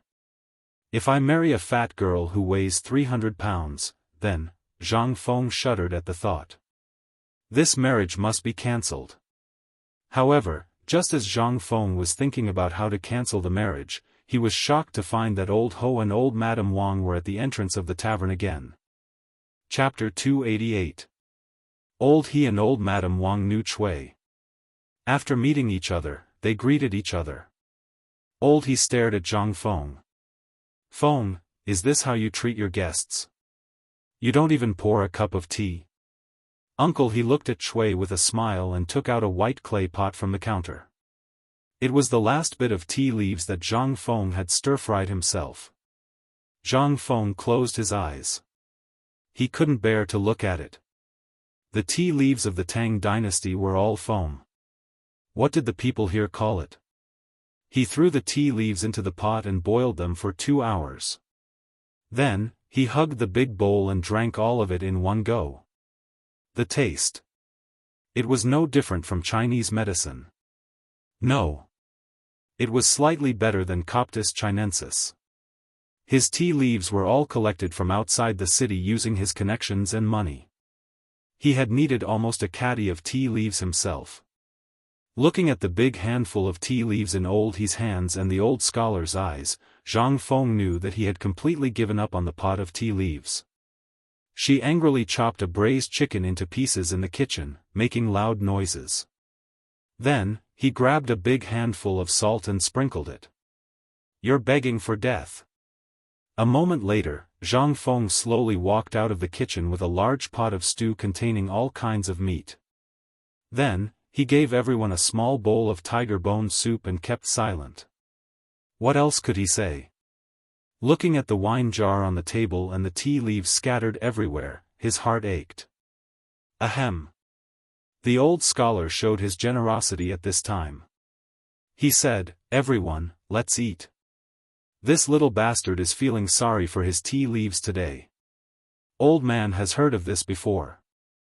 I don't know if the palace has it, but I'm sure there's no such thing outside. And this meat, smell it. If Miss Zhang comes over, she definitely won't suffer any hardships. With Feng Zi's skills, he'll be able to earn a lot of money. Come on, let's eat. Little Chui had long forgotten what the old scholar had said. His hands were trembling as he held the wine bowl, and his cheeks were flushed red. Staring at the fragrant meat in the basin, she had long forgotten everything. After all, she lived in Xiang City with the sisters Zhang Yuyao. Usually, she could eat whatever the young miss ate. But compared to today's basin of meat, everything she ate before was pig swill. As for old lady Wang, there was no need to even mention her. At this moment, he was staring at the meat in the bowl and had already pounced on it. Old he was still all right. At the very least, they had been following Zhang Feng around for a period of time. Moreover, they were also considered as Zhang Feng's elders here. They could not lose face. Seeing that Xiao Chui wasn't eating, the old scholar personally picked up a piece of pig intestine or chicken neck and threw it into Xiao Chui's bowl. Miss Chui, don't be so courteous. This will be your home in the future. Try Zhang Feng's cooking. When we go back, I'll ask Fengzi to bring some back for Miss and Mr. Zhang Feng. Okay. Thank you, old scholar. Thank you, young master. As she spoke, Xiao Chui imitated old lady Wang and ate. The old scholar and old he looked at each other and then laughed. Come, let's drink. Ignoring Zhang Feng's twitching mouth and ignoring the two of them also started drinking by themselves. A bowl of wine went down their stomachs. Old he sighed. Sigh. What a waste of such good wine. It would be great if Mr. Zhang Feng could try it. Isn't that so? Mr. Zhang Feng, by the way, your father-in-law is in a lawsuit. There's still no news about it until now. What does it have to do with me? Zhang Feng pursed his lips and tore a piece of chicken breast meat, minding his own business. However, when the meat entered his mouth, he suddenly wondered if he had put sugar or salt in it just now. Why did it taste different from before? Was it more delicious? Zhang Feng couldn't help but stick his finger into the bowl, dipped it in a bit of thick soup, and licked it in his mouth. Instantly, his head hurt even more. No wonder they ate without caring about their image. Lao Tzu wanted to prick them to death, but instead, he brought out the freshness. Zhang Feng couldn't eat anymore. This meal wasn't even for eating. Zhang Feng pretended not to know and asked, Old scholar, since you're here today, let's get straight to the point. Okay. I'm waiting for the wine. Now, there's something I need your opinion on. The old scholar saw that and didn't hide it anymore. He said directly, Your father-in-law, this matter hasn't even been set in stone yet. You should at least let me see the girl, right? Zhang Feng directly interrupted the old scholar. The old scholar didn't mind. Fine. It's like this. Do you still remember what happened yesterday? One of the maidservants in Zhang Mansion had gotten a jade hairpin from somewhere. Moreover, it was one of the goods this time. Therefore, shopkeeper Zhang was very scared. He sent it directly to the yamen, but it's been almost 4 hours and she hasn't returned, not even a trace of news. So, the Zhang family is out of ideas, so they want you to come up with an idea to see what's going on. Zhang Feng frowned slightly when he heard this. This matter is a little difficult. The servant girl of the rich merchant got this jade hairpin from somewhere, and it was spread around the yamen yesterday. This is going to be difficult. The old scholar and the others heard this. Their expressions changed immediately. Fengzi, you have to think of a way to solve this matter. That's your father-in-law. Zhang Feng was speechless. How many times had he said it? Nothing was set in stone yet, and he was already addressing him as father-in-law? Zhang Feng couldn't help but stare at the old scholar angrily and roar in his heart. Why do men have to make things difficult for other men? Chapter 289. Zhang Feng was speechless. If it weren't for the fact that the old scholar was old, he would have beaten him up. Damn it, there was nothing going on. He hadn't even seen the girl yet, and he was already calling her father-in-law? He seriously suspected that the old Xiaotsai had taken a fancy to the servant girl in the mansion. Zhang Feng couldn't help but glance at Cui Er. Then, he looked at the old scholar. There was no need to rush. He actually saw a little similarity between the two of them. Could this girl be the old scholar's illegitimate daughter? In ancient times, there was an unwritten rule. When a young lady got married, her servant girl had to accompany her as a concubine. Could this girl be the old scholar's illegitimate daughter? Otherwise, why would he care so much about her? The old scholar sat and waited. He didn't see Zhang Feng speak. Instead, he saw Zhang Feng's eyes darting between him and Cui Er. Not only that, his face revealed an expression of understanding. The old scholar was so angry that he raised his chopsticks and scolded him. He said that it was Zhang Feng who ruined his reputation. He clearly thought that Zhang Feng was overflowing with talent, but he didn't say anything. He even wasted his time here. He couldn't help but feel that it was a pity. He thought that if he could find a wife for Zhang Feng, it would make Zhang Feng feel better. However, he didn't expect that Zhang Feng would be so cruel and unscrupulous, treating his good intentions as ill intent. In an instant, old lady Wang, old He, and even Zhu Zi's parents, who were squatting at the door, couldn't sit still. They surrounded Zhang Feng and scolded him. Zhang Feng was so embarrassed that he felt that he had wronged everyone. After a long time, the pot of meat was turned upside down. The 5 jars of wine also made everyone dizzy and shut their mouths. At this time, the old scholar dizzily patted Zhang Feng's shoulder and talked about business. Feng Zi, you have to worry about your father-in-law. I know you know the 4 great demon kings. Hurry up and find them and think of a way. So this was the old scholar's plan. Zhang Feng suddenly understood. He hurriedly cupped his fists and said, all right, all right, all right. I'll go now. I must rescue shopkeeper Zhang today. You guys hurry up and leave today. I'll let Z go later. Invite them over, okay? Zhang Feng directly asked him to leave. However, he knew that this wasn't a big deal.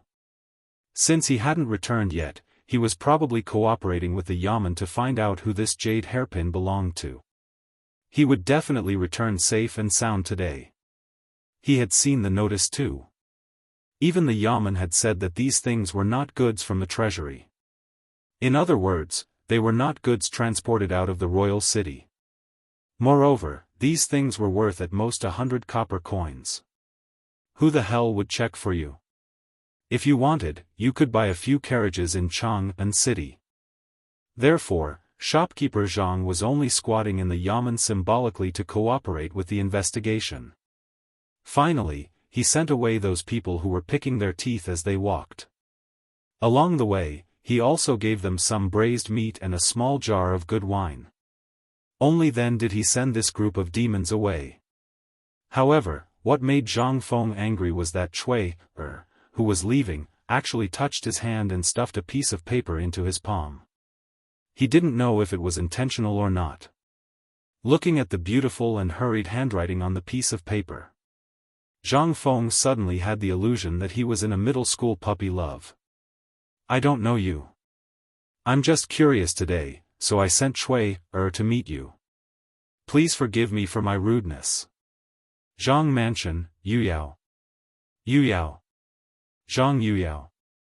And a talented woman. Zhang Feng's headache became bigger. He didn't know if it was intentional or not, but Cui Er was still at the door and didn't leave. She seemed to be waiting for a reply. Okay, Zhang Feng was also interested. This girl is interesting. She has some guts. He couldn't help but feel like he had found his first love. He simply wrote a poem on a piece of paper on the counter. Song Dynasty poet Lu Yong's phoenix perches on the parasol as a return gift. Leaning against the dangerous building, the wind is gentle. Looking at spring's sorrow, the sky darkens. In the afterglow of the grass-colored smoke, who would be dispirited without words? To make shuang kuang to drunk. To drink and sing, forced music is tasteless. My belt is getting loose, but I don't regret it, I'm haggard for her. He wanted to see if Zhang Yuya would reply with another poem. And most importantly, he wanted to shut the old scholar and the others' mouths. Otherwise, he would go crazy if he did this all day.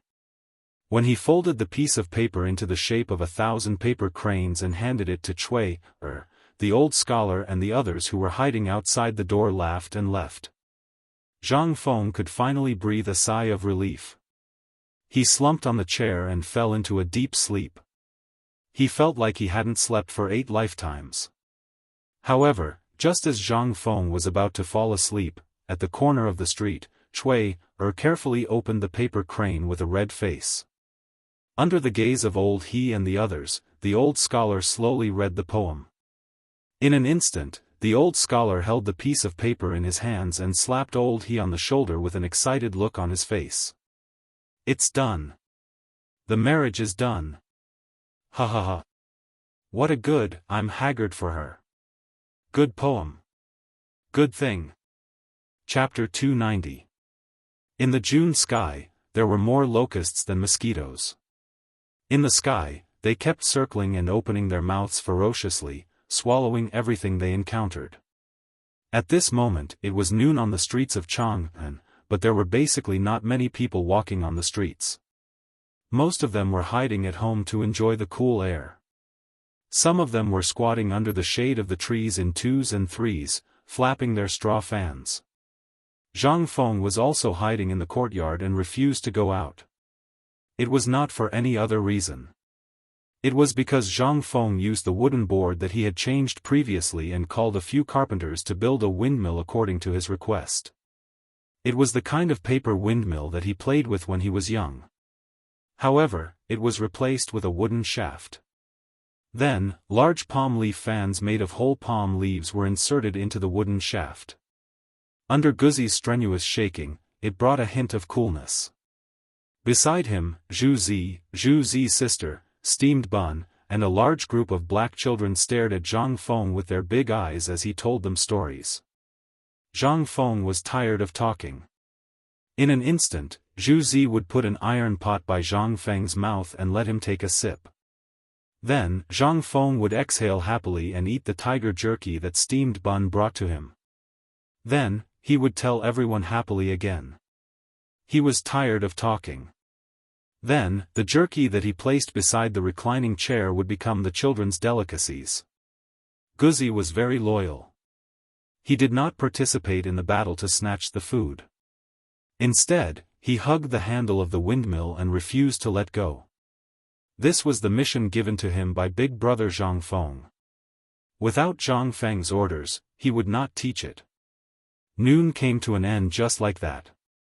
When the groups of words were fighting with the locusts in the air, Zhang Feng woke up. He looked at his arm and saw that there was not a single bump. The children in the courtyard did not make any noise either. Seeing him get up, Zhu Zi roared, "Stand up!" Instantly, all the children stood up in unison. "Hello, big brother Zhang Feng."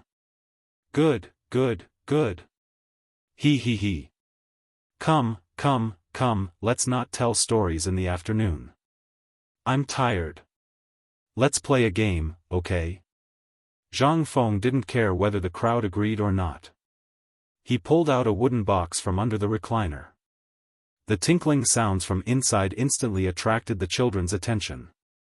As he spoke, Zhang Feng opened the box.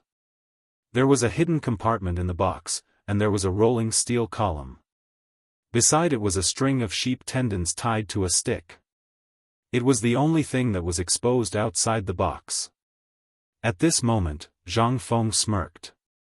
He pointed at the numbers in the box and said, "This is from 1 to 5, which means 1 is the smallest.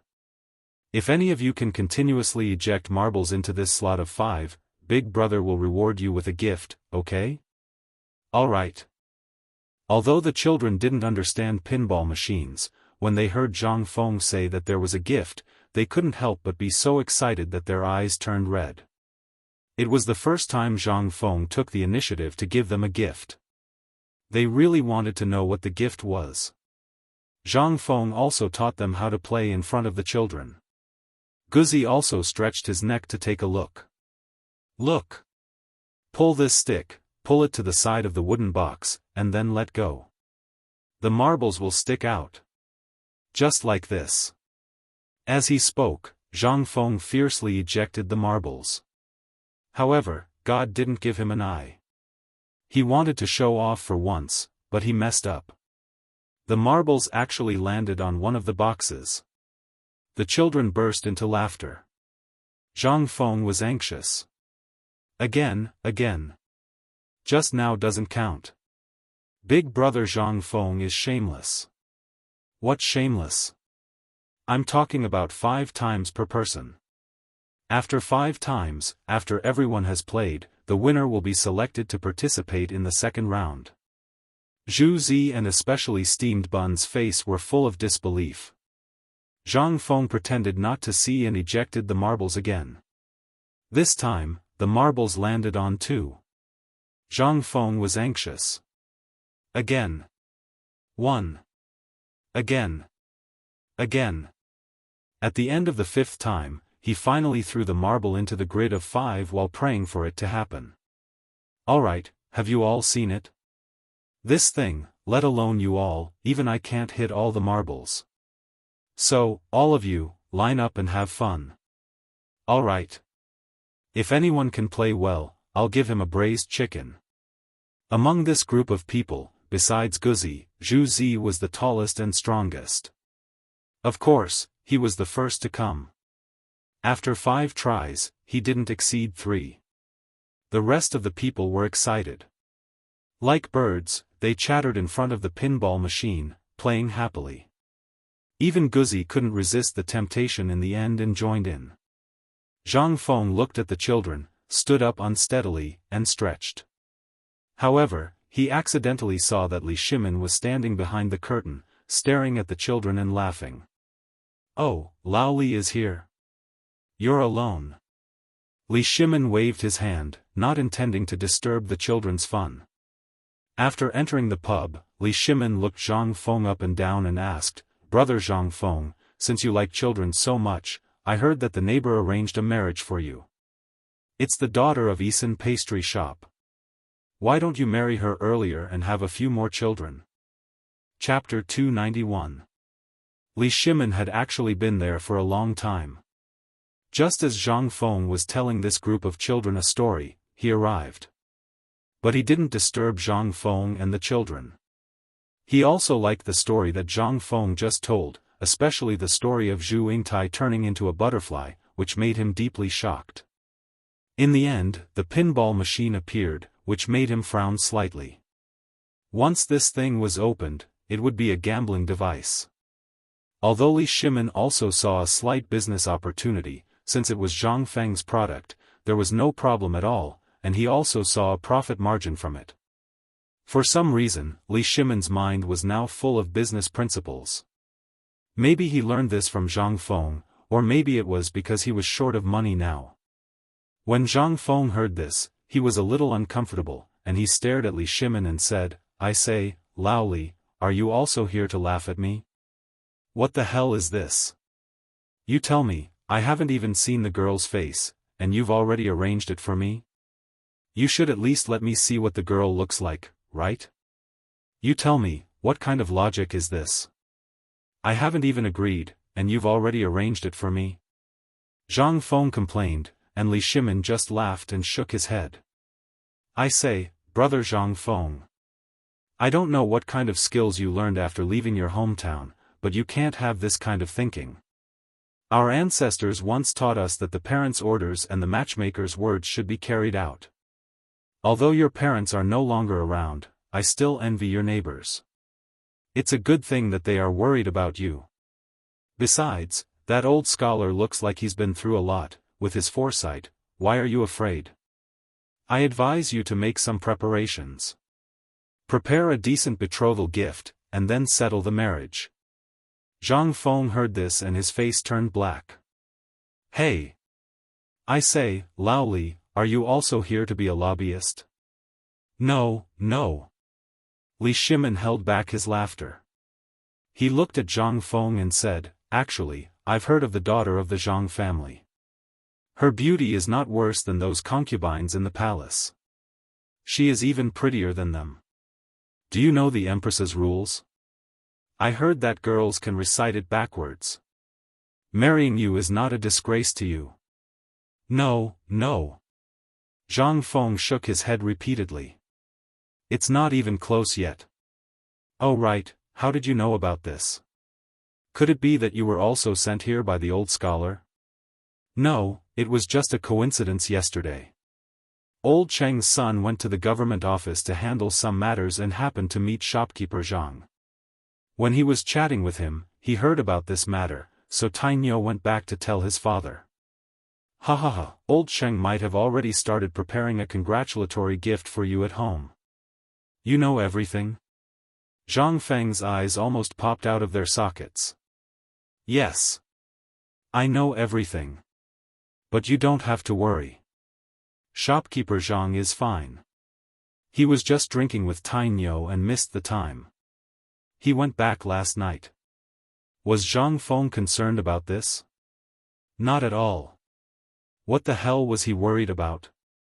He just felt that he would not have the face to meet old Cheng and the others in the future. What the hell was this? Damn the feudal mindset. Why were girls not allowed to go out on the streets? Why did they have to listen to the matchmaker when it came to marriage? What kind of logic was this? Oh right. Li Shimin saw that Zhang Feng did not want to talk about this matter. He curiously pursed his lips and looked at the noise outside the curtain. He asked, you like these children very much? More or less. I'm so bored that my balls hurt. I went to the old scholar and the others. They always follow me around and talk about marriage.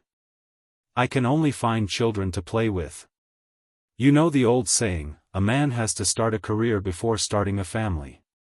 Do you think the old scholar doesn't understand this principle? He's really old and muddle-headed. Enough, enough. Li Shimin was speechless.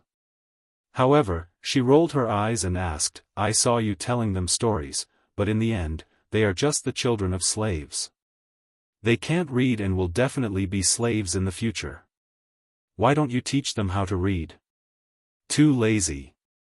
Zhang Feng said bluntly. Lao Tzu will enter the palace in the future. How can he have the time to teach them how to read? Last time I asked the old scholar. If he was willing, I would put in the money and effort to set up a school for him. That old man refused. Let me guess, will I do it? Li Shimin curled his lips. He did not believe Zhang Feng's nonsense.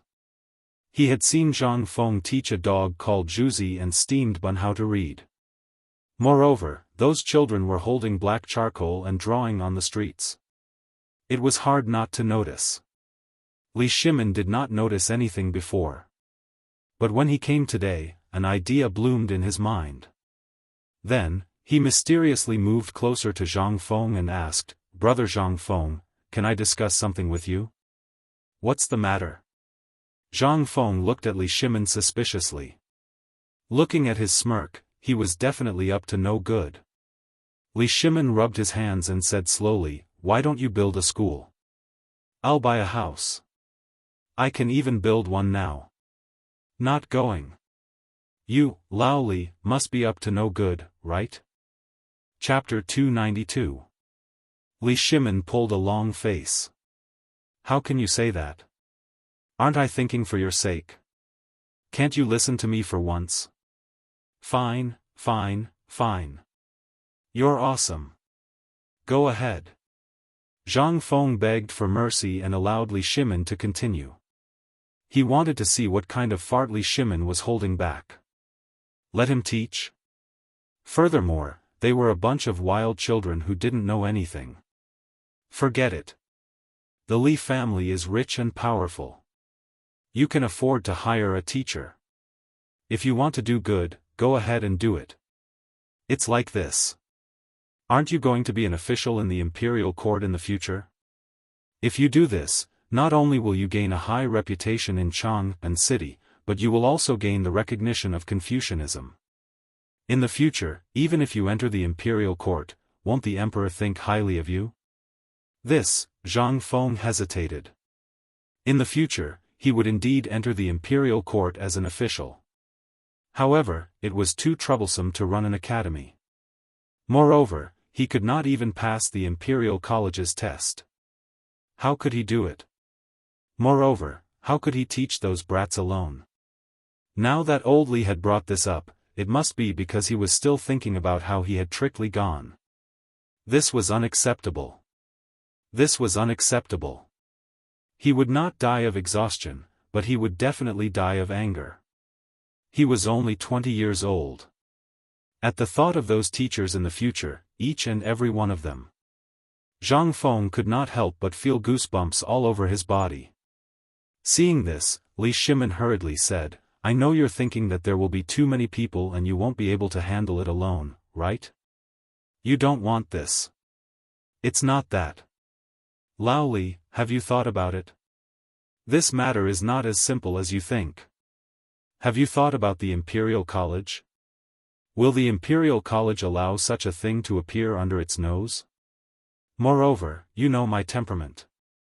The things I teach are all things that are different from this era.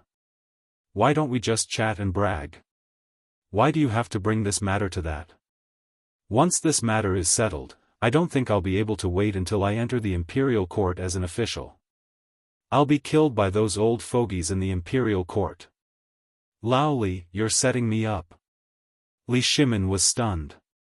Previously, his plan was too perfect. Moreover, he was also eager to lure out the people from the Guanlong group.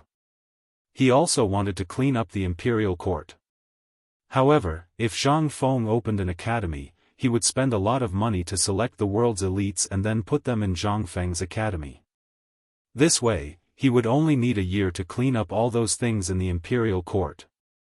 At that time, he would have a replacement. At that time, he would truly be able to enjoy life. Those pedantic people in the Imperial Court, as well as the people from the Guanlong group, would be like flies buzzing in his ears as long as he didn't get rid of them.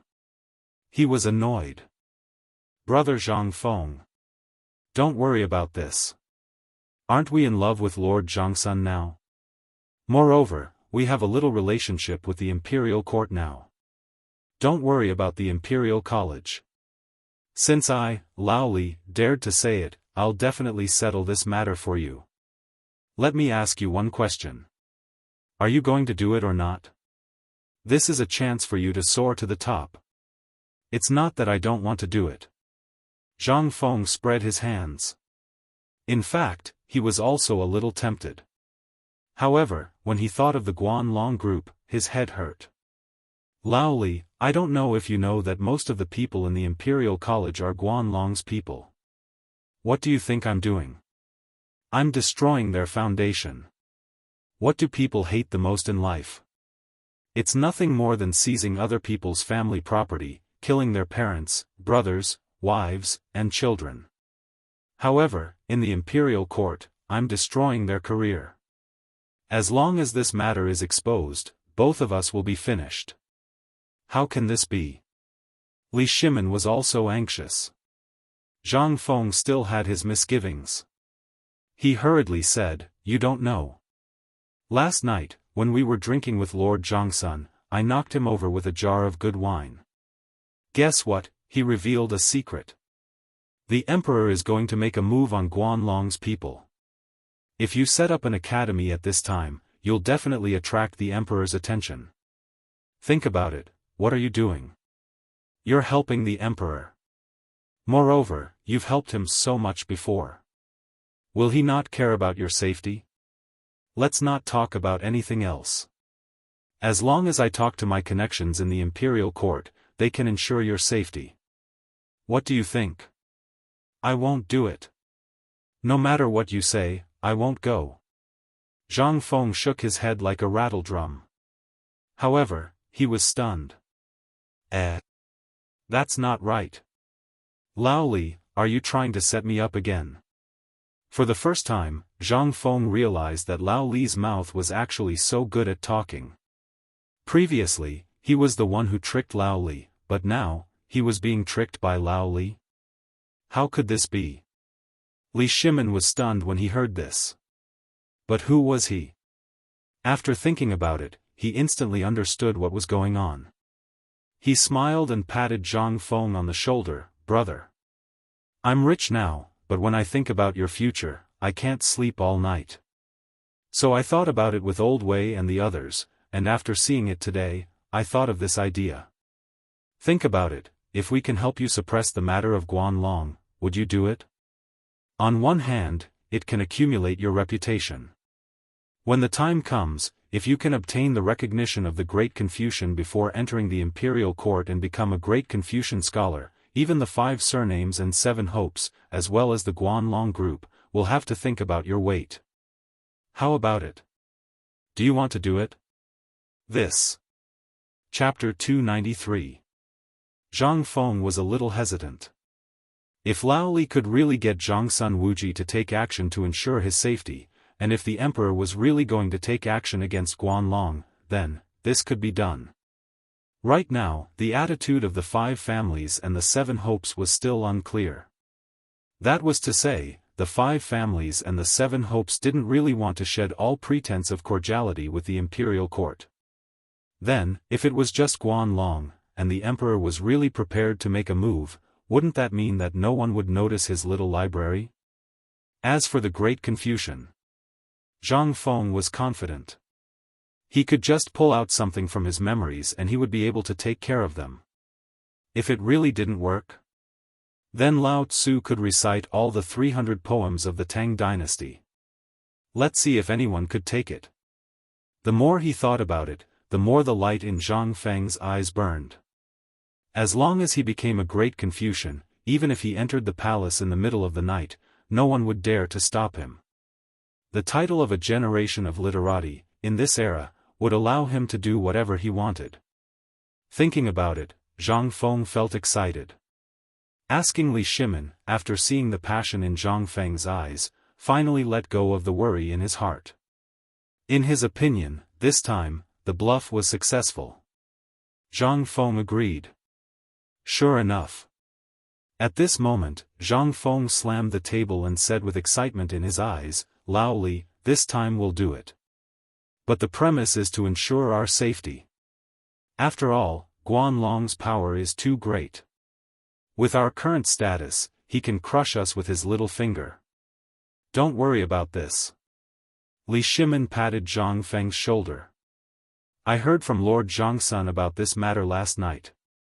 The emperor is already planning for this matter. Who is the emperor? That's the emperor. You also said that the emperor can think of anything that you can think of. Do you think the emperor will let such a thing happen? And right under our noses? Good, good, good. With your words, our Zhang Feng is relieved. But let me say this first. You don't even know how to read a single word, so don't bother me. If you can find a teacher, it would be best if you can invite the old Xiaocai over. Understood, understood. Li Shimin patted Zhang Feng and said with a smile, do you think I don't know you?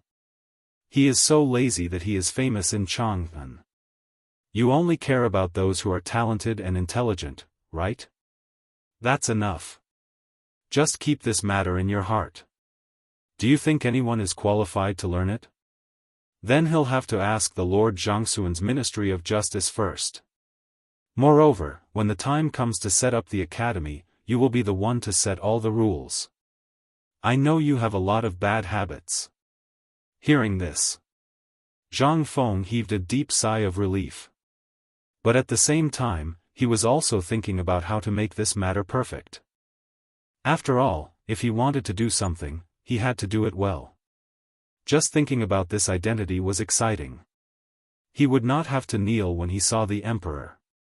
This was the power of a great scholar. With a wave of his hand, all the students in the world would respond. When he stood at the imperial city gates, a large group of students wearing white student robes would kneel on both sides of the road and shout his name in unison. At that time, he would be able to swagger around the imperial city with girls in his arms. Just thinking about it was exciting. However, Zhang Feng knew that all this was just what Lao Li had said to him when he saw him playing with the children, and what he said to Lao Xiao last time. Lao Li must have heard it and brought it back to him. This was not the purpose of his visit this time. By the way, Lao Li, why are you here this time? Can't I come for a visit if there's nothing? Li Shimin minded his own business and went to get a jar of wine. He picked up a bag of tiger jerky from the counter and said, "Tiger jerky. Brother, you are so unlucky. I've been here for so long, and you don't intend to take out such good stuff for me to try? Didn't I forget? You're always talking about this and that." Zhang Feng felt a little wronged. Li Shimin opened the oiled paper package.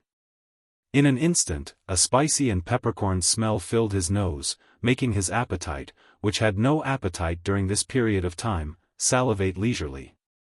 The jerky was only 2 fingers wide and as long as a chopstick. It was very hard. However, it was very chewy. Li Shimin poured a bowl of wine for Zhang Feng and took a big gulp before saying, "Even though I've eaten all kinds of delicacies, your food is still the best. By the way, Brother Zhang Feng, why don't I call the residence's chef over and you can teach him, get lost?" Zhang Feng was anxious. "I knew that you, Lao Li, don't have good intentions. Let's not talk about how I tricked your son last time. Now you're thinking about my ability? This is my only source of income when I become an official in the future. Don't you dare snatch it from me. In the future, these things will be given to the emperor at critical moments to save his life. I won't give it to you." Zhang Feng shook his head like a rattle drum. What a joke. He would not give this stuff to ordinary people. If this stuff were to spread, with the brains of these people in this era, he was sure that this stuff would be available all over the Tang dynasty in less than a year. Wouldn't he suffer a loss then? How much money would it cost? By then, he would marry dozens of wives and have a bunch of children. What would he use to support them? With that little salary, it would not even be enough to fill the gaps between his teeth. Li Shimin was a little speechless. Didn't I just say it?